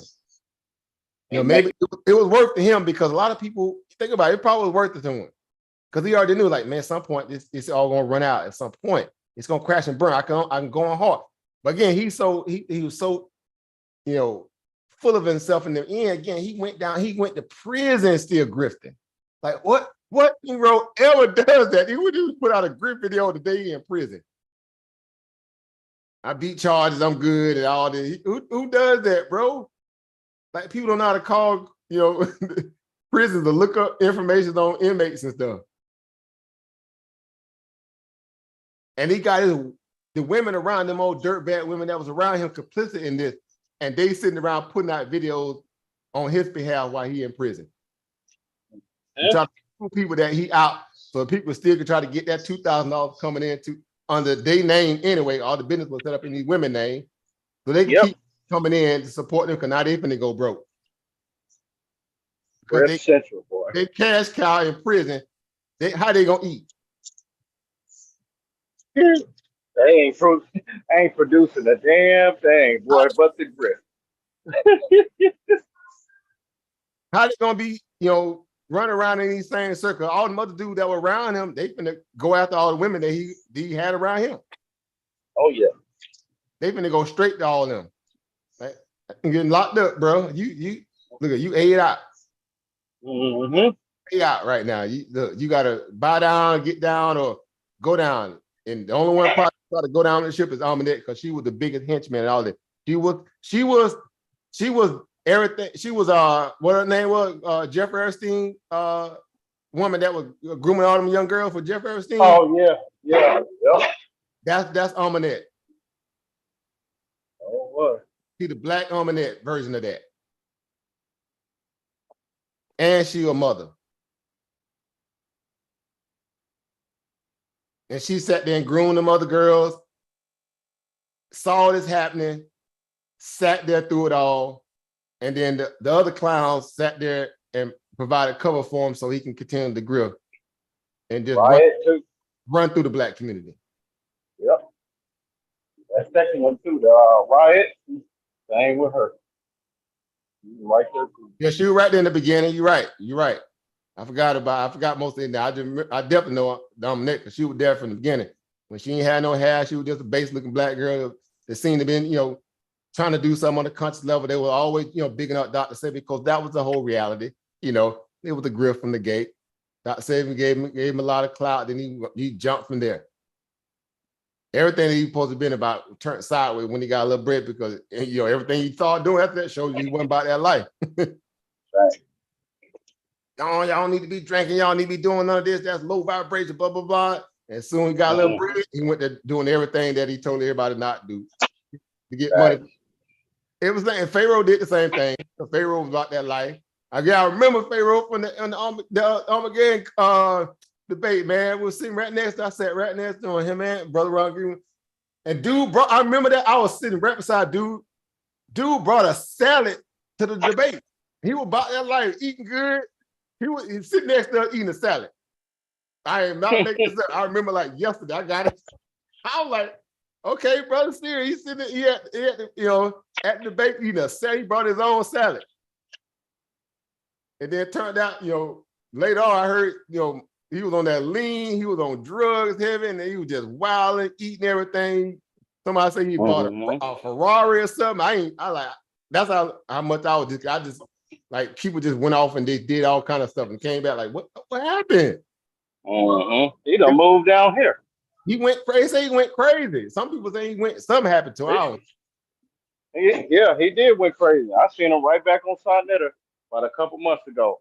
I ended up, I thought I unsubscribed from all his YouTubes, but that shit popped up. I seen that fool on there trying to clear his name again. He's talking about SETI and all this other stuff, but dude looked like he bugged out. Like he been on drugs and everything, man. He was on side talking about he was going to be the first black trillionaire and he reestablishing Egypt as a global empire. I remember that. Oh, wow. I'm like, man, this dude is gone, man. Dude is gone. He was going hard body about. That's a whole other can of worms too, because again, he had so much aspiration, man. And again, it all falls down when you mix money into it all falls down, man. Lauryn Hill style, it all falls down. We don't know how to move in silence. Like Negroes got a lot of dissonance and bent up frustration or PTSD or something, or blame whatever they want to use as an excuse. But again, it's game over when you start messing with kids, and that was always dude reality. He wanted to be Malachi Z. York, dude. And they kept giving this guy a platform. I got, again, my spot sense went out early when that scenario went out with that little girl like that, the Renette scenario, dude gave it out, because we know the backstory to that. I started saying, oh man, this is a whole nother level of silliness. What is this?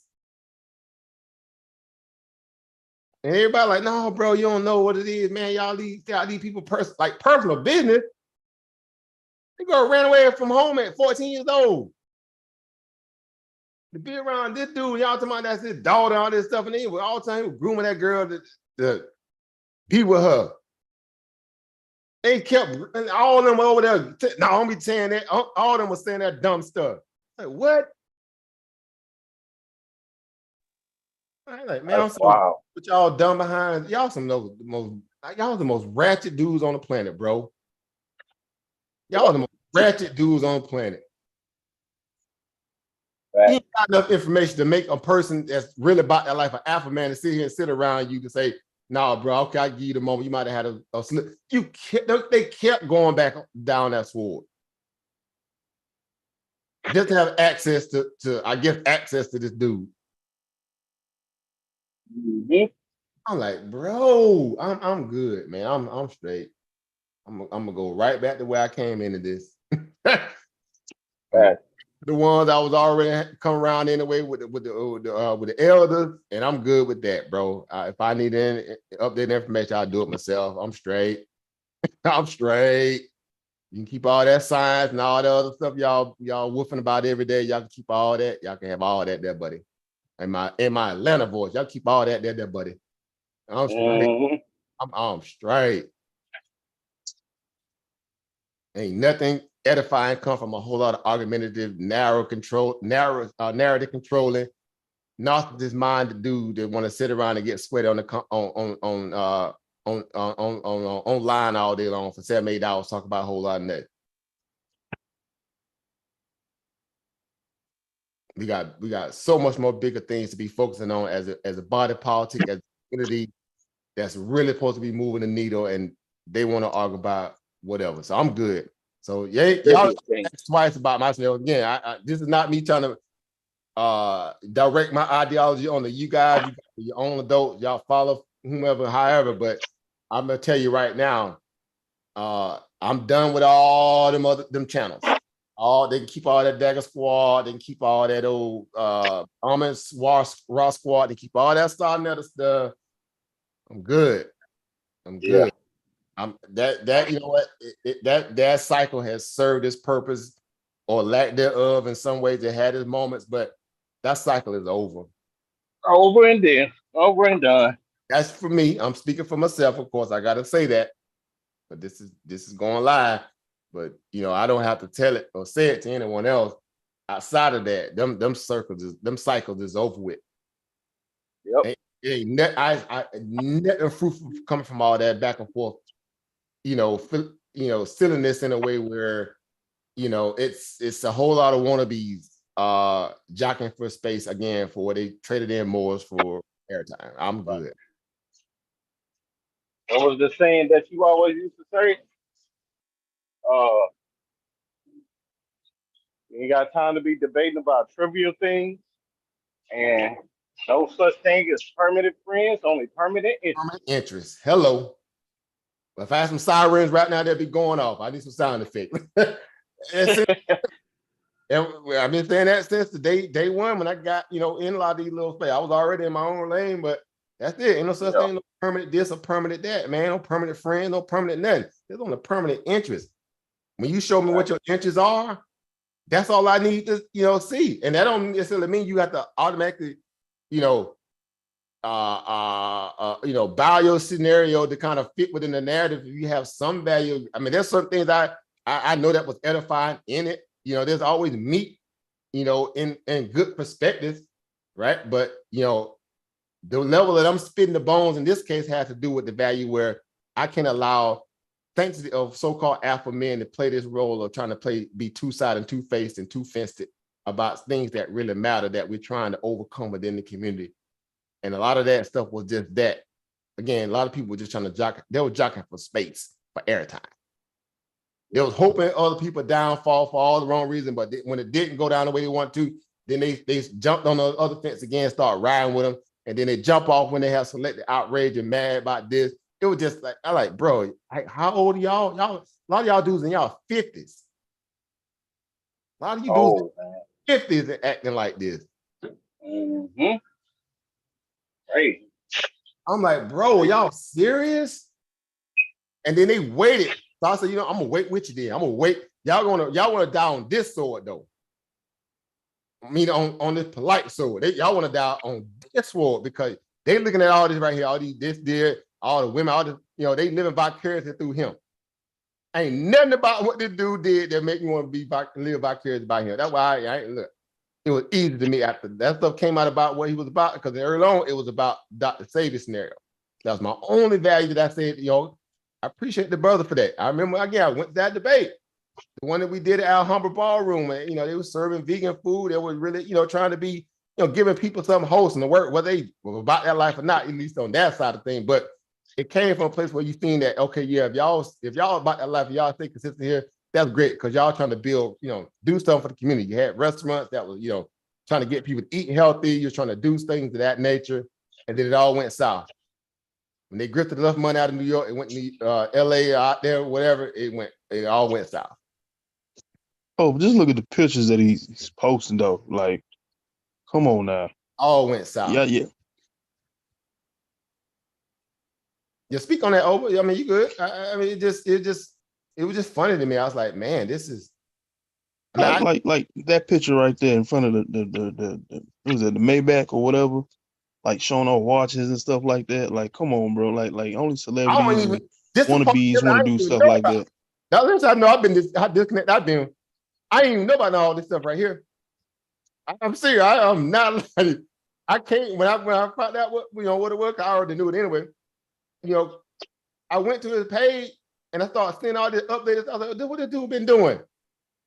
He just been wide open, because everything the last, the bits and pieces we were getting updates on were when Over Chris and Over Andre were going in on on the stuff that we've been about.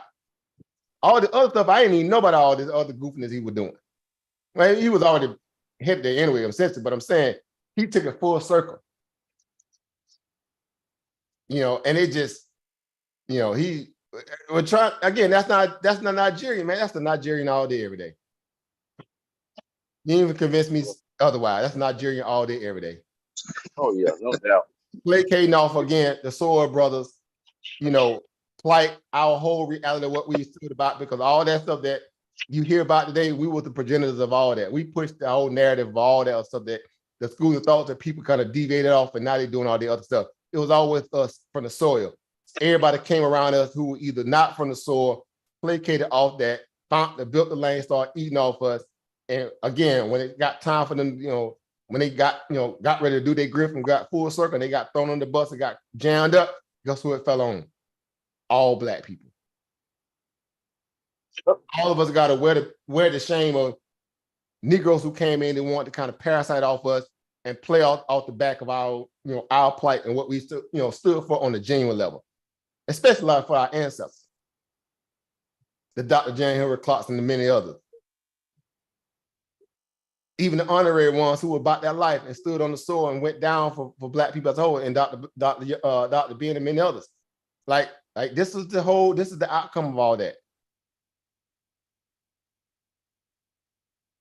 I didn't even know about even Dr. York until I got wind of him on Side Netter, to be exact. Everybody else knew about him way before me. I was like, that's probably why, because I didn't, I wasn't about that kind of goofiness, that coat stuff. Y'all can keep that. No, I'm good. I know where to go to. So I go straight to Dr. John Eric Clark. His video was there. I go straight to Baba Bashanga, Baba Barut. I go straight to the source. I didn't have to go all these fringe dudes. That was not my lane. I didn't have to go to them dudes. So apparently, this is he's a walking, he's a walking 2.0 version of Dr. York. He got what he was already trying to, what he was itching for. It was real from the beginning. He went from straight conscious, eat good, live right. Dr. Savior bigging him up and all that, and then it came into this whole, I want to be the ultimate, white boy, Black boy, straight Nigerian from straight off the soil from Nigeria.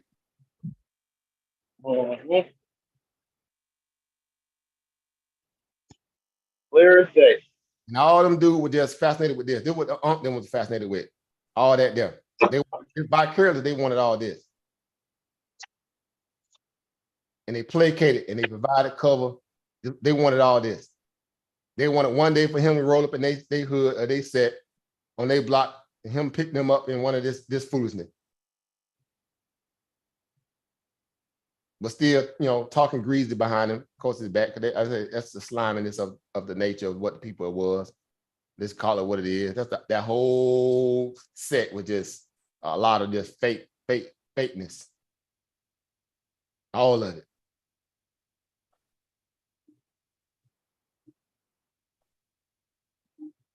So yeah, that chapter closed. It's good too, because now they can't really eat off of it no more, or attempt to eat off of it. They can't attempt to eat off of it. They kept trying to attempt to eat off of it. It just kept going south. Because he was like, dude, I don't mess with y'all like that. Y'all niggas still on that, y'all still at first base. Y'all still peddling the old stuff that, I moved on. That grip over. Every now and then I come through and say a little something if you want to, I'm done, bro. I got everything I needed from y'all. And y'all still providing for me to come back anytime I want, because y'all like what I got more so than what I'm bringing. And they went down on that sword all the way to September the 6th. They went down on that sword. Just because he was seen with all this and rearing around this, and we know what all this. Because Black people from the sword, we know what all this about. We know what this about, right? We know what that about. We know what we know what this about, in terms of that and all that. We know what all this stuff about. That's cloud chasing. Because it looked good for a lot of people who don't know, anyway. I'll leave it at that, guys. It's been a long time. It's been, we're at 10 o'clock hour. I'm gonna give it a rest. Again, I'm definitely gonna hit, I'll say this for me, I'm going to hit that Jay Morrison scenario wide open too. I was quiet for a long time too about that, because you know what? They say you give a person a rope, long enough, they'll hang themselves. And I like many of you guys, I was almost a click away from donating to it. Then I did like everybody. I started reading a lot of the filing, the mission statement and the filings, and who was the board and all that stuff. And I saw his name on everything. I instantly held back that little submission. I was about to drop 1,000 on it, the trail fund, and instantly when I started reading the stuff that we've been learning to read. It was game over for me with that. I said, no, this ain't gonna end well. Yeah, that was funny. I remember posting it in the group, real hyped about it. But some told me not to hit that buy button like you did. I was $1,000 getting ready to go in. That was just on the first, it was trying to do. And I was like, yeah, if it get traction, whatever, we support everybody else. And I didn't hit it. I started reading a little bit deeper. So I always have pause. I always, before I invested in anything like that, I go through the first, I had a buy button, and I start, I said, let me look through it again. I always give myself a 2 or 3 days, unless there's a cutoff hard stop date. I give myself enough days to go back and reread. Mm-hmm. And that's how it should be. You gotta perform proper due diligence. Right. And they grifted off the name of the ancestor who got really jammed up in Tulsa. He used that. Crazy, the one quintessential thing that we all want to be, reemerge so that we can get behind in Black Wall Street, Tulsa. He used that for a grip. Only so he can come back and say, oh, well, I ain't really have enough experience to do this anyway. I'm like, but why would you submit something like that? And you, the CFO, the CTO, the COO, the CEO, you playing every position in the company, every position. Known then, it wasn't no good investment. And you feel that on every position. You couldn't make this stuff up, bro. And you forget Black people money. It's an Umar scenario all over. Now, that's another conversation for itself. Yeah. But look, I'm done. I'm like, you try to give people a look, man. These people, look, bro. This don't make me better than nobody. I understand that. I'm finna tell you one thing. You gotta worry about me, or even the idea of a soundbite where you got me anywhere thinking about. I'm digging up into this mess, and nah, bro. Look, it went south real quick. All I had to hear some allegations. Nah, I'm straight. You messing with kids? Oh, okay, you on that life. You about that life. Oh, you grooming kids. Oh, the buddy that you brought you into this, he keep providing cover. Y'all on up like an abusive relationship, fighting the makeup, you're fighting the makeup, doing all this for views? Because you want the ideal of being able to eat off. I'm straight, bro. I'm good. Anyway, any last words, guys? Again, I'll be back on eventually at some point because I'm definitely going to talk about that trail stuff. It's coming. We got to. You guys got any last words on the way out the door, man? Brother Price, still on here? Just appreciate you over for coming on, my man. Man, it's good to see y'all voice, hear y'all voices, man. Again, it's coming, because we ain't done. We got work. We did enough work ahead of time. But again, like anybody, guys, a lot of things I still have, kind of spoke y'all about, my host there, but it's kind of in a nutshell why I went, I did have to separate myself from a lot of the other stuff. We did what we were doing, and we've been doing what we've always been doing, at least in terms of what we've been doing. Conversation. I know that. Yeah, man, we've been consistent. That's all we need to worry about, bro. We've been consistent. This came, and it went the same way it came. Hey, brother AE, I do have a couple comments. If I can have 120 seconds, I don't even take much time. I know this is all about you getting some stuff off your chest. I don't know this dude like that. Not impressed by this dude, and it's a shame with all the other stuff he did before this atrocious act came up that he's getting all the attention that he got now. But I understand the attachment, and I get it. So get it off your chest, good brother. But I just want to say that I picked up on a lot of what you're putting down, and I agree with it. Is where's the encouragement and edification of the masses? Do we really know how to dialogue with one another? Or is it just about chasing clout? Are we making these compartments of groupthink versus talking about ideas that produce tangible results and informed decisions? I agree with all that, good brother. And, my only question is, what moving forward look like? Because when we look at where we at in the business cycle right now, stuff I'm looking at, this ain't about to be over with. We still have a recession to deal with. And people think it's about over, and it's not. We getting to the part where it's creeping into retail, and I'm ready to start having a discussion on how you navigate that, how you prepare for that, and how you move through that. So right now we're at this last little push where we get ready to come into this thing, and then it's going to be some I'll say anywhere from a year to 36 months of pushing through. And are we really ready for that? Are we going to keep on just reaching for these pipe dreams, so to say?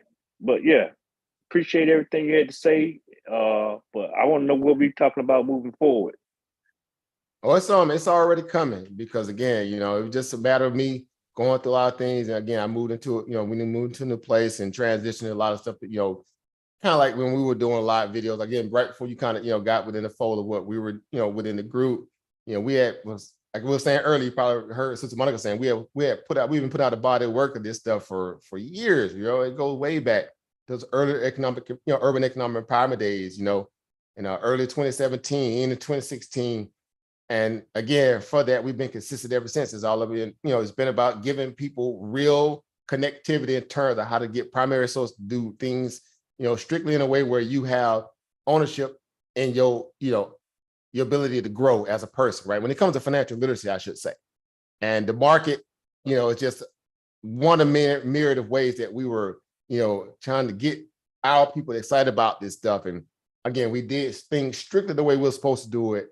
By the book. Here's how you do it. Ain't no, getting rich quick. You got to be understanding this. And it's just weird, because a lot of that stuff, like always, like you say, people don't show up for stuff that's, what they call the cumbersome cantankerous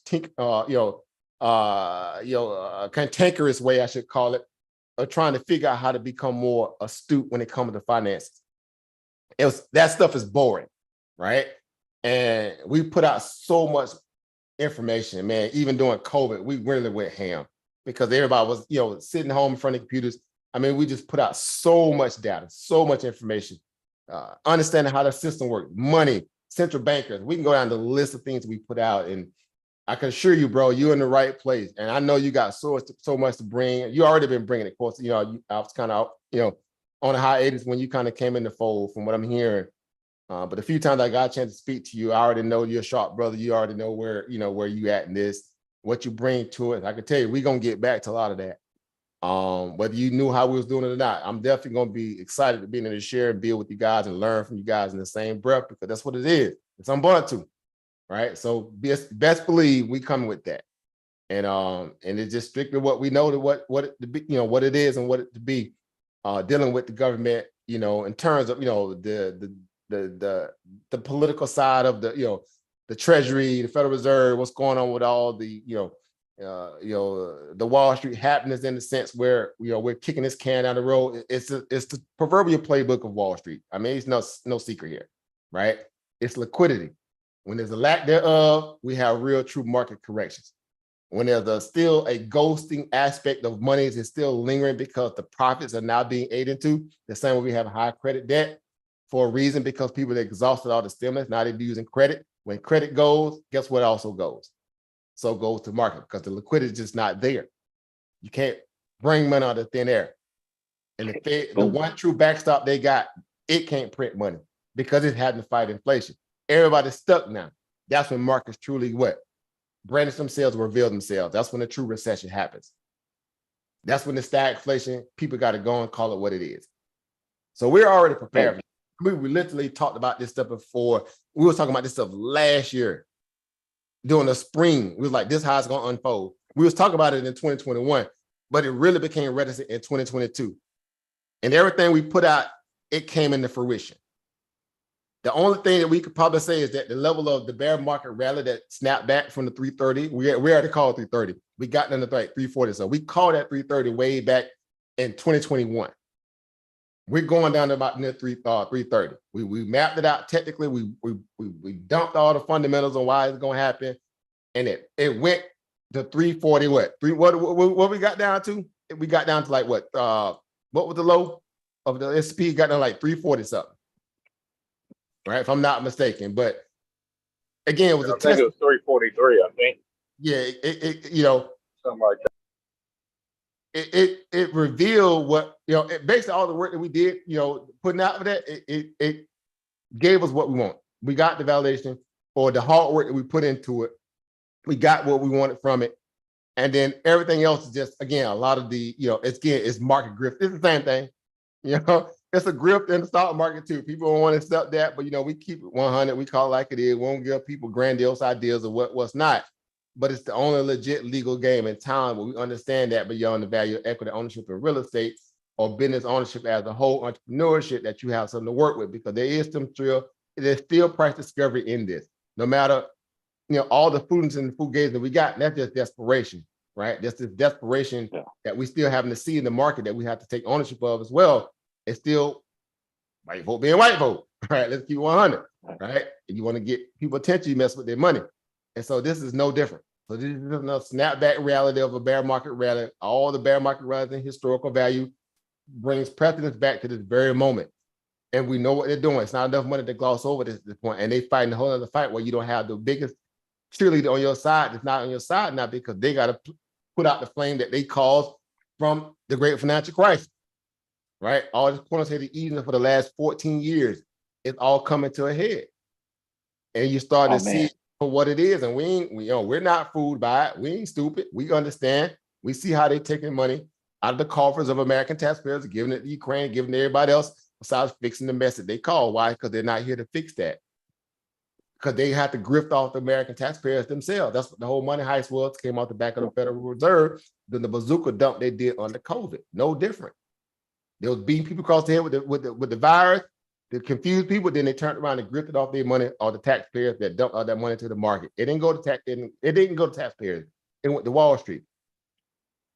Market was going to all-time high, while American savings and livelihood, qualitative value of life went to the downside.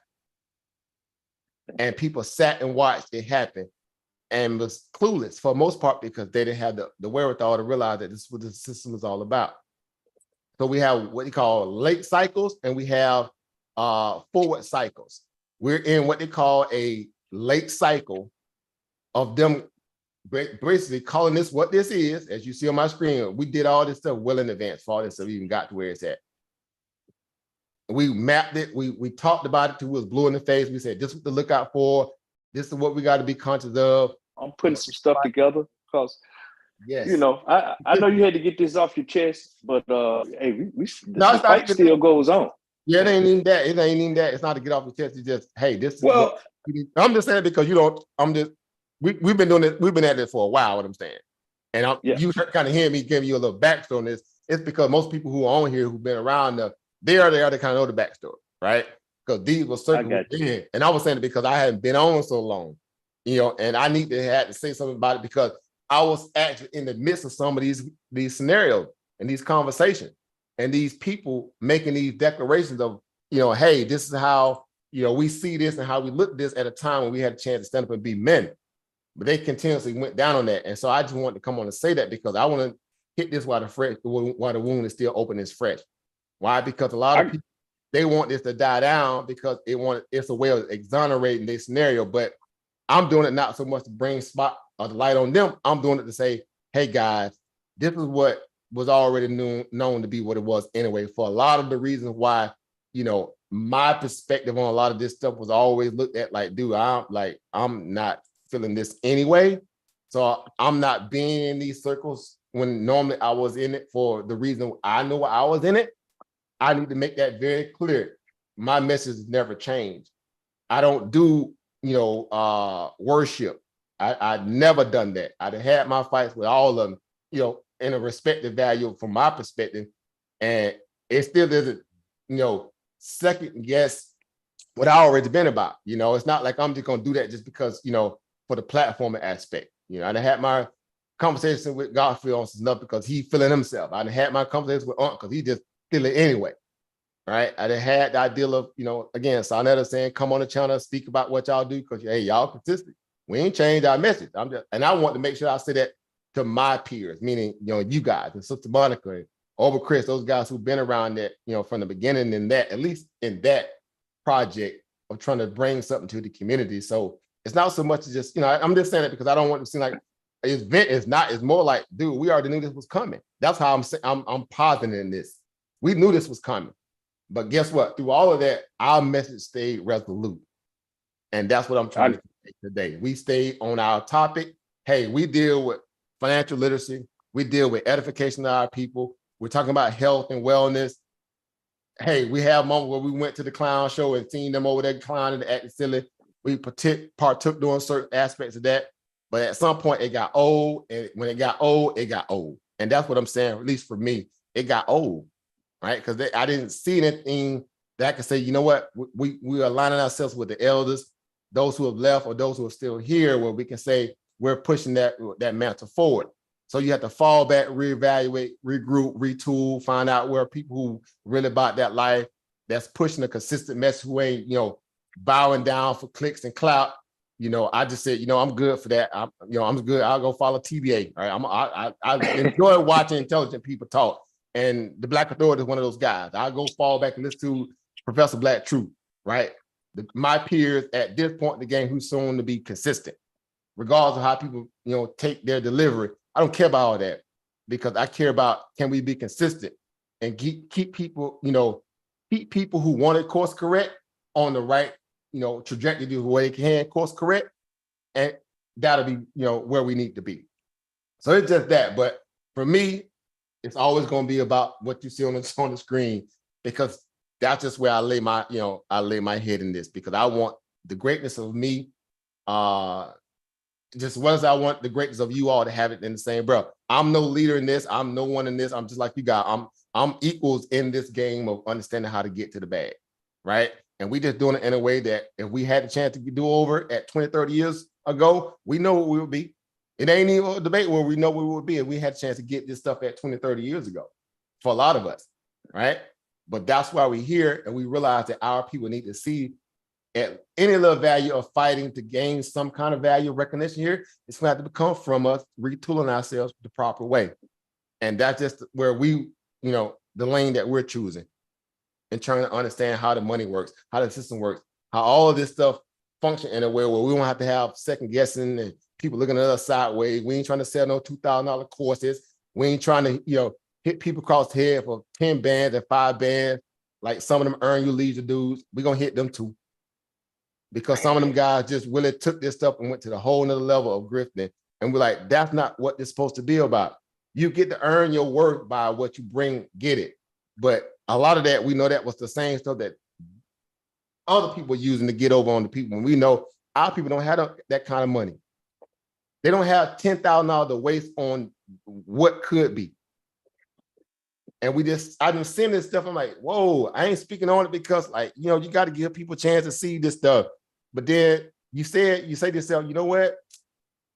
Some people just comfortable feeling like they got to have it in a way where it has to metastasize overnight for them. And if you can't speak to it in that regard, I can't sit around waiting for that. You see what I'm saying? So you can't speak on it too, because we use a lot of excuses in our community where we say, you know what, you just a hater. That's the default word we use when they can't accept reality. Or you can't look at it in a way where it's like you either clout chasing or you hating. One of the two. Oh my God. There's no middle ground. Think about that, guys. There's no middle ground. I was called a hater. I was called a hater because of the stuff EYL was doing, or so-called marketing at this last Invest Fest. I was a hater and I'm sick and all this other Talk stuff. about I'm that, like, bro. We ain't done. I'm like, man. I'm like, bro, have you ever read a book about Black history? Have you ever read Amos Wilson? I'm like, no, because you just a nigga, so you don't understand what I'm talking about. This is why you calling me a hater, because you don't understand. You ain't got the knowledge, bro.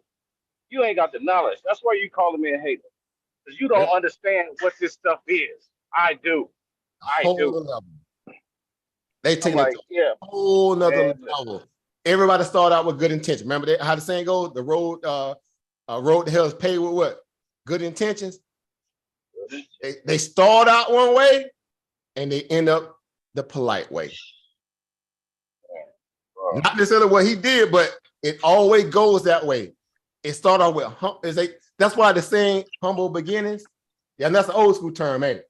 Humble beginnings. Yep. Because that's when you're hungry. And then somebody give you a little, give you a little olive bread, and then that other side of you kick in, all right? the Sith kick in on the Darth Vader, the Sith, all that stuff start, the dark side kick in, like, oh, bro, what happened? It was all a double top. Boy, wasn't that's what it was. You hit a double top, they hit a plateau. and down here from here. Hey, make it up, man. Yeah, because it's separated from that moving, the 200-day moving, 200-day moving average. It goes down in flame, bro. And so for what it is, because now we have a different perspective about life and leisure, the real leisure, right? No permanent friends, no permanent this, no permanent that. There's only permanent interest. That's when you meet at that proverbial crossroad of change. Permanent interest. What are those interests? It's edifying. Is it gratifying? Is it sensationalism? Is it clout? Is it, whatever? But when it's genuine. Why? Because it stands on itself. It pretty much, it self-governs itself. Survival is based on food, clothing, shelter initiatives, essentially, right? We know there's a couple other, but that's the basis, right? Yes, sir.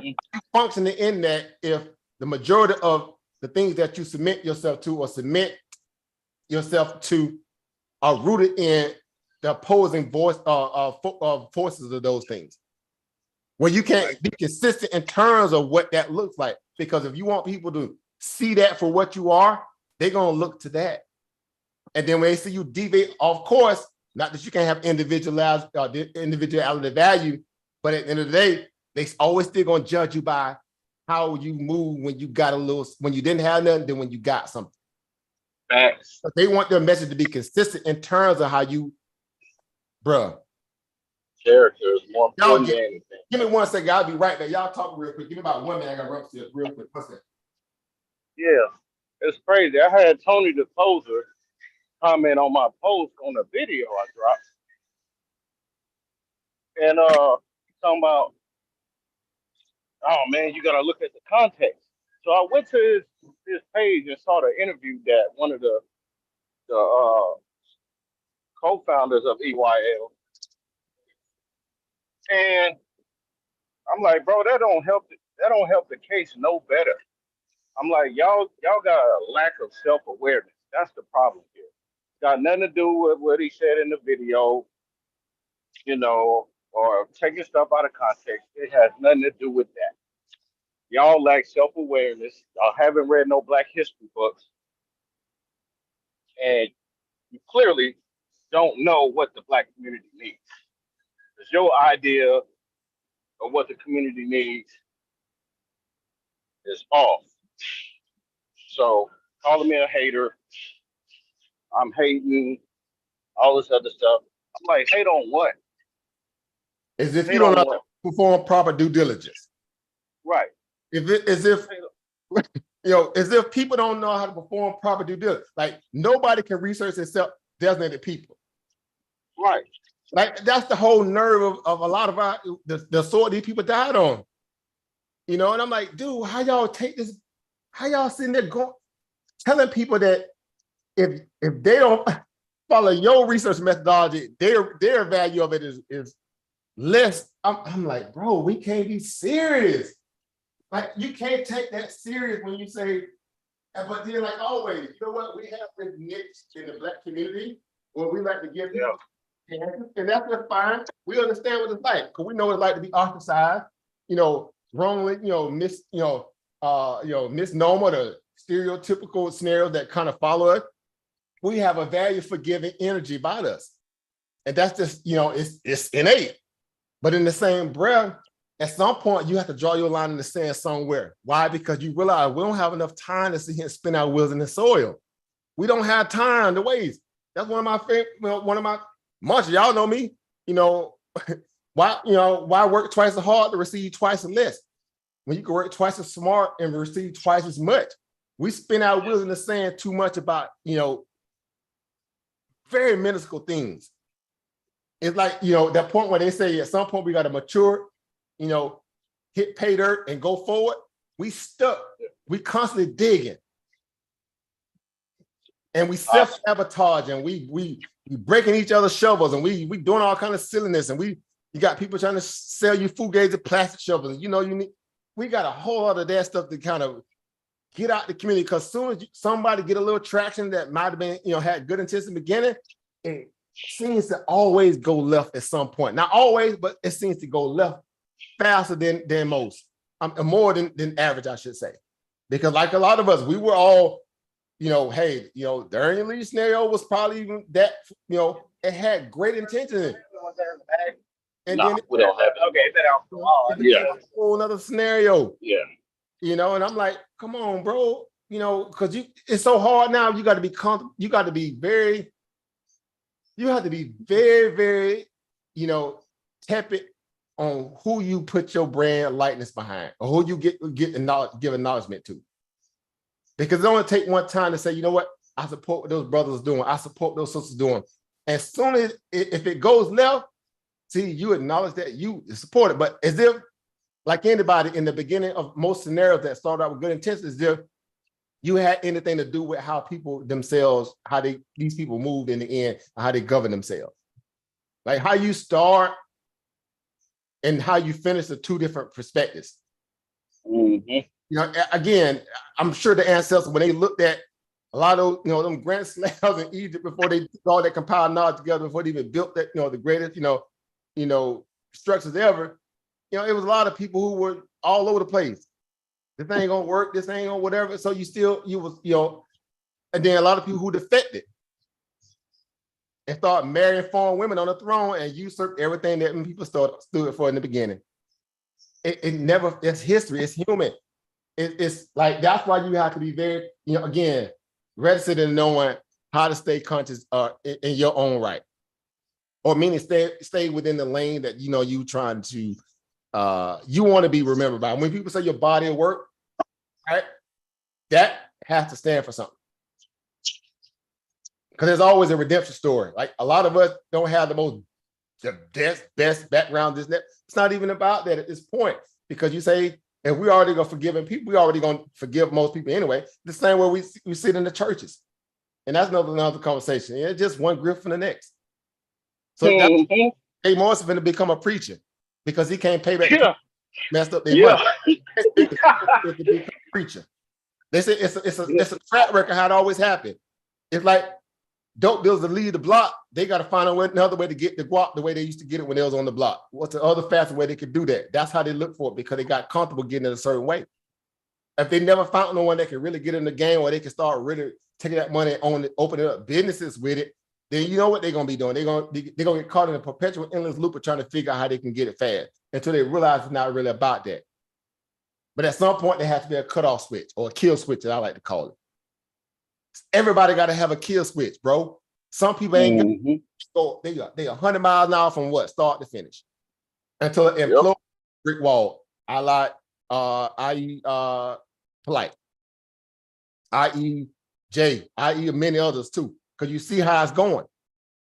It's not that you can't have the level of the ability to make your mistakes like everybody. Of course you do.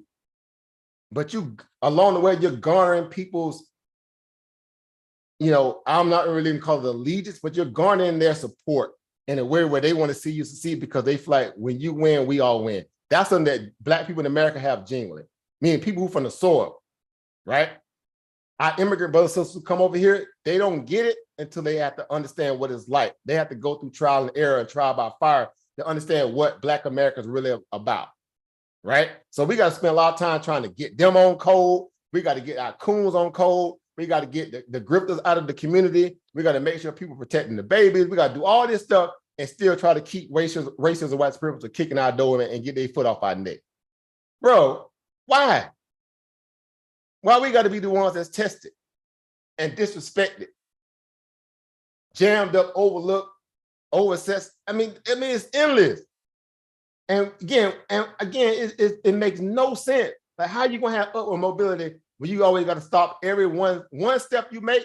You got to stop and go back 3 to correct all the silliness because other people who self-sabotage and just want to see you fail for all the wrong reasons because they too busy worried about self.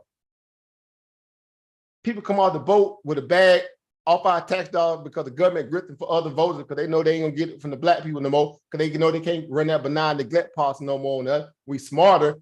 So guess what? Now they gotta look for some new Negroes. On top of that, they're gonna undermine you. They're gonna find other people to get in the way of blocking you from that.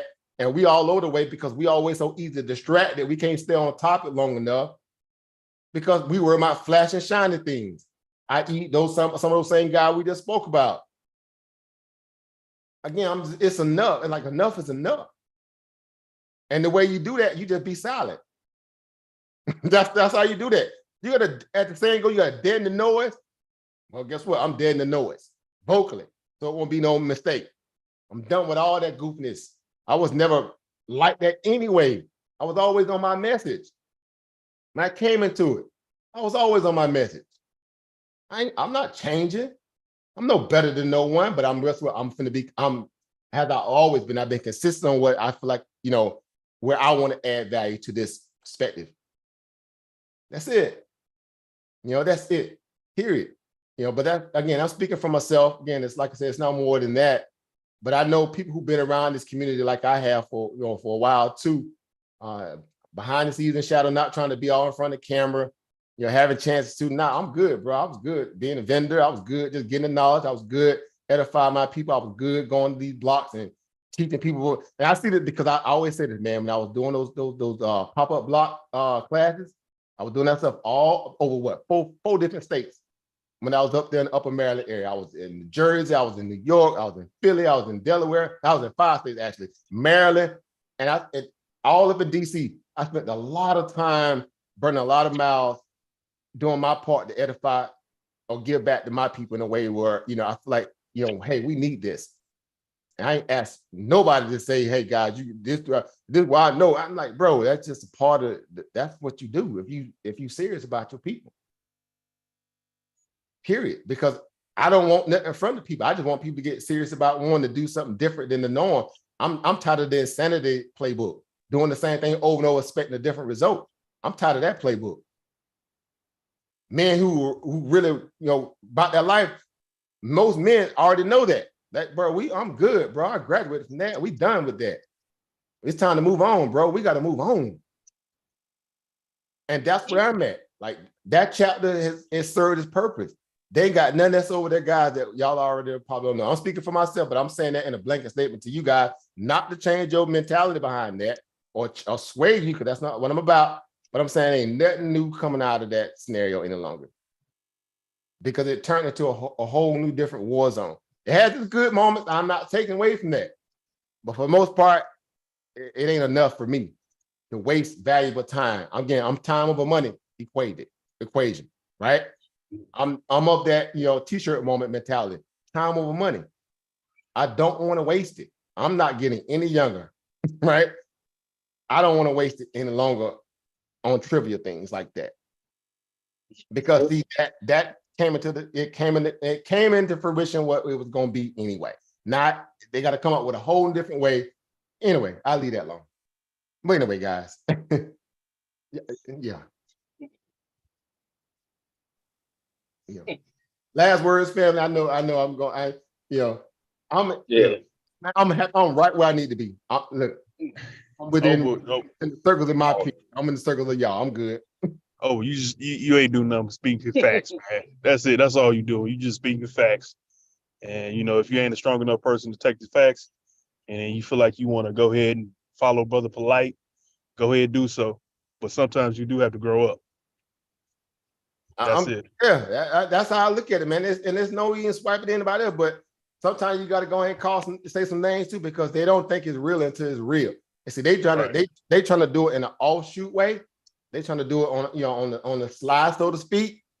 I'm not going to do that, because again, I don't want people to misconstrue my position. I'm positive in that. I'm telling people out the gate, bro, I'm good with all that. They can keep all that, bro. Ain't no swipe against them, brother. I wish them the very best, but I'm good. I don't need the platforms. I don't need none of that. Because again, when it was time for us to really say something or submit or be of that life or that value, or again, turn left hard and we make our V bottom or our double bottom. It was a moment to be very solid about that. Right.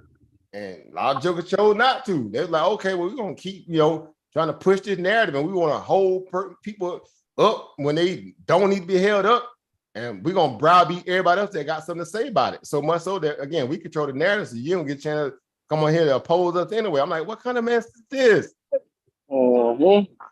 Dr. Ben didn't run from the debates outside of his circles. They knew how they sharpened the swords with them amongst each other. Then they took it on the road and they mopped up all the people who were really about keeping our history down. They mopped up the Mary Leftwich, whatever that, and the many others. Mopped up those other people, man. They went on the road. They didn't get stuck in circular, word jerks. They didn't get stuck in that. They moved. They elevated. They evolved. All over the world too. And egos and people. Y'all been around the community as long as I have, man. I ain't gotta say nothing that y'all already don't know. And y'all don't have to agree with it if you don't agree with it. I'm just keeping it from the perspective from what I'm able to use and materialize from my thoughts. I seen this, man. I'm like, bro, people want airtime, bro, for morals. They trade morals for airtime. The same way people say celebrities sell their soul for money. What happens even on in the chitlin circuit. In our service, we can sit down to the chitlin. It happened in the chitlin circuit the same way. It's the same way. And I'm like, how? I'm good, bro. I don't need notoriety. I don't need none of that. Because again, in the day, when we talk about being able to pay yourself, find a way to pay yourself, that's what we're doing. We're trying to do that. And we got to fight all the other stuff. Who got time for all that? You trying to learn how to, get from the system that's already taken from you. How you got time to deal with all the other stuff? I'm just asking, as an adult, and you got other priorities, especially if you got kids or anything like that, how you got time for all that? Really, you don't. What's up, man? 7, 8 on the out, Running all around my stove. Arguing about what ain't put no money in nobody's pocket. Right. And we done heard them the same talking point so much so that it's ingrained in the back of your head. It's like osmosis. It's you know, it's when they say something, you completely finish before they even say it because you know what they're gonna say. I'm like, okay, that's when it's time to exit stage left. Heard it all before. I'm good, you know, because now it's like a whole nother level. Because now we throwing kids and babies and little girls on the bus, you know, for that behavior, and it's exalting the fact that if we excuse it, guess what? If the next one comes through or somebody else get jammed up, they're gonna make the same level of excuse for that person. And yet them dudes going home, and some of them other dudes got daughters. And it never sat right. And it's like, dude, I can't, no, this don't sit right. How y'all making these kind of, you know, declarations? All right, anyway, I don't repeat myself, man. We're good, guys. Again, we're gonna come back. I'm coming back, I should say. We're gonna hit that Jay Morrison conversation. We gotta have it. I got a chance to see some of the earned leaders stuff too. I was really feeling, again, like always, I said, I'm gonna watch like everybody else. I want to see how we taking this. And it turned out to be another, you know, Negro party. It had some parts of good meat. Then a lot of it went back to the same old niggatry. We're making it rain at an economic empowerment invest fest scenario now. Or we back to the twerking and the throwing money and the worrying about, you know, clothes, shoes, and watches and stuff. Oh my goodness. Can we grow the hell up? Can we, for once, grow the hell up? As a people, can we grow up? And so I'm like, man, I'm good. You know, I'm good. Because, you know, hey, I don't need other people, you know, that like they kind of made it for themselves that they need other people to keep their scenarios alive and growing.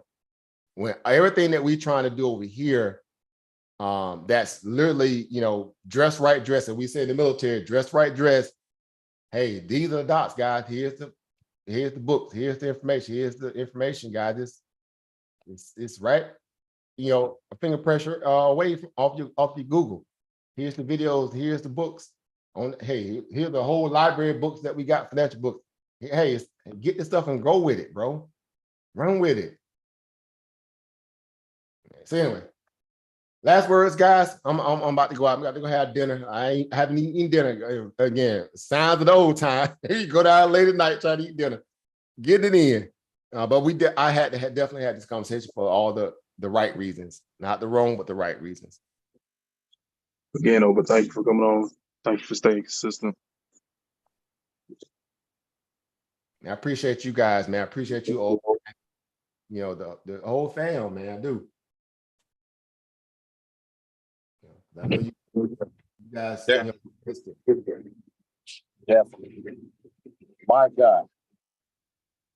hey, my sleep over. You guys holding it down. Y'all doing, you know, y'all again. We all equals in this, man. We know what it is, you know, and we enjoy that aspect of that, right? All our voices are strong, right? And we're all growing at the level we're supposed to grow. And that's what's great about when you have those kind of environments. That's how stuff really happens. And you know it's hungry because it's a scenario where it's hunger as opposed to it is anything else. Because those who, I guess, essentially really want it, guess what? They still hanging around. Because they know it's a self-directed, you know, prophecy in a sense. You see what I'm saying? We're just trying to help lay the bricks. And we piling on one at a time, everybody adds something. But we all know this is an environment where you can't be intellectually lazy. If you really want it, the information is there. So it separates the ideal of a leader complex. It's all about the information because the market don't care about race, color, creed, sex, gender, orientation, none of that. It don't care about none of that. Or any aspect of business that you bring forth out of the entrepreneur, you know, venture of understanding asset ownership. You got to put in the work. And the work is what we know it to be, is due diligence. It's reading, it's studying, it's comparative analysis. It's looking at, the technical perspective that we got as kids and understanding pie charts and bar charts, and ain't nothing that we haven't already been equipped and ready for. We just got to be hungry enough for it to kind of, take that next step. And so we're here.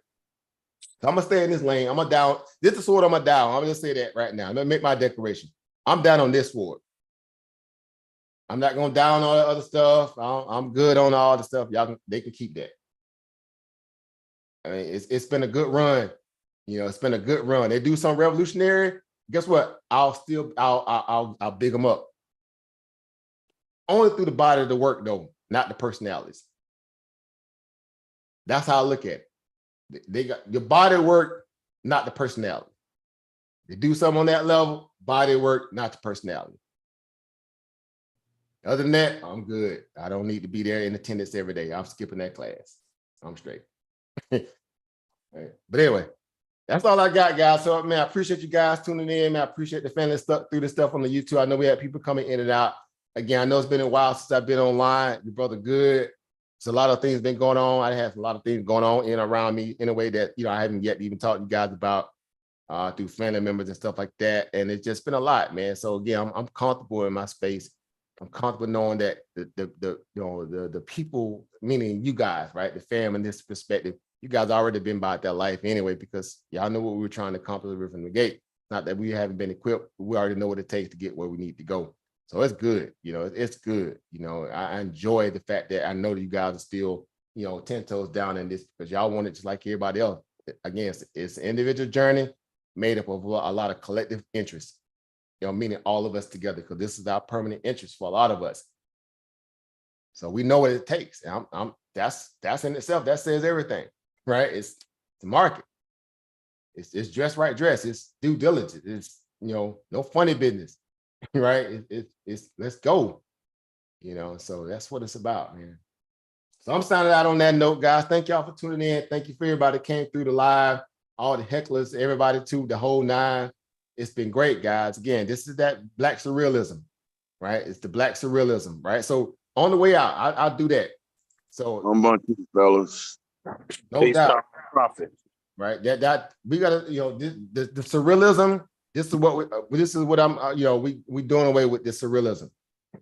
A lot of people you guys already know what surrealism is. Some of you guys may not, but it's that aspect where we have to see it for what it is and do away with it, right?